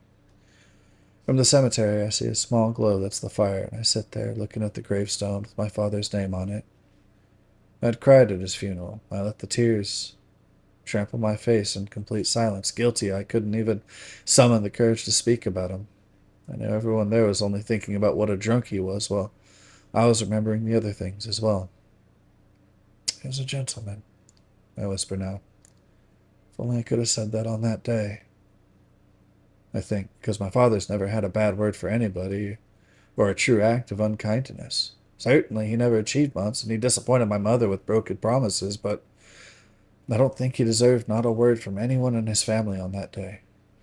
"I'm sorry," I tell him now as I get up to leave. "I'm so sorry, Dad." I walk away afraid. Afraid because I don't want my own funeral to be that forlorn and empty. I want words at my funeral, but I guess that means you need life in your life. Walking now, just walking. When I make it home, I find Marv asleep on the back seat of his car, Richie sitting on my porch. His legs are out straight, and he leans back against the fibro. On closer inspection, I can find that Richie's also asleep, and I tug at his sleeve. "Richie," I whisper, "wake up." His eyes slap open. "What?" he says almost bad. "What?" "You're asleep on my porch," I tell him. "You better get home." He shakes himself awake now and looks up at the half moon and says, "I left my keys on the kitchen table." "I'm on." I drop my hand and he takes it and I help him up. Inside, I find that it's a few minutes past 3 o'clock. Richie's fingers curl around the keys. "You want anything?" I ask. "Drink? Food? Coffee?" "No, thanks." And he doesn't leave either. For a moment, we stand there awkwardly until Richie just looks past me and says, "I don't feel like going home tonight, Ed." I catch a dent of sadness in his eyes, but it disappears immediately as Richie quickly smooths it over. He Only looks at the keys and now, and I wonder what lurks behind the cool, calm exterior of my friend. I wonder tiredly what could ever bother someone as laid back as Richie. His eyes drag themselves up again to mine. Sure, so stay here the night. Richie sits down at the table. Thanks, Ed, he says. Hey, Dorman. Dorman's walked into the kitchen as I go out to Marv. For a moment I consider leaving him out in the car, but Christmas spirit can even make its way into someone like me. I attempt to knock on the window, but my hand goes right through. Of course, there's no window. Marv still hasn't fixed it since that bungled bake robbery.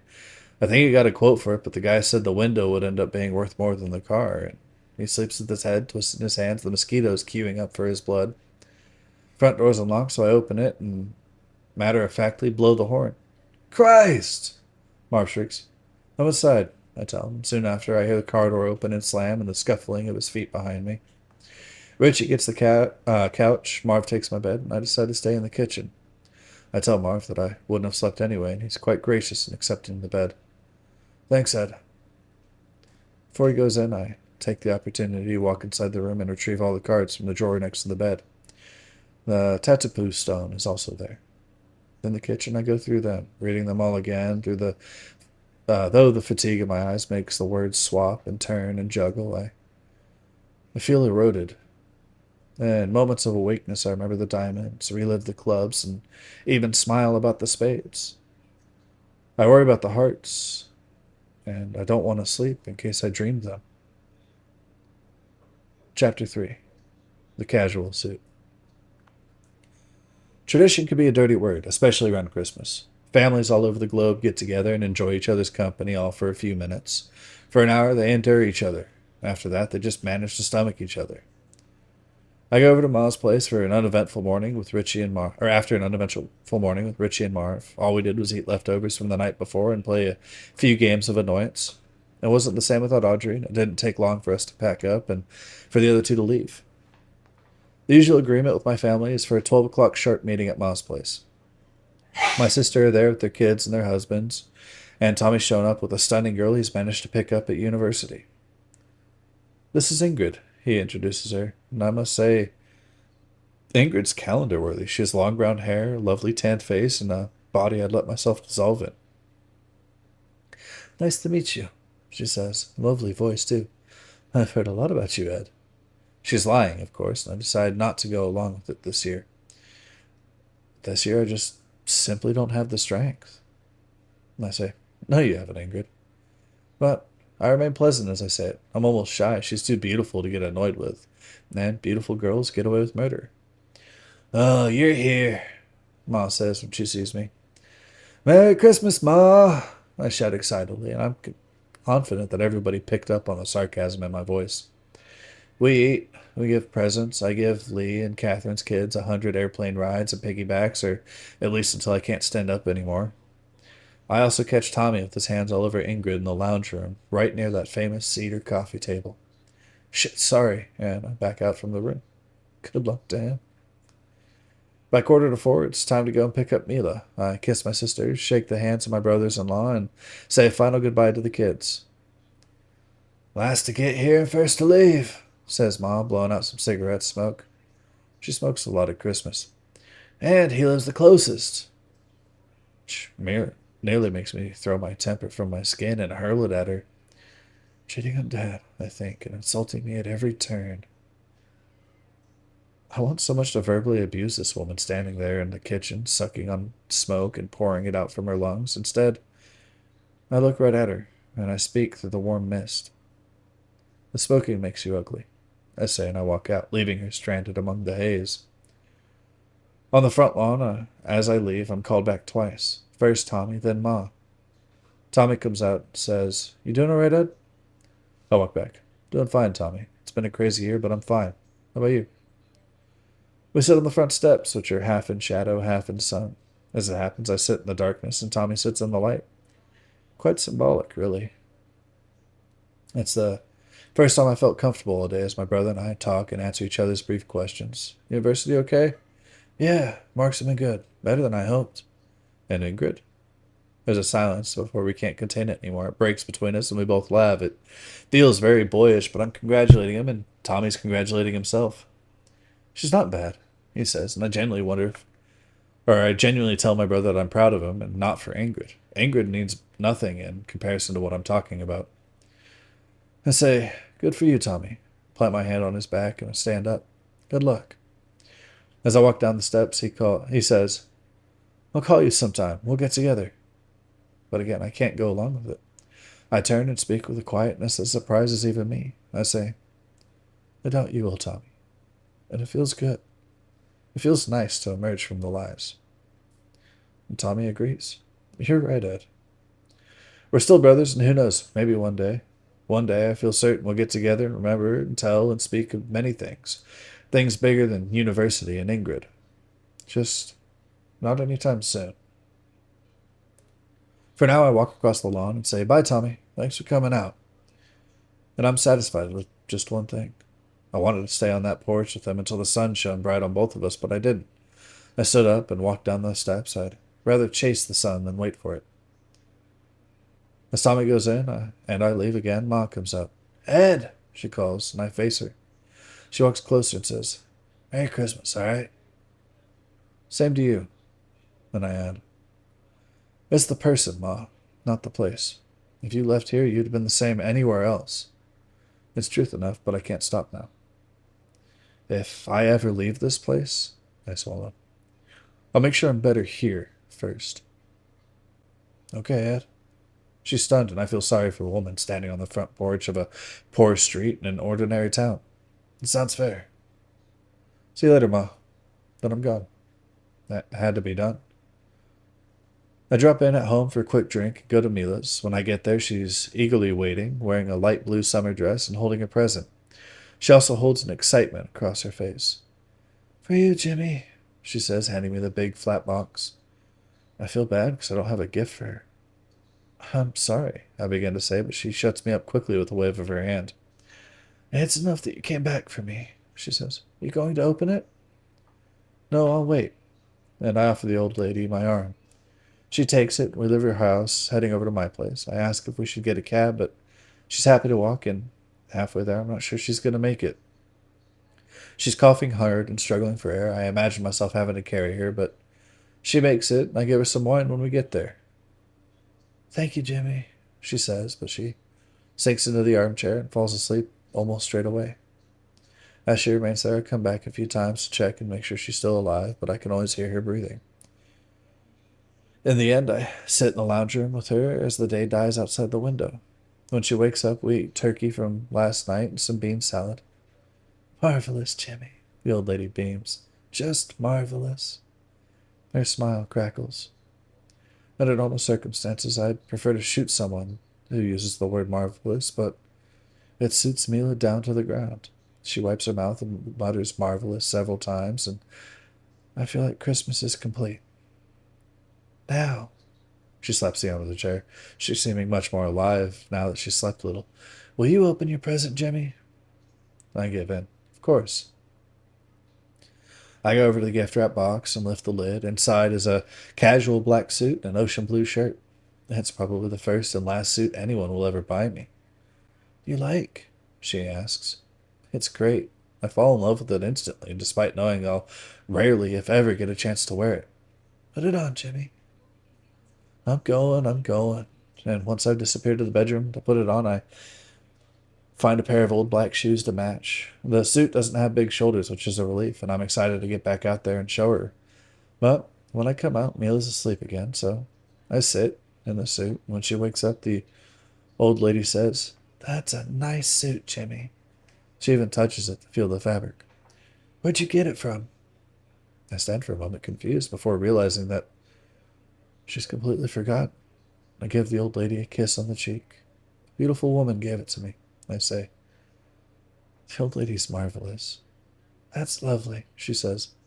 It is. I agree. She is right. After we've had coffee, I call a cab and go home with her. The driver's actually Simon, the boyfriend, earning some double time on Christmas Day. While I take Mila inside, I ask him to wait. It's laziness, I know, but I've got the money today and can afford the trip home. Well, thanks again, Jimmy, she says, and she walks shakily to the kitchen. She's so frail, yet so beautiful. It's been a great day, she tells me, and I can't help but agree. It has. It hits me that all along I thought I was doing this old lady a favor by spending Christmas Day with her. Walking out again in my casual black suit, I realize that it's just the opposite. I'm the privileged one, and the old lady will always be marvelous. Back home? Boyfriend asked me when I returned to the cab. Yes, please. I sat in the front seat, and the boyfriend initiates conversation. He seems absolutely intent on discussing Audrey, though I wish he wouldn't. He says, So, you and Audrey been friends for years, huh? Look at the dash. Probably more than years. He comes at me. You love her? I'm taken aback by the frankness of his question, especially so early in the dialogue. I come to the conclusion that he knows it's only a short drive and wants to maximize outcomes quickly, which is fair enough. He asks again, Well, what? Now don't start on me, Kennedy. Do you love her or not? Well, what do you think? He rubs his chin and says nothing, so I continue. I say, Whether I love her isn't the question at all. Whether she loves you is what you want to know. My voice trounces him. I'm all over the poor guy. Isn't it? Oh. He trips about as he drives. I can see he deserves at least some form of answer. She doesn't want to love you, I tell him. She doesn't want to love anyone. She's had a rough life, Audrey. The only people she's ever loved, she hated. I had some flashbacks of when we were growing up. She was hurt a lot, and she vowed it wouldn't continue that way. She wouldn't let it. The boyfriend says nothing. He's handsome, I decide. More handsome than me. He has soft eyes and a solid jaw. The whiskers on his face give him that male model look. We're silent till we pull up to my place. The boyfriend speaks again. He says, She loves you, Ed. I look at him, but she wants you. That's the problem. Here. I pass him though anybody waves it away. On the house, he says, but I try again, and this time he takes it. Don't put it in the till, I suggest. I think you've earned it for your own pocket today, and we share a moment before I get out. It's nice talking to you, I say, and we shake hands. Merry Christmas to you, Simon. Yes, he's Simon now, not the boyfriend. Once I step inside, I sleep on the couch in my casual black suit and the ocean blue shirt. Merry Christmas, Ed. Chapter 4. To Fuel the Fear. I work on Boxing Day and visit Bernie at the Bell Street Cinema the next day. Ed Kennedy, he cries out when I get there. Back for more, eh? No, I tell him. I need your help, Bernie. Immediately comes close and asks, What can I do for you? Well, you know your movies, right? Of course. You can watch anything you... Hold on, Bernie. Just tell me. Tell me everything you know about these titles. I pull out the Ace of Hearts so I could easily recite them without it. The Suitcase, Cat Ballou, and Roman Holiday. Bernie clicks into business straight away. Roman Holiday I have, but the other two I don't. He inundates me with facts. Roman Holiday is widely considered one of the best movies starring Gregory Peck, made in 1953. Directed by William Wyler of Ben-Hur fame. It was filmed with breathtaking beauty in Rome and was famous for the glorious performance of Audrey Hepburn, who Peck insisted have equal billing. He claimed that if she hadn't, he'd be a laughingstock, such is the strength of her performance. And this was backed up when she pocketed an Oscar for her troubles. He talks on at a very fast pace, but I rewind to the one word that Bernie has spoken. Audrey, I say. Yes, he looks at me disoriented by my ignorance. Yes, Audrey Hepburn, she's absolutely Don't say marvelous, I beg. That word belongs to Mila. Audrey Hepburn? I almost shout. What can you tell me about the other two? I've got a catalog, Bernie explains. It's even bigger than the one I showed you last time. It contains just about every movie ever released. Actors, directors, cinematographers, soundtracks, musical scores, the lot. He brings back the thick book and offers it to me. First up, Cat Ballou. I read aloud as I find the page. Starring Lee Marvin in one of his most famous roles. I stop because I found it. I go back and I read the name again. Lee Marvin. Now I move on to The Suitcase. And as soon as I find it, I read the cast list and the director. The director of The Suitcase is someone named Pablo Sanchez. He and Richie share the last name. I have my three addresses. Richie, Marv, and Audrey. There's a express exhilaration that's quickly replaced by anxiety. God, I hope the messages are good, I think, but something tells me this won't be easy. There must be a Good reason these three were left till last. As well as being my friends, they'll also be the most challenging messages I have to deliver. I could feel it. I hold the card and drop the catalog book in the counter. Bernie's concerned. What is it, Ed? I look at him and say, Wish me luck, Bernie. Wish me the heart to get through this. He does. Still holding the card, I walk out to the street. Outside, I meet the darkness and uncertainty of what will come next. I can feel the fear, but walk fast towards it. I smell the street struggles. The smell of the street struggles to get its hands on me, but I shrug it off and walk on. Every time a shudder makes its way to my arms and legs, I work harder, deciding if Audrey needs me and Richie and Marv, I have to hurry.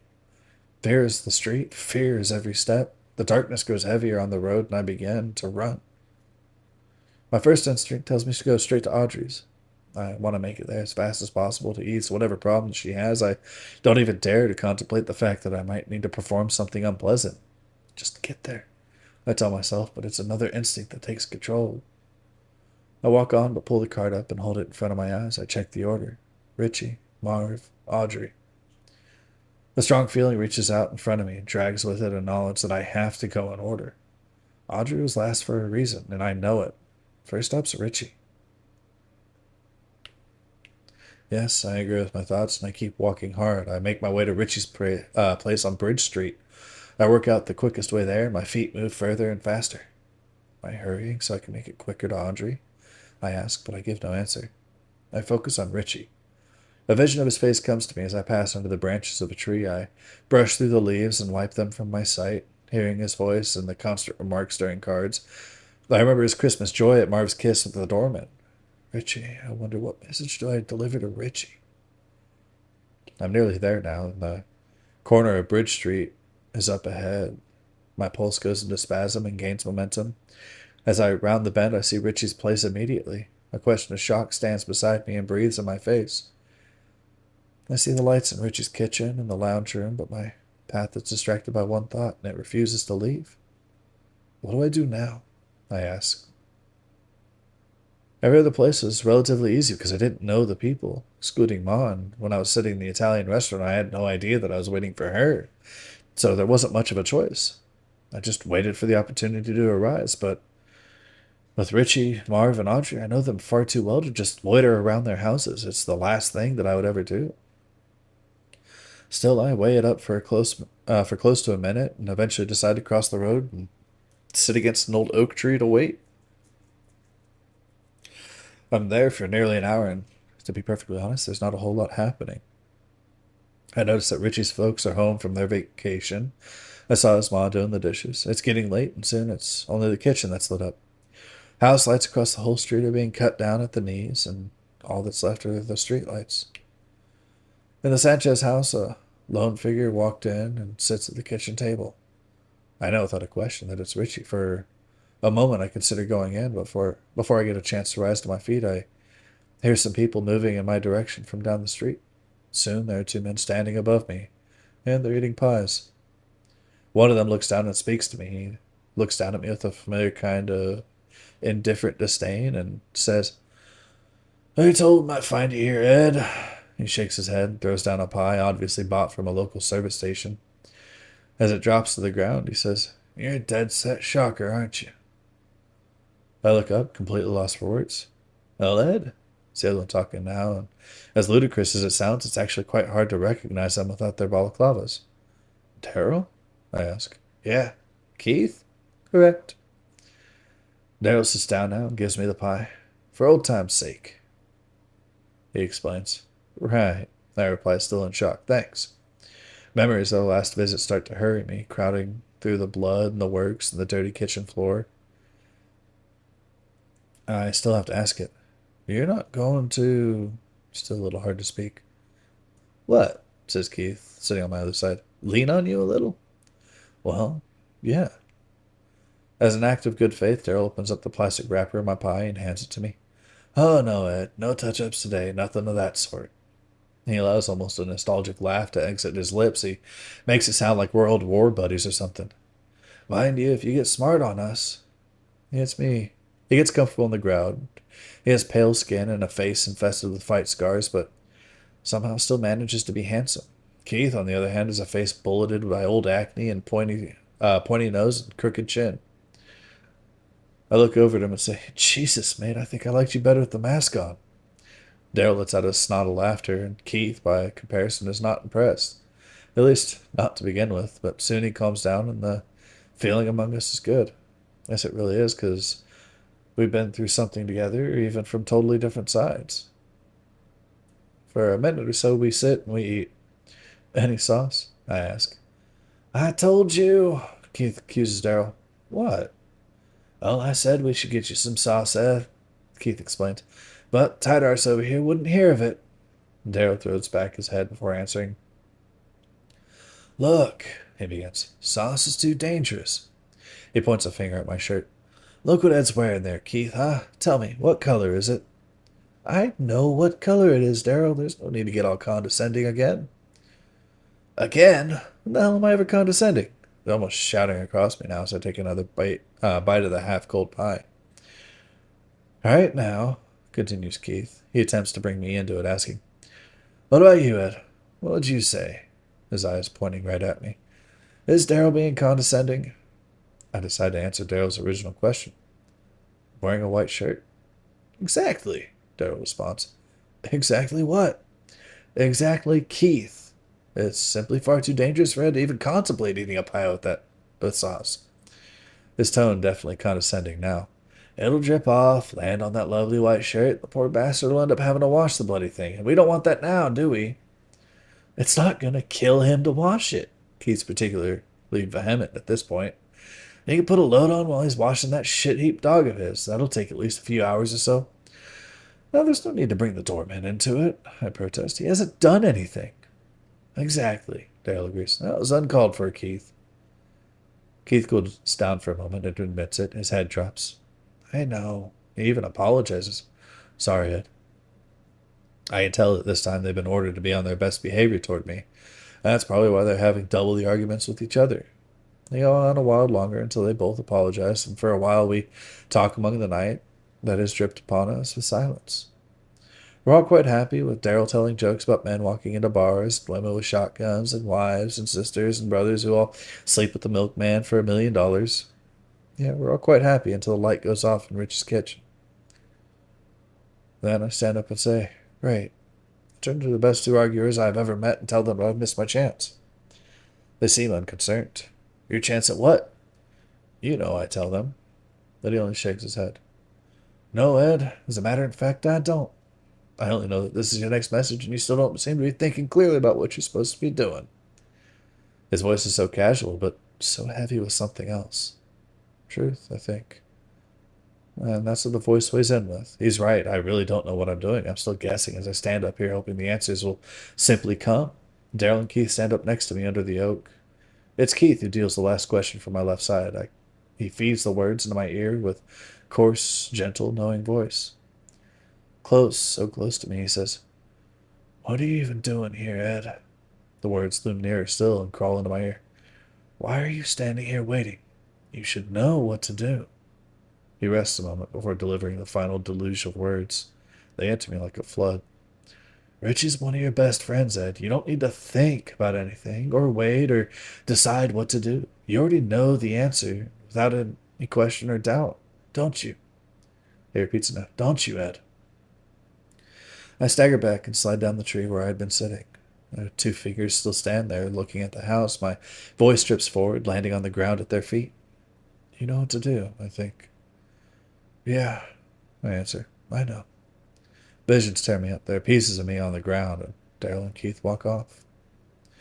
Hooray, says one of them, but I don't know which. I want to stand up and chase them and ask them and beg them to tell me who's behind all of this and why, but I can't. All I'm able to do is sit there and collect the shredded pieces of everything I just saw. I saw Richie, I saw myself, and now at the tree above me, I attempt to deny it and stand up, but my stomach drops and I sit back down again. I'm sorry, Richie, I whispered, but I have to. If my stomach was a color, I think it would be black like tonight. I steady myself and begin what feels like an endless walk home. When I get there, I do the dishes. They're piled up in the sink, and the last thing I wash is a clear, flat knife. It reflects the kitchen light, and I catch my own face, lukewarm inside the metal. I'm oval and distorted. I'm cut off at the edges. The last thing I see are the words that I need to speak with Richie. At that, I place the knife on the rack and on top of the mountain of clean dishes. It slips and clangs to the floor, then spins like a clock hand. My face appears in it 3 times as it circles the room. First time I see Richie in my eyes. Then I see Marv, then Andre. I pick it up and hold it in my hand. I wish I could hold up that knife and tear open the world. I'd slice it open and climb through to the next one. In bed, I cling to that thought. There are 3 cards in my drawer and 1 in my hand. As sleep stands above me, I gently press my finger to the edge of the Ace of Hearts. The card is cool and sharp. I can hear a clock ticking. Everything watches impatiently. Chapter 5. Richie's Sin. Name, David Sanchez, also known as Richie. Age 20. Occupation, none. Achievements, none. Ambitions, none. Likelihood of ever attaining answers to the previous 3 questions? None. Next time I go to Richie's house on Bridge Street, I find the place completely dark. I almost leave until the light jump starts in the kitchen. It flicks and dies several times before forcing itself alive. The silhouette arrives and sits at the kitchen table. It's Richie for sure. I can tell by the shape of the hair and the way that he moves and sits down. When I move closer, I discover he's listening to the radio. It's mostly talkback with a few songs thrown in. Faintly, I can hear it. I hide myself as close as I can without being caught out, and I listen. The voices from the radio blur and reach out, words like arms that land and rest heavily on Richie's shoulders. I imagine the whole scene of the kitchen. A toaster with crumbs around it, half-dirty oven, the white but fading Laminex, the red plastic-covered chairs with holes picked in them, cheap lino floor, and Richie. Try to imagine his face as he sits there listening. I remember Christmas Eve and Richie's words, "I don't feel like going home tonight." I see the eyes that drag themselves towards me, and I see now that anything would be better than sitting alone in his kitchen. With Richie, it's always hard to imagine a pained look on his face because of his relaxed manner. I saw a glimpse of that at Christmas Eve, though, and I revisited it again now.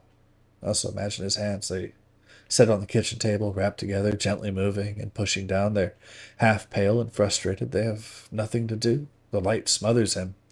He sits there for nearly an hour, and the radio seems to fade out more than anything else. When I look to the window, he's resting his head on the kitchen table, sleeping.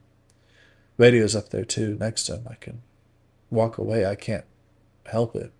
I know I'm supposed to go in there, but tonight doesn't feel quite right. I walk home without looking back. We play cards the next 2 nights, once at Marv's and once at my place. At my place, the doorman comes and sits under the table. I pat him with my feet and study Richie all night. The previous night when I'd stood outside his house, the same thing happened. He woke up, entered the kitchen, and listened to the radio. The Hendrix tattoo stares at me as Richie throws down the Queen of Spades and wrecks me. "Thanks a lot," I tell him. "Sorry, Ed." His existence consists of these late, lonesome nights. Waking up at 10:30 in the morning, being at the pub by 12, and across the betting shop by 1. Add that to the odd dole check, playing a card game or 2, and that's it. There's a lot of laughter at my place because Audrey's telling a story of a friend of hers who's been looking for a job in the city. She went through one of those recruiting agencies, and they have a policy of giving people a small alarm clock when they get a job. When she got the position, she turned up on the same day to thank the people who hired her and forgot about the clock. She had left it on the main counter in the office when she'd left. The clock was sitting there in the box, just ticking away. "See, no one wants to touch it," Audrey explains. "They think it's a bomb." She throws down a card. "They call the head honcho of the company. He practically shits himself because he's probably getting it on with one of his secretaries, and his wife's finally got the better of him for it." She lets her words pause to keep us listening. "Anyway, they evacuated the whole building, called the bomb squad, the police, and the lot. The bomb squad arrives and opens the box when it starts ringing." Audrey shakes her head. "She got fired before she even started." Then the story ends. I watch Richie. I want to move on him. I want to make him uncomfortable, to rip him from where he is and put him in his kitchen at 1 a.m. If I can achieve that somehow, I might see a version of what he looks like and how he feels. But it's just a matter of timing. The time comes about half an hour later when he suggests we play cards at his place in a few days' time. "Around 8? He asks. When we've all agreed, we're about to say goodbye. I say, "Well, maybe you can show me that radio station you've got there. I force myself to be brutal and calculated. The late show must be excellent. He looks at me. What are you talking about, Ed? Nothing, I say, and I'll leave it at that because I've seen the look on his face right now, and I know what it is. I know exactly how Richie feels, and it looks and feels when he sits there paralyzed in that kitchen light. I go into the blackness of his eyes and find him somewhere far inside, searching through the maze of anonymous empty avenues. He's walking alone. The streets shift and turn around him, but never does he change step or mood. It's waiting for me, he says as I take my place next to him deep inside. I have to ask him, what is it, Richie? At first, he only continues walking. Only when I look down to our feet do I realize we're actually going nowhere. The world is what's moving. The streets, the air, the dark patches of inner sky. Richie and I are still. It's out there, I imagine him saying. Somewhere. He walks with more purpose now. It wants me to come for it. It wants me to take it. Everything stops now. I see it so clearly in Richie's eyes. Inside them, where we stand, I say, what's waiting, Richie? But I know, without a question, I know. I only hope that he can find it. When everyone's left, I share another coffee with the doorman. About half an hour, we're interrupted by a knock on the door. Richie, I think. Doorman seems to nod in agreement as I walk over and open it. Hey, Richie. I greet him. You forget something? No. I let him in. We sit at the coffee table. Coffee? No. Tea? No. Beer? No. You're picky, aren't you? He answers that one with silence, but soon looks at me, and he asks with penetration, You been following me? I look straight back and say, I follow everyone. He pockets his hands. You a pervert or something? It's funny, that's what Sophie asked me as well. I shrug. Not more than anyone else, I suppose. Well, could you stop? No.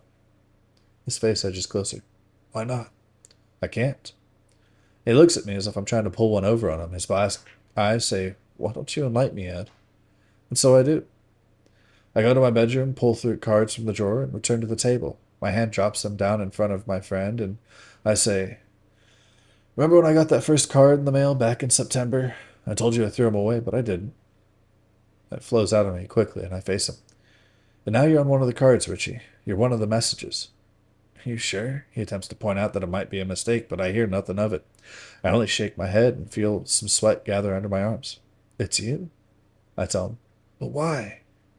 Richie's pleading with me, and I don't let it get in the way. I can't let him slink off to that darkness place inside of him where his pride is strewn all over the floor in some hidden room. In the end, I talk, completely devoid of emotion. I say, Richie, you're an absolute disgrace to yourself. He looks at me like I had just shot his dog or told him his ma had died. He sits in that kitchen every night, no matter what the voices on the radio say. The words are always the same. They're the words that I just spoke, and we both know it. Richie stares at the table. I stare over his shoulder. We both pore over what was just said, and Richie sits there like an injury. This goes on for a long time until a certain smell arrives. The doorman has walked in. You're a good friend, Richie finally says, and returns to his usual easygoing expression. He fights to keep it there. And you, he says to the doorman, smell like the sewer. He stands up and leaves. The words repeat themselves around me as the Kawasaki starts up and meanders into the dark, motionless street. It was a bit harsh, Ed, the doorman says. We stand a while in mutual silence. The next night I'm there again outside Richie's. Something tells me that I can't relent on him. The figure of him becomes visible in the kitchen. This time he comes out of the door with the radio in one hand and a bottle in the other. His feet fall and his voice calls out to me. Hey, Ed. I step out. He says, Let's go to the river. The river runs past the town, and we sit there, having walked from Richie's place. We hand the bottle back and forth. The radio talks quietly. You know, Ed, Richie says after a while, I used to think I had that chronic fatigue syndrome. He stops like he's forgotten what he's going to say. And? What? Chronic fatigue? Oh, yeah. He regathers it. Yeah, I thought I had it, then I realized that, in actual fact, I just happen to be one of the laziest bastards on earth. It's quite funny, really. Well, you're not the only one. But most people have jobs, Ed. Even Marv's got a job. Even you've got one. What do you mean, even me? Well, you're not the most motivated person I know, you know. I admit it. That's pretty accurate. Take a swig. And I wouldn't call driving a taxi a real job. And what would you call it? Richie asks. I think a while before speaking. An excuse. Richie says nothing because he knows that I'm right. We drink on and the river rushes by. It's been a good hour now. Richie stands up and walks into the river. The water rises above his knees. He says, This is where our lives are, Ed. He's picked up on the idea of things rushing past us. I'm 20 years old, and the Hendrix Pryor tattoo winks at me under the moonlight. Look at me. There isn't a thing that I want to do. It's impeccable how brutal the truth can be at times. You can only admire it. Usually we get off constantly believing in ourselves. I'm okay, we say. I'm all right. And sometimes the truth arrives on you, and you can't get it off. That's when you realize that sometimes it isn't even an answer. It's a question. Even now, I wonder how much of my life is convinced. I get to my feet, and I join Richie in the river. We both stand there knee-deep in the water. The truth is well and truly pulled our pants down. The river rushes by. Ed, Richie says later. We're still standing in the water. There's only one thing that I want. What's that, Richie? His answer is simple. To want. Chapter 6. God bless the man with the beard, the missing teeth, and the poverty. Richie bypasses the pub and the betting shop the next day and actually starts looking for a job. As for me, I've also thought a lot about what was said last night at the river. I'm driving people around the city, being told what to do and where to go. I watch the people, speak with them. The weather's nice today. The weather's always something. Am I whinging, complaining? No, this is what I chose to do. But is it what I want? I ask. For a few kilometers, I can lie. Yeah, it is. I try to convince myself this is exactly what I want my life to be, but I know it isn't. I know that cab driving and renting a fiber shack can't be the answer for the rest of my life. It can't be. I feel like I just sat down at some point and said, right, this is Ed Kennedy. Somewhere along the line, I feel like I somehow introduced myself to myself, and here I am. Hey, is this the right way? A plump, suited customer questions from the back seat. I look in the mirror and say, I don't know. The next few days are quiet. We play cards all night, and I realize I need to get started on Marv. With Richie on his way, Marv is next in line. I watch him from the corner of my eye, wondering, what the hell do I do with Marv? He works, he's got money. Certainly he owns the worst car in living history, but he seems satisfied enough considering he won't spend any money of that his to buy a new one. So what could Marv want? What could he need? With every other message, I'd waited for the solution to come. But with Marv, I'm not so sure. For him, I have this different feeling. It moves close and resides somewhere I seem to walk past all the time, but never notice. I must see it every day because there's a difference between seeing and finding.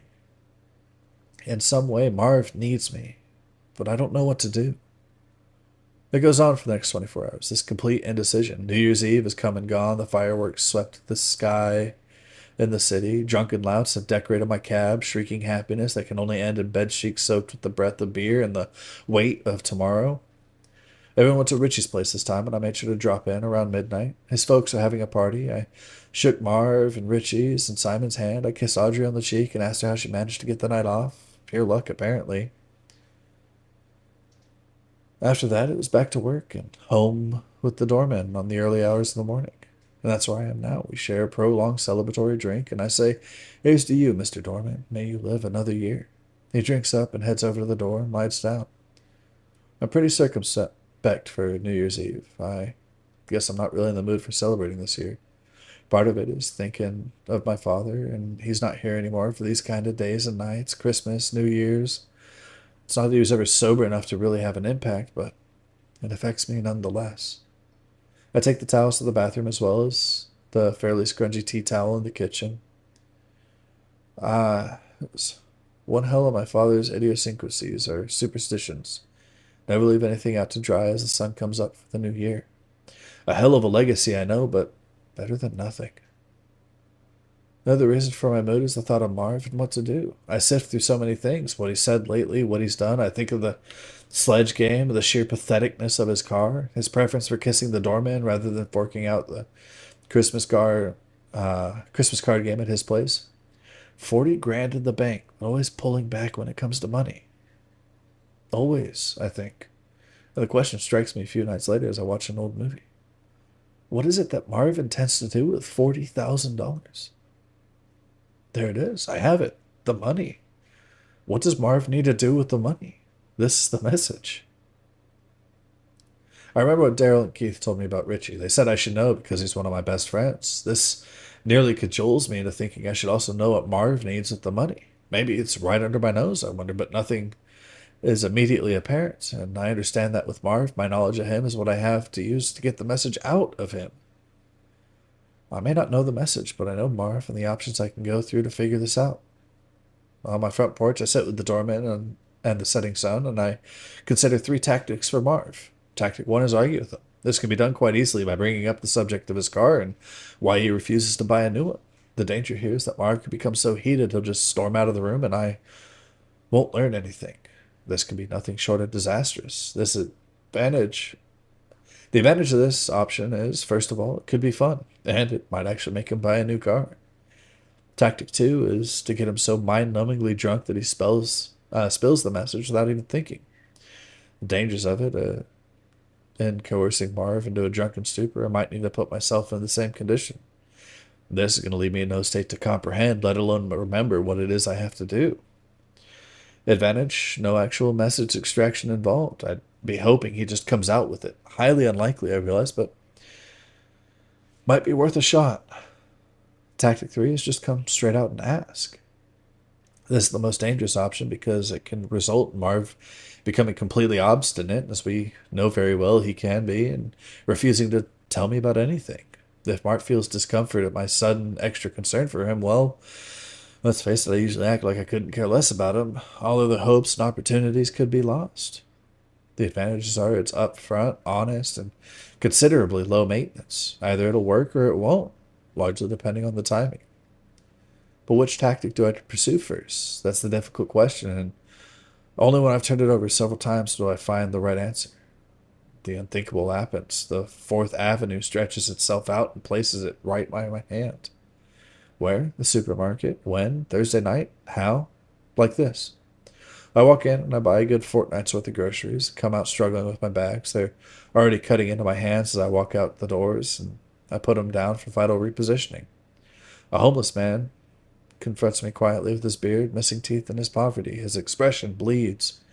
He begs me timidly if I might have some change to spare. He speaks with humility on his lips.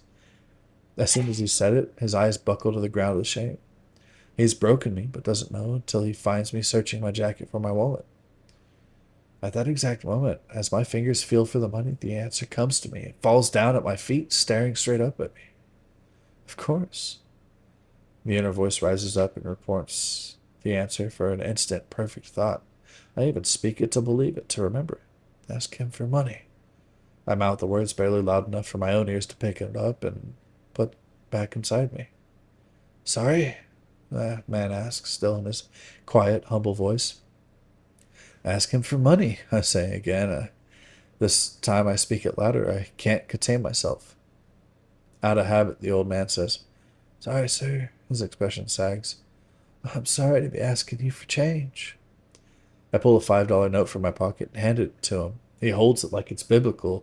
It must be rare for him to be given notes. God bless you. He looks memorized with the money as I pick up my bags again. No, I answer, God bless you.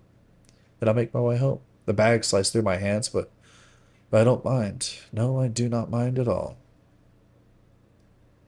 Chapter 7. The Secret Marv. He works, he drinks, he plays cards, he waits for the sledge game all year. This is Marv's life. Well, that and 40 grand. On Tuesday, I go over to Mila's place just to see how she's doing. I never get sick of being Jimmy, although Wuthering Heights is getting on my nerves a bit now. The trouble is Heathcliff's a complete bitter arsehole, and Catherine frustrates the hell out of me. My purest hatred, however, is reserved for Joseph, the miserable, complete bastard of a servant.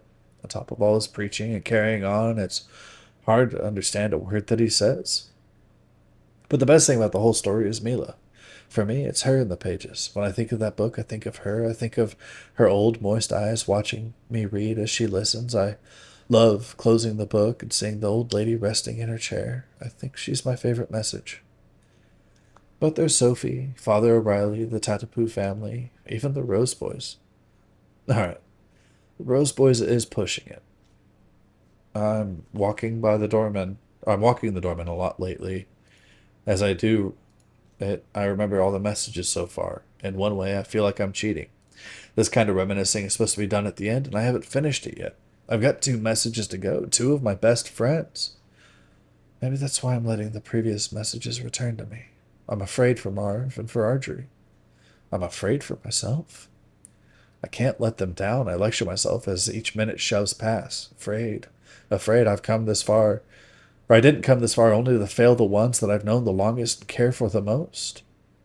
I run through them again, from Edgar Street to Ritchie. Afraid, afraid. The messages give me courage. Any luck with the job search? I ask Ritchie as we all get together on my place Sunday night. He shakes his head. No, not yet. You? Exclaims Marv. Get a job? He falls into a fit of hysterics. What's wrong with that? Audrey interjects, but Ritchie stays quiet, and we can see that he's a little hurt. Even Marv, he tries to suck the laughter back and hold on to it. Then he clears his throat. Sorry, Rich. Ritchie tucks the pain a touch deeper inside and gives us his usual easygoing self. No problems, he says, and secretly I'm glad that Marv stirred him up a bit. If anything, he'll keep trying now just to shut up Marv. And to see the look on his face when he gets hired by someone. There is a certain satisfaction in shutting up Marv. I'll deal, says Audrey. When the game packs up, it's close to 11. Richie's gone home when Marv offers Audrey a lift home on the front porch, and for obvious reasons, she declines. Why not? Marv objects. It'll be quicker to walk, Marv. Audrey tries reasoning with him. And really, Marv, there's less mosquitoes out here than there are in there. She points to the prized vehicle on the road. Thanks a lot, he sulks. Marv, do you remember what happened last time you gave me a lift a few weeks ago? Grudgingly, Marv recalls it. Audrey reminds him. We ended up pushing the car all the way to your place. She comes up with an idea. You need a bike in the back seat. Why? This is getting interesting, almost entertaining. Oh, come on, Marv, she says. I'll let you ponder that on your way home, especially if you break down. She waves goodbye and walks onto the road. Bye, Audrey, I whisper. She's gone. When Marv gets in his car, I hope for the inevitable, and it happens. The engine fails 7 or 8 times, and I walk across the lawn, open the passenger door, and get in. Marv looks over at me. What are you doing, Ed? Quietly, earnestly, I speak. I say, I need your help, Marv. He attempts to start the car again, no luck. With what? He asks, tries again. You got something needs fixing? No, Marv. You want me to clip the doorman for you? Clip? Yeah, whack him for you. What are you, Capone? Marv admires his own humor and still persists with the key, which irritates me to no end. Marv, I say, could you stop with the key and be serious for a minute or two? Would you do me that honor? He goes to try it again, but I reach over and grab the keys from the ignition. Marv, I whisper, a whisper the size of a shout. Marv, I need your help. I need money. The moment slows, and I can hear us breathing. A minute's silence passes. This is the death of Marv's and my usual trivial relationship, and it truly feels like something has died. It doesn't take much longer for Marv to get interested. The mention of money will do that to him. His eyebrows tense, and he looks over at me, trying to find a way in. He doesn't look too forthcoming, though. He says, How much, Ed? And I erupt. I rip the car door open, and I slam it. I lean back in and point my finger at the friend behind the wheel. I should have known. I get stuck into him. You're the stingiest bastard, Marv. I point at him as ruthlessly as I can. And I can't believe this. Silence. Street and silence. I turn and rest my back against the car as Marv gets out and walks around to me. Ed? I'm sorry. This is going well, I think. Shake my head. No, you're not. Marv, I just thought... Cuts me off. Ed, I haven't... The words trail off. I just thought you could. Ed, I don't have the money. This is somewhat of a shock. Why not, Marv? I step forward and face him. Why the hell not? I spent it. His voice is somewhere. It doesn't come from his mouth. It shows up from somewhere next to him. Vacant. On what, Marv? I'm getting agitated now. Well, not on anything. His voice is coming back to him. It's his again. I put it in a fund and I can't withdraw it for at least a few years. I put it in and I earn interest. He's very serious now, pensive. I can't take it out. At all? No.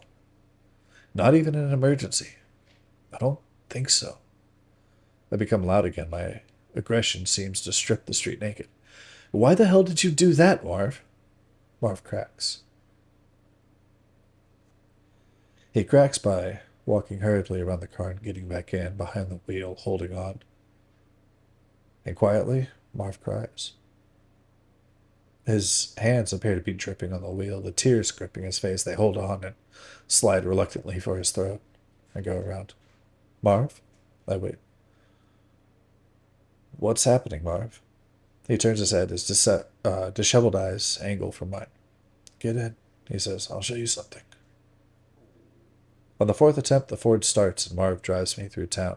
Tears stream down his face, less reluctant now. They veer down. They look drunk. We pull up at a small weatherboard shack and Marv gets out. I follow. Remember this? He says. I remember. Suzanne Boyd, I say. The words stagger slowly from Marv's mouth. Half his face is trodden with darkness covered, but I can still make out the outlines, the forms. When her family left town, he says.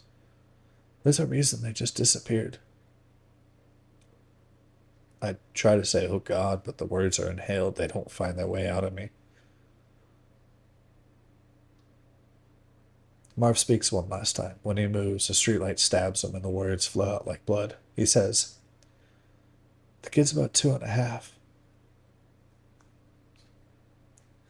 We get back in the car and sit in silence for a long time. Marv begins to shiver uncontrollably. He's got a tanned face, Marv, from working outside, but he's white as paper as we sit in his car.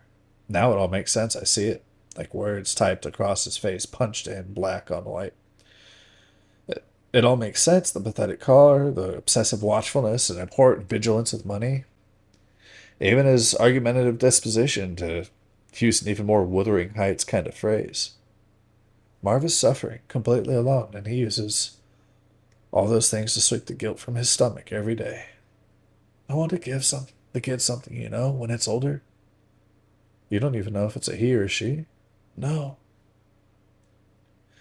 He pulls out an old slice of notepad from his wallet. When he unfolds it, I can tell the address that's written there has been traced over it several times to never fade.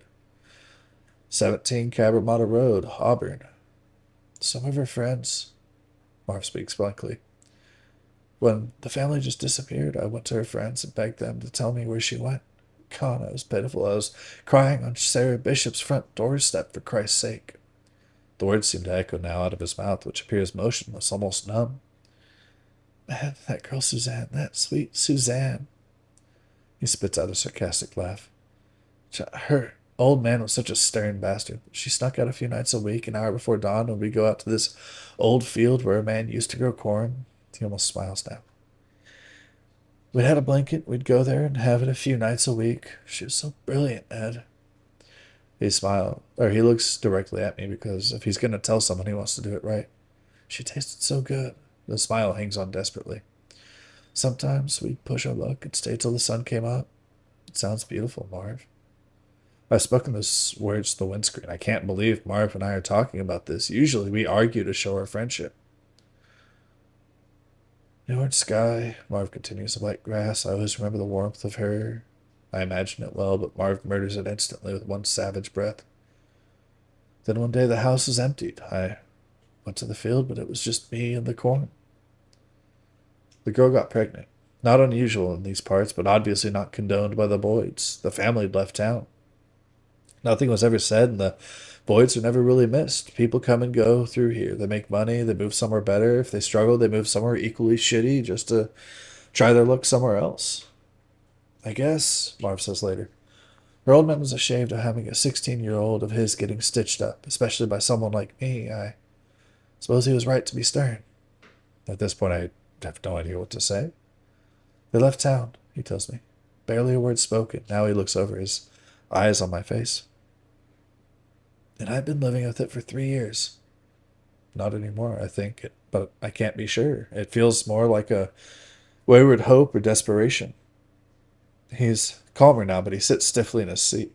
An hour goes by. I wait. I ask, "Have you been to that address?" He stiffens further. "No, I've tried, but I can't." He resumes telling a story. "About a week after that day at the Bishop place, I came to where Sarah came to where I was working. She hands me the note and says, 'I promise not to tell anyone, especially you, but I just don't think it's right.' And then she says, 'But you be careful, Marv. Susie's old man says he'll kill you if you so much as set foot near her again.' Then she left." A blankness blankets his face. "It was raining that day, I remember. Small sheets of rain." "Sarah," I asked. "That's the tall, brown, pretty one, right?" "That's her," Mark confirms. "After what she said, I drove to the city a few times. Once I even had 10 grand in my pocket to help out. It's all I want, Ed." "I believe you." Solemnly, he rubs his face and says, "I know, thanks." "So you've never seen the kid?" "No, I've never had the neck to even turn onto that street. I'm pathetic." He begins to chant, "Pathetic, pathetic, pathetic." And gently, fiercely, he beats his fist on the wheel. I expect him to explode, but Marv can't find the strength for any outflow of emotion past that. For 3 years, since that girl left, his front has been impeccable. Now it peels from his skin, leaving the truth of him at the wheel of his car. "This," he shakes, sighing. This is what I look like at 3 a.m., Ed. Every morning I see that girl, that dirt poor, spectacular girl. Sometimes I walk out to that field, sink to my knees. I hear my heart beating, but I don't want to. I hate my heartbeat. It's too loud out in that field. It falls right down, right out of me, then just gets back up again. I hear it. I imagine it. His legs yield, trousers scratching in the dirt, kneeling there with bruised knees and a collapsing heart. It hits the ground next to him hard, and it beats and beats and just beats. It refuses to die, run cold, always finding its way back into Marv's body, but one night, surely it has to succumb. 50 grand, Marv tells me. I'm stopping at 50. First it was 10, then 20. I just couldn't stop, paying off the guilt. That's right. He tries to start the car a few times, and eventually we head off. But it isn't money that'll fix me. He stops in the middle of the road, the brakes burn, and Marv's face ignites. I want to hold that kid. You have to. There are plenty of ways to do it, he says. But only one, I reply. Marv nods. When he drops me back home, the nights turn cold. Hey, Marv. He looks into me.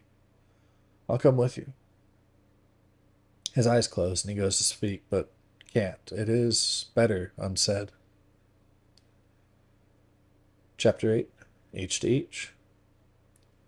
Tomorrow's the day. After I've walked in, I retire to the lounge room and sit there completely exhausted on the couch. About 5 minutes later, Marv calls and tells me. He doesn't say hello. We'll go tomorrow. About 6. I'll pick you up. No, I say, I'll drive you in the cab. Good idea. If I get the crap beaten out of me, we might want a car that starts in the first go. The time arrives and we leave my place at 6, making it to Auburn by nearly 7. Traffic's heavy. I hope the bloody kid's still up. I wonder out loud. Marv doesn't answer. Pulling up to 17 Cabramatta Road, I can't help but notice it's the exactly same side fiber shithole the Boyds used to live in back home. We're on the other side of the road, typical messenger style. Marv looks at the clock. I'll go in at 7:05. 7:05 comes and goes. Okay. 7:10. No worries, Marv. At 7:46, Marv stands out of the car. Good luck, I say. God, I can hear his heart from inside the cab. It's a wonder it hasn't bludgeoned the poor guy to death. He stands there, 3 minutes, crosses the road, 2 attempts. The order's different.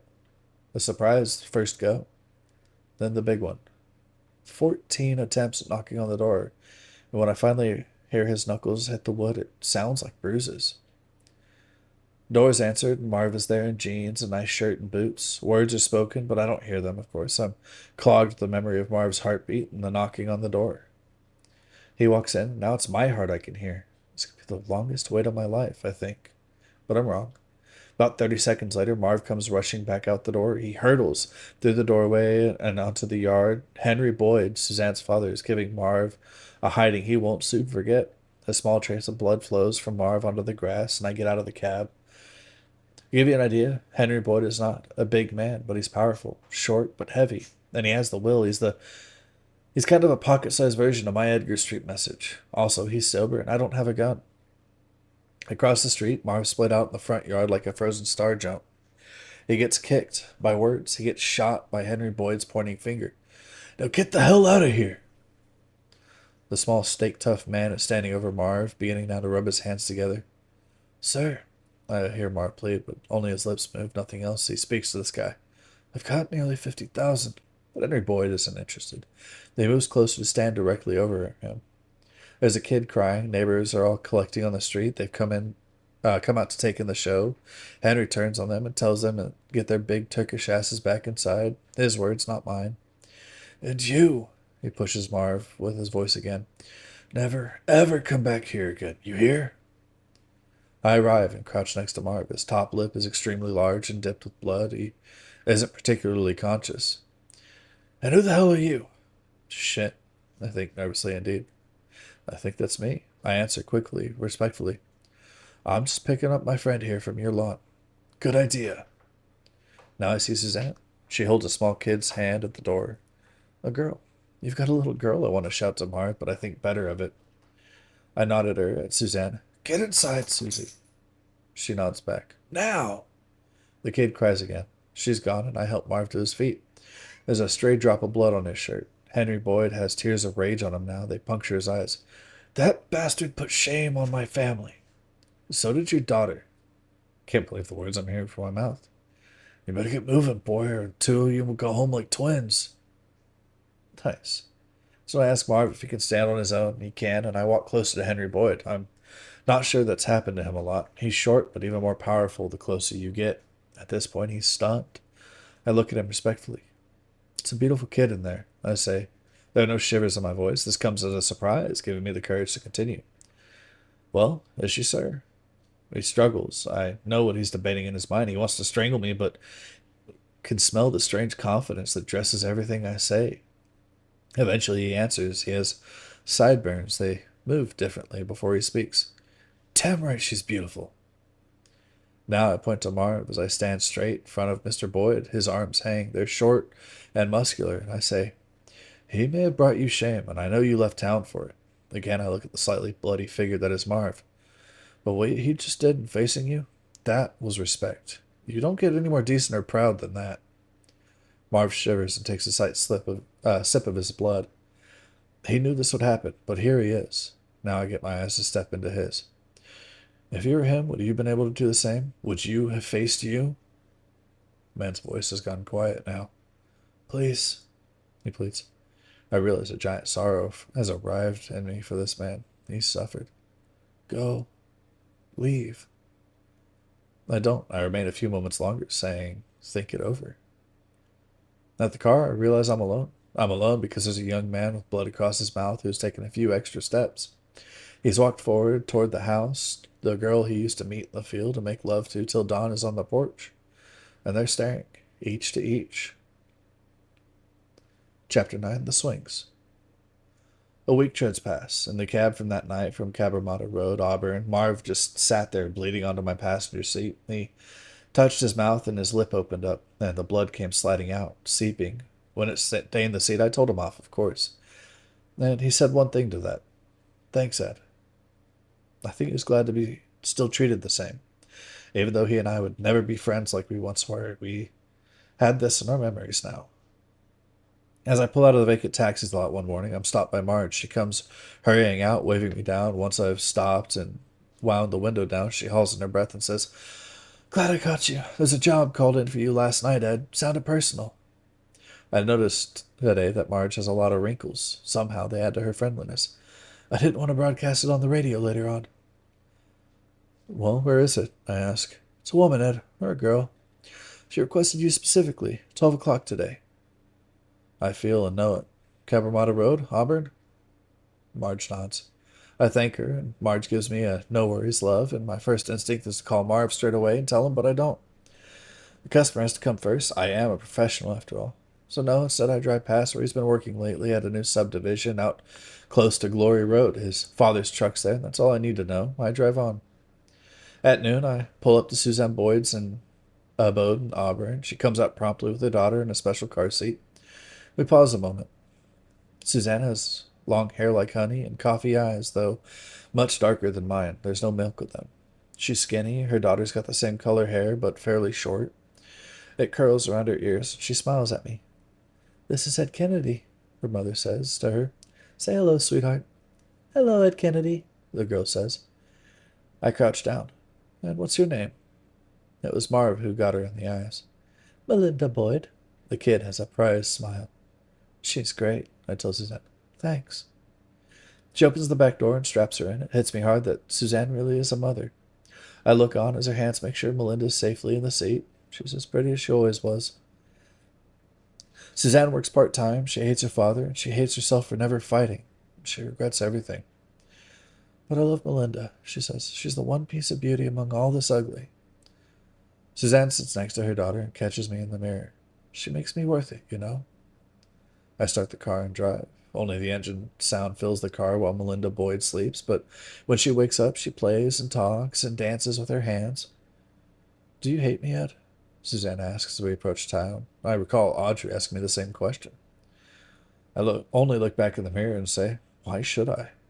For what I did to Marv."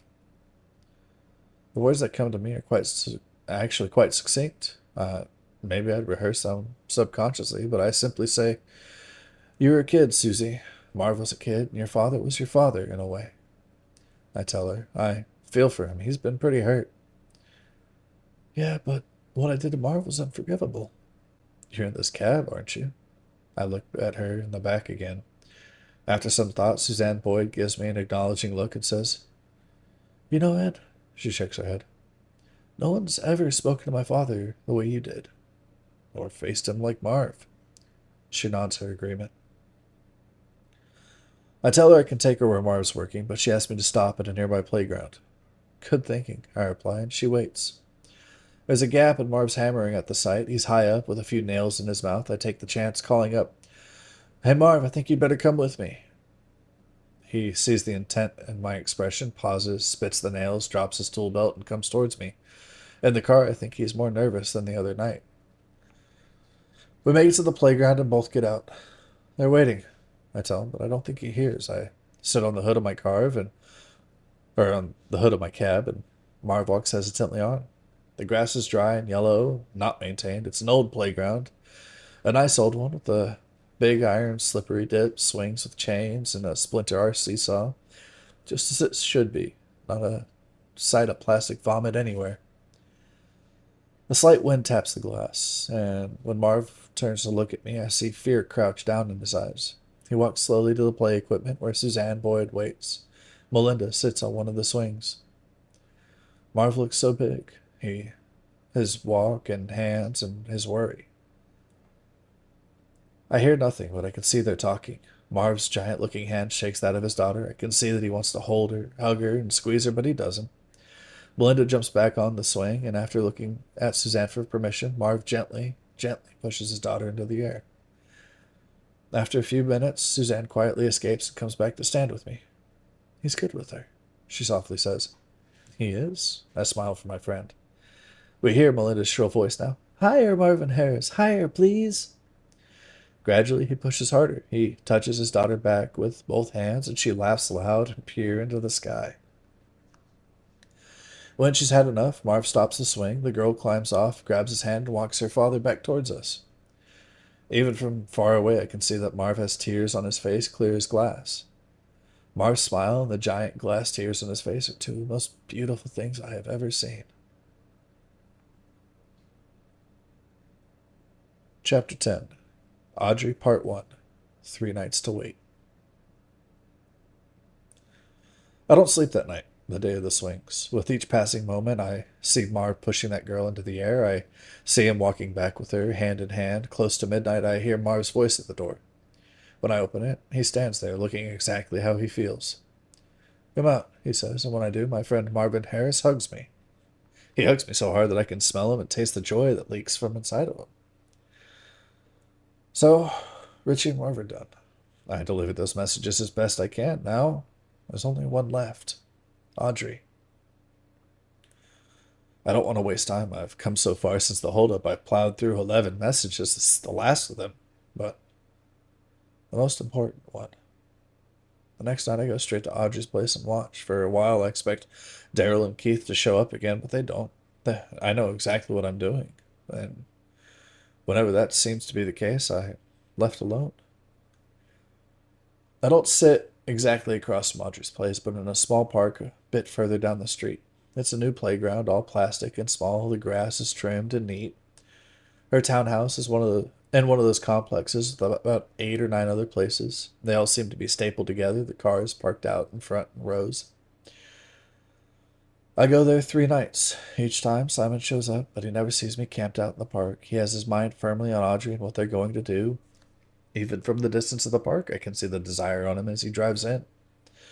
Once he's inside, I walk closer to the letterboxes and look. They eat, they have sex, they drink, they have more sex. The sound of it slides under the door as I stand there. Remember the conversation I had with Simon at Christmas when he picked me up at Mila's. I know what I have to give to Audrey. Audrey doesn't love anyone. She refuses, but she loves me. She loves me, and for one moment in time, she needs to allow it. She needs to hold it, know it completely. Just once. All 3 nights I stay till morning. Simon leaves before the sun comes up. He must be rostered on for early morning in the city. On the third night, I think it. Tomorrow.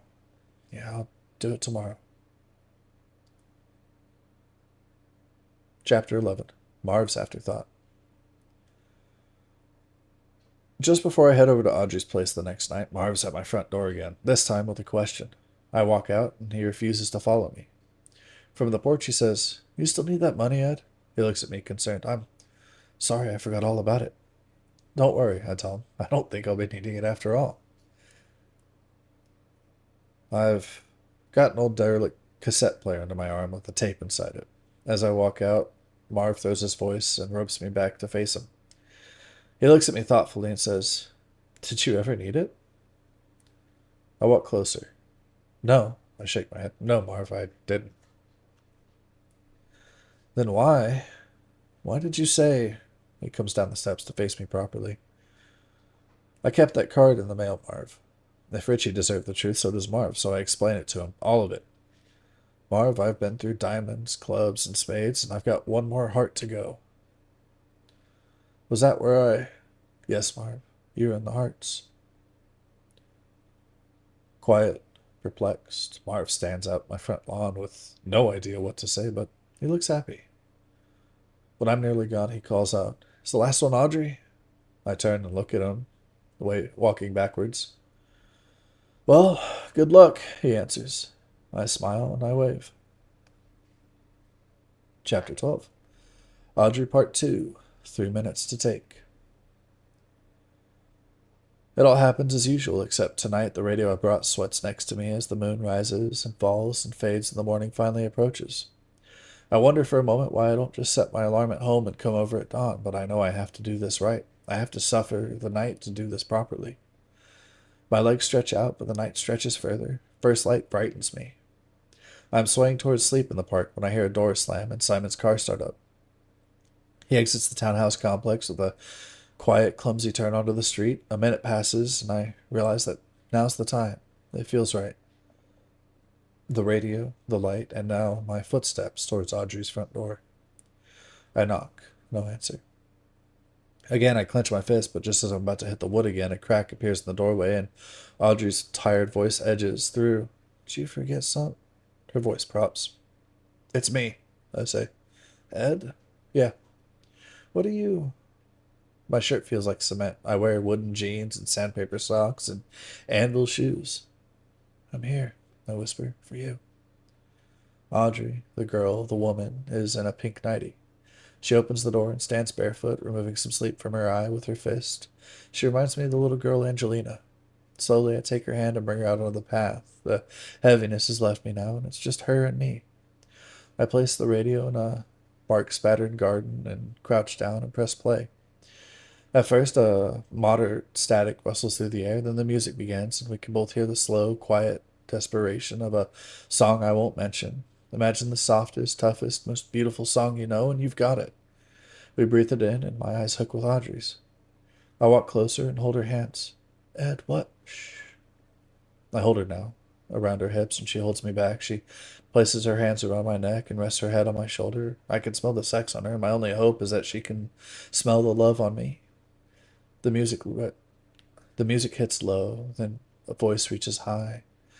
It's the music of hearts again, but much better this time. We move and turn, and Audrey's breath places itself on my neck, and we dance on the path. We hold each other. At one point, I let go and twirl her slowly.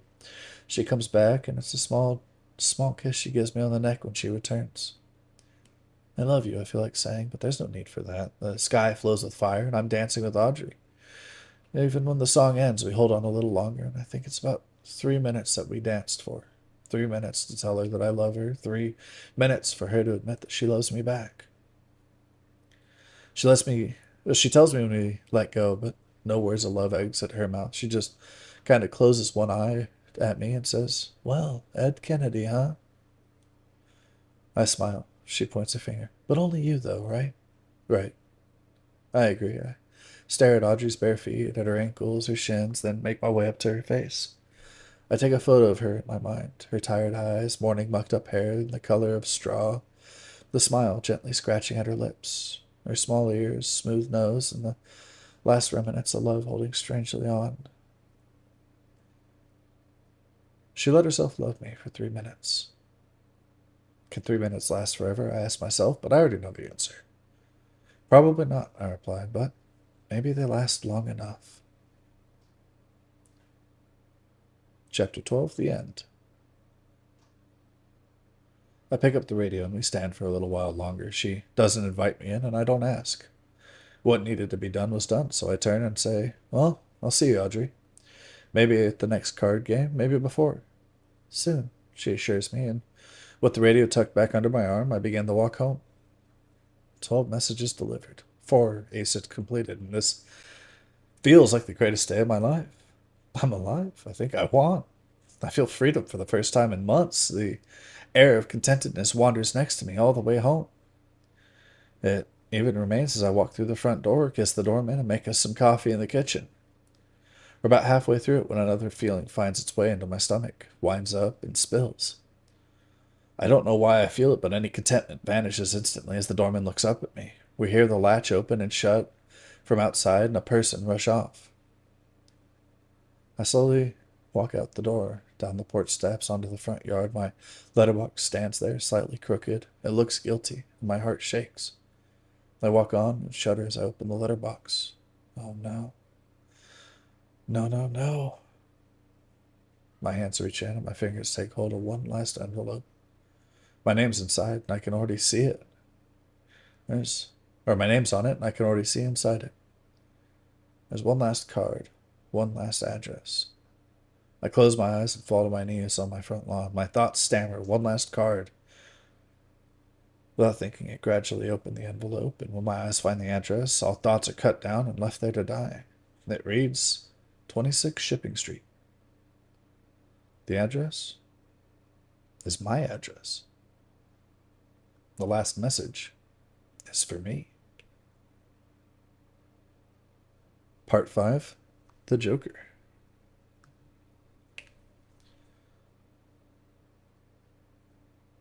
Chapter 1, The Laughter. The street is empty and silent. The Joker laughs at me. Everything is quiet but for the silent laughter of the clown in my hands. He roars. The grass is covered with sweat, and I stand alone with the wild card between my fingers. I've been watched all along, but never have I felt as vulnerable or as scrutinized as right now. Inside, I panic. What's waiting inside? Get in there, I say, and I walk across the sweat-soaked grass. Of course, I don't want to go inside, but what other choice do I have? If someone's in there, there's nothing I can do about it. My feet print on the cement porch with wetness. I walk into the kitchen. "Anyone there?" I call out. But there's no one in my kitchen. In fact, there's no one in my house except the doorman, the Joker, and me. I all but check under the bed, even though I know it wouldn't be in the style of what's been happening. They'd be drinking my coffee or taking a leak in my toilet or having a bath or something like that. There's nothing and no one in my house. The silence pervades everything until the doorman yawns and licks his lip. Hours pass until I have to go to work. "Where to?" "Martin Place, please."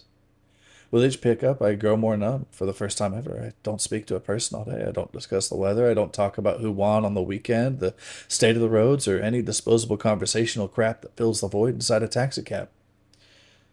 That's the first day. Second day's the same, and on the third, something happens. I'm on my way back home when I nearly crash at a roundabout. A combi in front of me attempts to go, but I look right instead of staying focused on the van. It stops abruptly, the brakes yell at my feet, and I manage to stop inches from the combi's number plate. I had the Joker in the passenger seat. It springs forward, lands on the floor, and laughs. Part 2, or Chapter 2, The Weeks. You ever stretched your legs or touched your toes and tried for too much? That's how the days and weeks feel now as I work and wait for the Joker to unveil itself. What will happen at my shack, 26 Shipping Street? Who will arrive? On February 7th, a hand reaches my door. I half rush, I half stall on my way there. Is this it? It's Audrey. She walks in and says, "You've been quiet lately, Ed. Marv says he's been trying to call you, but you haven't been home." "I've been working." "And?" "Waiting." She sits down on the couch and asks, "For what?" In no rush, I stand and walk to the drawer in the bedroom and pull out the four cards. When I return to her, I go through them one by one. Diamonds, I say, done. I let it go and watch it flutter to the floor. Clubs, done. Again, this card hits the carpet. Spades and hearts, both done. So what now? Audrey can see the paleness on my face and the jaded look of the rest of me. From my pocket, I pull the Joker. "This," I state. I beg her. I nearly weep as I say, "Tell me, Audrey, please tell me it's you. Say you've been sending me these cards." I plead with her. "Tell me you just wanted me to help people and what, Ed?" I close my eyes. "Make myself better. Make me worth something." The words fall to the floor, to the cards, and Audrey smiles. She smiles, and I wait for her to admit it. "Tell me," I demand. "Tell." She folds. She tells the truth. The words flow almost unconsciously from her mouth. "No, Ed," she says slowly. "It wasn't me." She shakes her head and faces me. "I'm sorry, Ed. I'm so sorry. I wish it was, but..." She doesn't finish her sentence. Chapter 3. The end is not the end. Finally it comes. Another knock rattles my door, and I know this one feels right. It's late, the hand is harsh. I place my shoes on my feet before I go to answer it. "Breathe deep, Ed." And so I do. "Stay here," I order the doorman when he meets me in the hall, but he follows me back to the door. When I open it, there's a man in a suit. "Ed Kennedy." He's bald, has a lengthy mustache. "Yeah," I say. He comes close to the doorway and says, "I have something for you. Can I come in?" He's friendly enough, and I decide if he wants to come in, I should allow it. I step aside, let the man pass. He's tall, middle-aged. His voice is steeped with politeness and assertion. "Coffee?" I ask, but he declines. "No, thank you." This is the first time I see the briefcase in his hand. He sits and opens it, and inside he has a wrapped lunch, an apple, and an envelope. "Sandwich?" he offers. "No, thanks." Good decision. My wife makes an awful sandwich. I just couldn't bear to eat it today. Quickly he turns to business, handing me the envelope. "Thanks," I speak with trepidation. "You going to open it?" "Who sent you?" I shoot him through the eyes. The man is taken back for a moment. "Open it." "Who sent you?" I can't hold myself any longer, though. My fingers work their way inside the envelope, and the familiar handwriting now greets me. "Dear Ed, the end is near. I think you'd best be getting down to the cemetery." "The cemetery?" I ask. I know tomorrow is exactly a year to the day that my father died. My father, I say to the man. "Tell me, was it him?" "I don't know what you're talking about." "Why not?" I nearly take hold of him. What? "I was sent here." "By who?" The man can only bow his head. He speaks the words with purpose. I don't know. I don't know who he is. Was my father behind it? I talked to him. Did he organize all of this before he died? Did he? I hear what my mother said to me last year. "You're just like him." Did my father leave instructions for someone to organize this? I remember seeing him walk the streets at night when I was in my cab. He did it to sober up. I'd pick him up once in a while as he made his way home from the pub. It's how he knew the addresses, I say aloud. "Sorry?" "Nothing," I answer, but no more words are spoken because I'm out the door. I'm running up the street, out to the cemetery. The night is that blue-black color. The Clouds are like cement paved across sections to the sky. The cemetery looms up when I turn to the area where my father's grave is. Some security guards are standing close by, or are they? No, it's Daryl and Keith. I slow to a standstill and they watch me, and Daryl speaks. Congratulations, Ed. I catch up to my breath. My father? You are like he was, Keith enlightens me, and just like him, you're most likely to die the same way. A quarter of what you could have been. So he sent you to do this. He organized it before he died? Daryl answers the question, wandering closer. You see, Ed, you're always an absolute no-hoper, just like your old man. No offense. None taken. And we've been employed to test you, to see if you can avoid this life. He points casually to the grave. Only problem is, Keith steps in now, it wasn't your father who sent us. That takes a while to sink in. It's not Audrey, it's not my father. Crowds of questions stream through me like the lines of people exiting a soccer ground or a concert. They push and shove and trip. Some make their way around. Some remain in their seats, waiting for their opportunity. What are you doing here, then? I asked them. How did you know I'd be here right at this exact moment in time? Our employer sent us, Doe replies. He told us he'd be here. Keith chimes in again. They're working well tonight. So we came. He smiles almost sympathetically. He hasn't been wrong yet. I try to think, to make sense of all of this. Well, I begin, but it appears I have no more words to extend the sentence, so I find them. Who's your employer? Daryl shakes his head. We don't know, Ed. We'll just do what we're told. He begins to wrap things up. But yes, Ed, you were sent here to remind yourself that you don't want to die in the same way your father did. Understand? I nod my agreement. And now we have one last thing to tell you, and we'll disappear from your life forever. I prepare to listen hard. What is it? They're already walking away. It's just that you have a little longer to wait, okay? I stand there. What else can I do but stand there? I watch Daryl and Keith walk calmly into the night. They're gone, and I'll never see them again. Thank you, I say, but they don't hear me. It's a shame that they never will. A few more days pass, and I realize there's nothing else I can do but wait. I've almost given up when I'm waved down by a young man in jeans, a jacket, and a cap on my way home from work one morning at dawn. He gets into the back seat, the usual. I ask him where to, the usual. Then I get an answer. 26 Shipping Street. Not the usual. Words paralyze me, and I nearly pull the car to a stop. Let's drive on, he says, but he doesn't look up. Like I told you, Ed, 26 Shipping Street. I drive. We travel in silence till we make it to town. I'm driving cautiously with nervous eyes and a badly beating heart. I turn onto my street, pull up to my place. Finally, the person in the back seat removes his cap and looks up so I can see him for the first time in the mirror. It's you! I shout. Yes. Something greater than shock or surprise has stolen every thought or reaction I might have had. Because in the back seat of my cab, is the failed bank robber from the start of this story. His ginger whiskers are there, and he's still ugly as ever. 6 months are up, he explains. He sounds friendly this time. But don't ask questions, he interrupts. Just drive on. Drive me to 45 Edgar Street. I do. Do you remember this place? He says. I do. Now, 13 Harrison Avenue. And one by one, the failed bank robber takes me to each place, to Mila and Sophie, to the father and Angie Caruso, to the Rose boys. Remember? He questions me each time. In the cab, I revisit each place, each message. Yeah, I tell him I do. Good. Laurie Road now. Clown Street, your mom's place, Bell Street. And you know the last three. We drive the streets of the town as the sun climbs higher in the sky. We go to Richie's, to the playground with the unkept grass, to Audrey's place. At each destination, remembering takes its turn in me as I drive. At times, it makes me want to stop and stay forever with Richie and the river, Marv and the swings, dancing with Audrey in the silent fire of the morning. Where to now? I ask when we return to my place. Get out, he tells me, and now I can't help it. I say, it was you, wasn't it? You robbed the bank knowing that. Oh, could you shut up, Ed?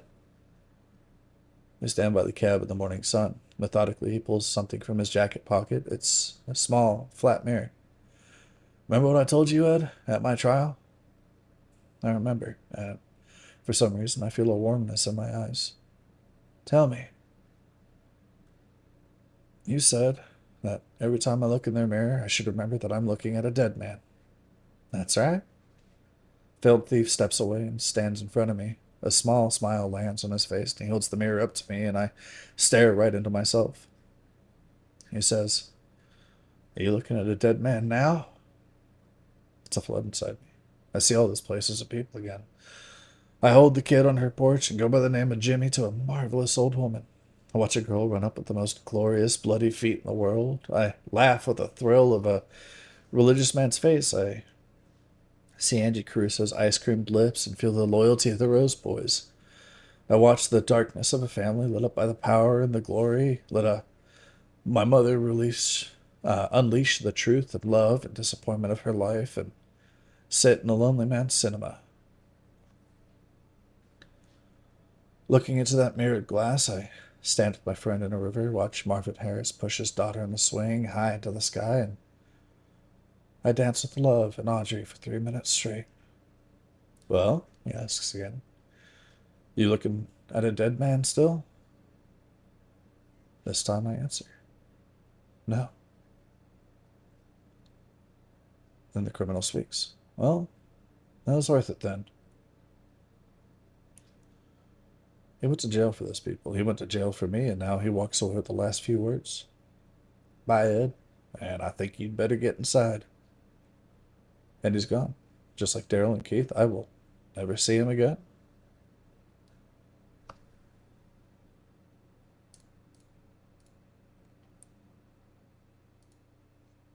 The folder. I walk calmly as I can. I walk inside. My front door is open. On my couch, there sits a young man who pats the doorman very quietly and happily. Hi, Ed, he says. Finally. I'm glad that I finally get to meet you. Are you? He nods. He nods again. When he stands up, he says, I came to the town a year ago, Ed. He has fairly short brown hair and stands a bit smaller than medium height, wears a shirt, black jeans, and blue athletic shoes. As each minute passes, he looks more like a boy than a man, although when he speaks, his voice is not a boy's at all. It was about a year ago. I saw your father buried. I saw you and your card games, your dog and your ma. I just kept coming back, watching, the same way you did at all those addresses. He turns away for a moment, almost ashamed. I killed your father, Ed. I organized the bungled bank robbery for a time when you were there. I instructed that man to brutalize his wife. I made Daryl and Keith do all those things to you. And your mate who took you to the Stones. He looks down and then back up again. I did it all to you. I made you a less than competent taxi driver and got to do all those things that you thought you couldn't. We stand now, staring, waiting for more words. And why? He pauses, but doesn't move back. It's because I did it because you are the epitome of ordinariness, Ed. He looks at me seriously. And if a guy like you could stand up and do what you did for all those people, well, maybe everyone can. Maybe everyone can live beyond what they're capable of. He becomes intense now, emotional. This is everything. Maybe even I can. He sits back down on the couch now. I recall the sensation of feeling the town painted around me and feeling inverted. Is this happening? It is, and the young man sits there, rinsing his hand through his hair. Quietly, he stands up and looks back at the couch. There's a faded yellow folder sitting on a cushion. It's all in there, he says. Everything. Everything I wrote for you. Every idea I scratched around with. Every person you helped, hurt, or ran into. But how? My words feel smeared. How? Even this, he answers, is in there. This discussion. I'm shocked, amazed, dumbfounded. I stand. Eventually, I manage to speak again. Am I real? He barely even thinks about it. He doesn't need to. Look in the folder, he says. At the end. You see it? In large scrawled letters at the blank side of the cardboard beard coaster, it's written. His answer is written there in black ink. It says, of course you're real. Like any thought or any story. It's real when you're in it. He says, I'd better go now. You'll probably want to go through that folder and check for consistency. It's all there. For a moment, I panic. It's the feeling that falling when you know the question without the question that you've lost control of your car or made a mistake beyond repair. What do I do now? I asked desperately. Tell me, what do I do now?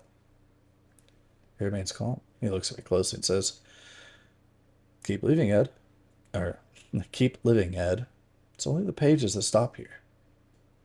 He stays for perhaps another 10 minutes, probably due to the trauma that strapped itself to me. I remain standing, trying to contemplate and recover from what just transpired. I think I'd better go, he says, and this time with more finality. With difficulty, I walk him to the front door. We say goodbye on the porch, and he walks back up the street. I wonder about his name, but I'm sure I'll learn it soon enough. He's written about this, I'm sure, the bastard. All of it. As he walks up the street, he pulls a small notebook from his pocket, writes a few things down. It makes me think that maybe I should write about all this myself. After all, I'm the one who did all the work. I'd start with the bank robbery, something like, the gunman is useless. The odds are, however, he's beaten me to it already. It'll be his name on the cover of all these words, not mine. He'll get all the credit, or the crap, if he does a shit job. But just remember that I was the one, not him, who gave life to these pages. I was the one who... They tell me to stop. It's an inner voice, and it's loud. All day I think about many things. I try not to, and I look through the folder and find everything that he said. All the ideas are written in, people sketched, scratchy excerpts are stapled together, beginnings and endings merge and bend. Hours wander past, and days follow them. I didn't leave the shack, didn't answer the phone, I barely even eat. The doorman sits with me as the minutes pass by, and for a long time I wonder what I'm waiting for. But I understand it's just like he said. I guess it's for life beyond these pages. Final chapter. The message. One afternoon I hear what feels like the last knock at my door, and standing there on my cracked front porch is Audrey. Her eyes dangle for a moment, and she asks to come in. In the hallway, she falls back against the door and says, "Can I stay, Ed?" I go to her. Of course, you could stay the night. But she shakes her head, her eyes finally falling. Audrey walks forward and reaches into me. "Not for tonight," she says. "For good." We sink to the floor of my hallway, and Audrey kisses me. Her lips join with mine, and I taste her breath and swallow and feel and lunge for it. It streaks inside me with streams of her beauty. I hold her yellow hair, touch the smooth skin of her neck, and she keeps kissing me. She wants to. When we finish, the doorman walks to us and settles down by my side. "Hey, doorman," Audrey says, and her eyes stream. She looks happy. The doorman looks at both of us. He is the sage, he is the wisdom, and he says, "About bloody time, you two." We stay in the hall for close to an hour, and I tell Audrey everything. She listens intently as she pats the doorman, and she believes me, and I realize that Audrey has always believed me. I'm about to relax completely when the final question slips inside me. It tries to get up, but slips over and over again. "The folder," I say. I get up and walk hurriedly along the lounge. I go to my knees and go through the folder incessantly. I sit there and comb through it. I rummage and plow among the loose papers. "What are you doing?" Audrey asks. She comes in and stands behind me. I turn and look up at her. "I'm looking for this," I tell her. I wave my hand at both of us. "I'm looking for you and me together." And Audrey only crouches down. She kneels with me and places her hand on mine and makes me drop the papers. "I don't think it's there," she says softly. "Think, Ed?" Her hands hold me now, gently on my face. The orange of the late afternoon is attached to her. "I think this belongs to us." It's evening now, and Audrey and I share coffee with the doorman on the front porch. He smiles at me when he's finished and falls into his normal gentle sleep by the door. The caffeine doesn't affect him anymore. Audrey's fingers hold onto mine, and the light remains for a few moments longer. I can hear the words again from this morning. If a guy like you could stand up and do what you did, then maybe anyone can. Maybe everyone can live beyond what they're capable of. And that's when I realize. In that sweet, cruel, beautiful moment of clarity, I smile and watch it crack in the cement and speak to Audrey and the sleeping doorman. I tell them what I'm telling you.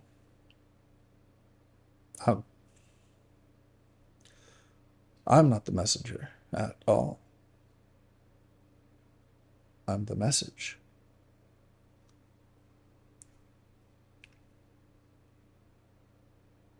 that is the end of I Am the Messenger, written by Marcus Zuzak.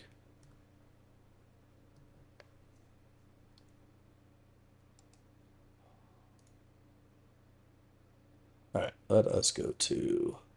We're going to go to the lo-fi beats for a little bit. Sorry, I know that was a really long story time, but I had to finish that. We're very close to the end of the book, and there's not really a good spot to stop in that. The final messages with his friends, and then the very end of the book.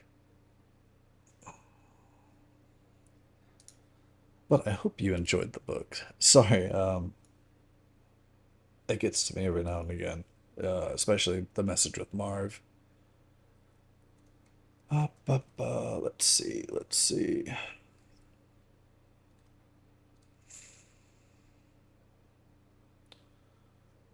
Oh man, I don't know how long that the actual recording did.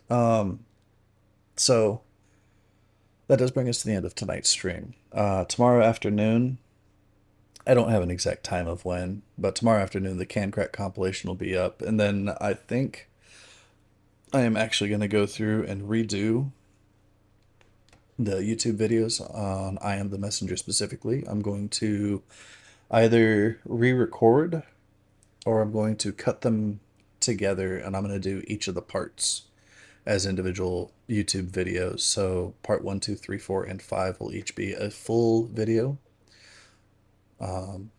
Maybe with a maximum time of an hour, so it might be, you know, a collection of chapters. But that was that was I Am the Messenger by Marcus Zuzak. It is, again, one of my it's easily my favorite book. Definitely one of my favorite books. It's just a real simple book with a lot behind it. And it's a good, you know, for me at least, it was a good one-day read.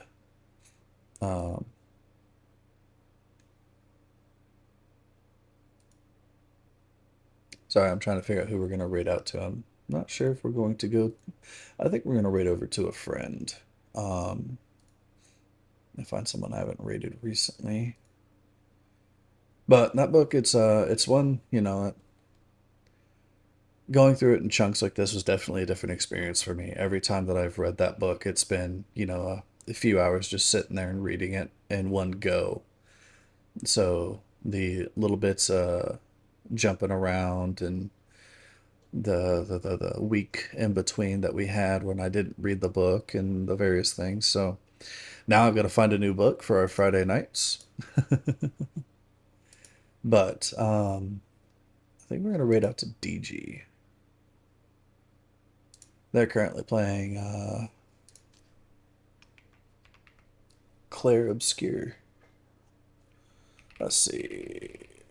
What are we going to do for today? Waffle is raiding the snack cabinet. But that is going to bring us to the end of tonight's stream.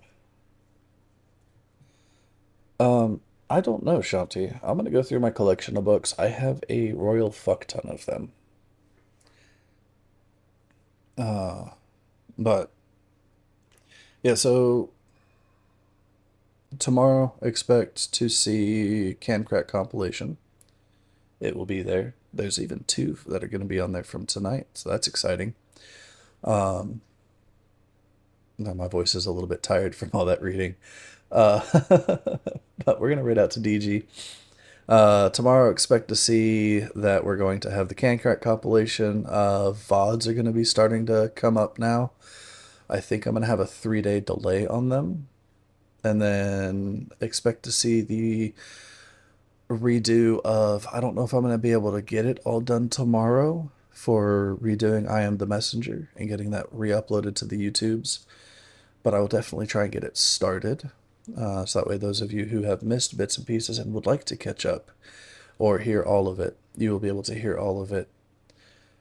But go ahead and get our raid prep going here. If you are not part of my Discord, Zephyr has tossed the link up there for you to see. Please come join us. I expect to see a lot more excitement and neat things starting to come from the Discord. The videos that I'm talking are going to be in the YouTube channels linked in my link tree. Story time and stream highlights will be on the main channel, and full VODs will be on the VOD channel.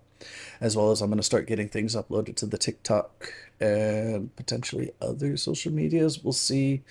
I'm not such a big fan of the Twitter and Instagram and all of that. And then, of course, my raid messages are there. We're going with a little bit of a goofy raid message. The first one with the shaking raid sign is for my amazing subscribers. The other one is for my wonderful followers.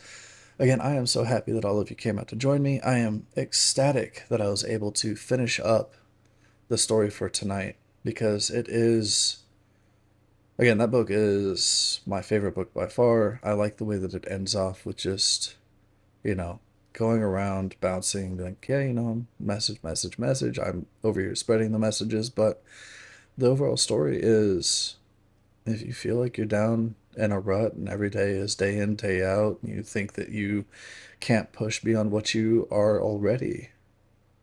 I mean, Ed Kennedy, the epitome of mediocrity, was able to come through and make something of himself. But with that, we are going to go and say hello to DG, currently playing Expedition 33 or Clair Obscure, whichever one you want to call it. I appreciate every single one of you coming out and spending the evening with me. I hope you have a beautiful rest of your time zone, whether it be morning, afternoon, evening, or night. I'm going to head off. I'm going to take care of a few things. And I hope that you have a fantastic rest of your time. Thank you once again for joining me. And please remember, life is way too short to be serious all the time. Find the moments that bring you joy and the things that bring you happiness. Once again, thank you for joining me, and I hope you have a wonderful rest of your time. Bye.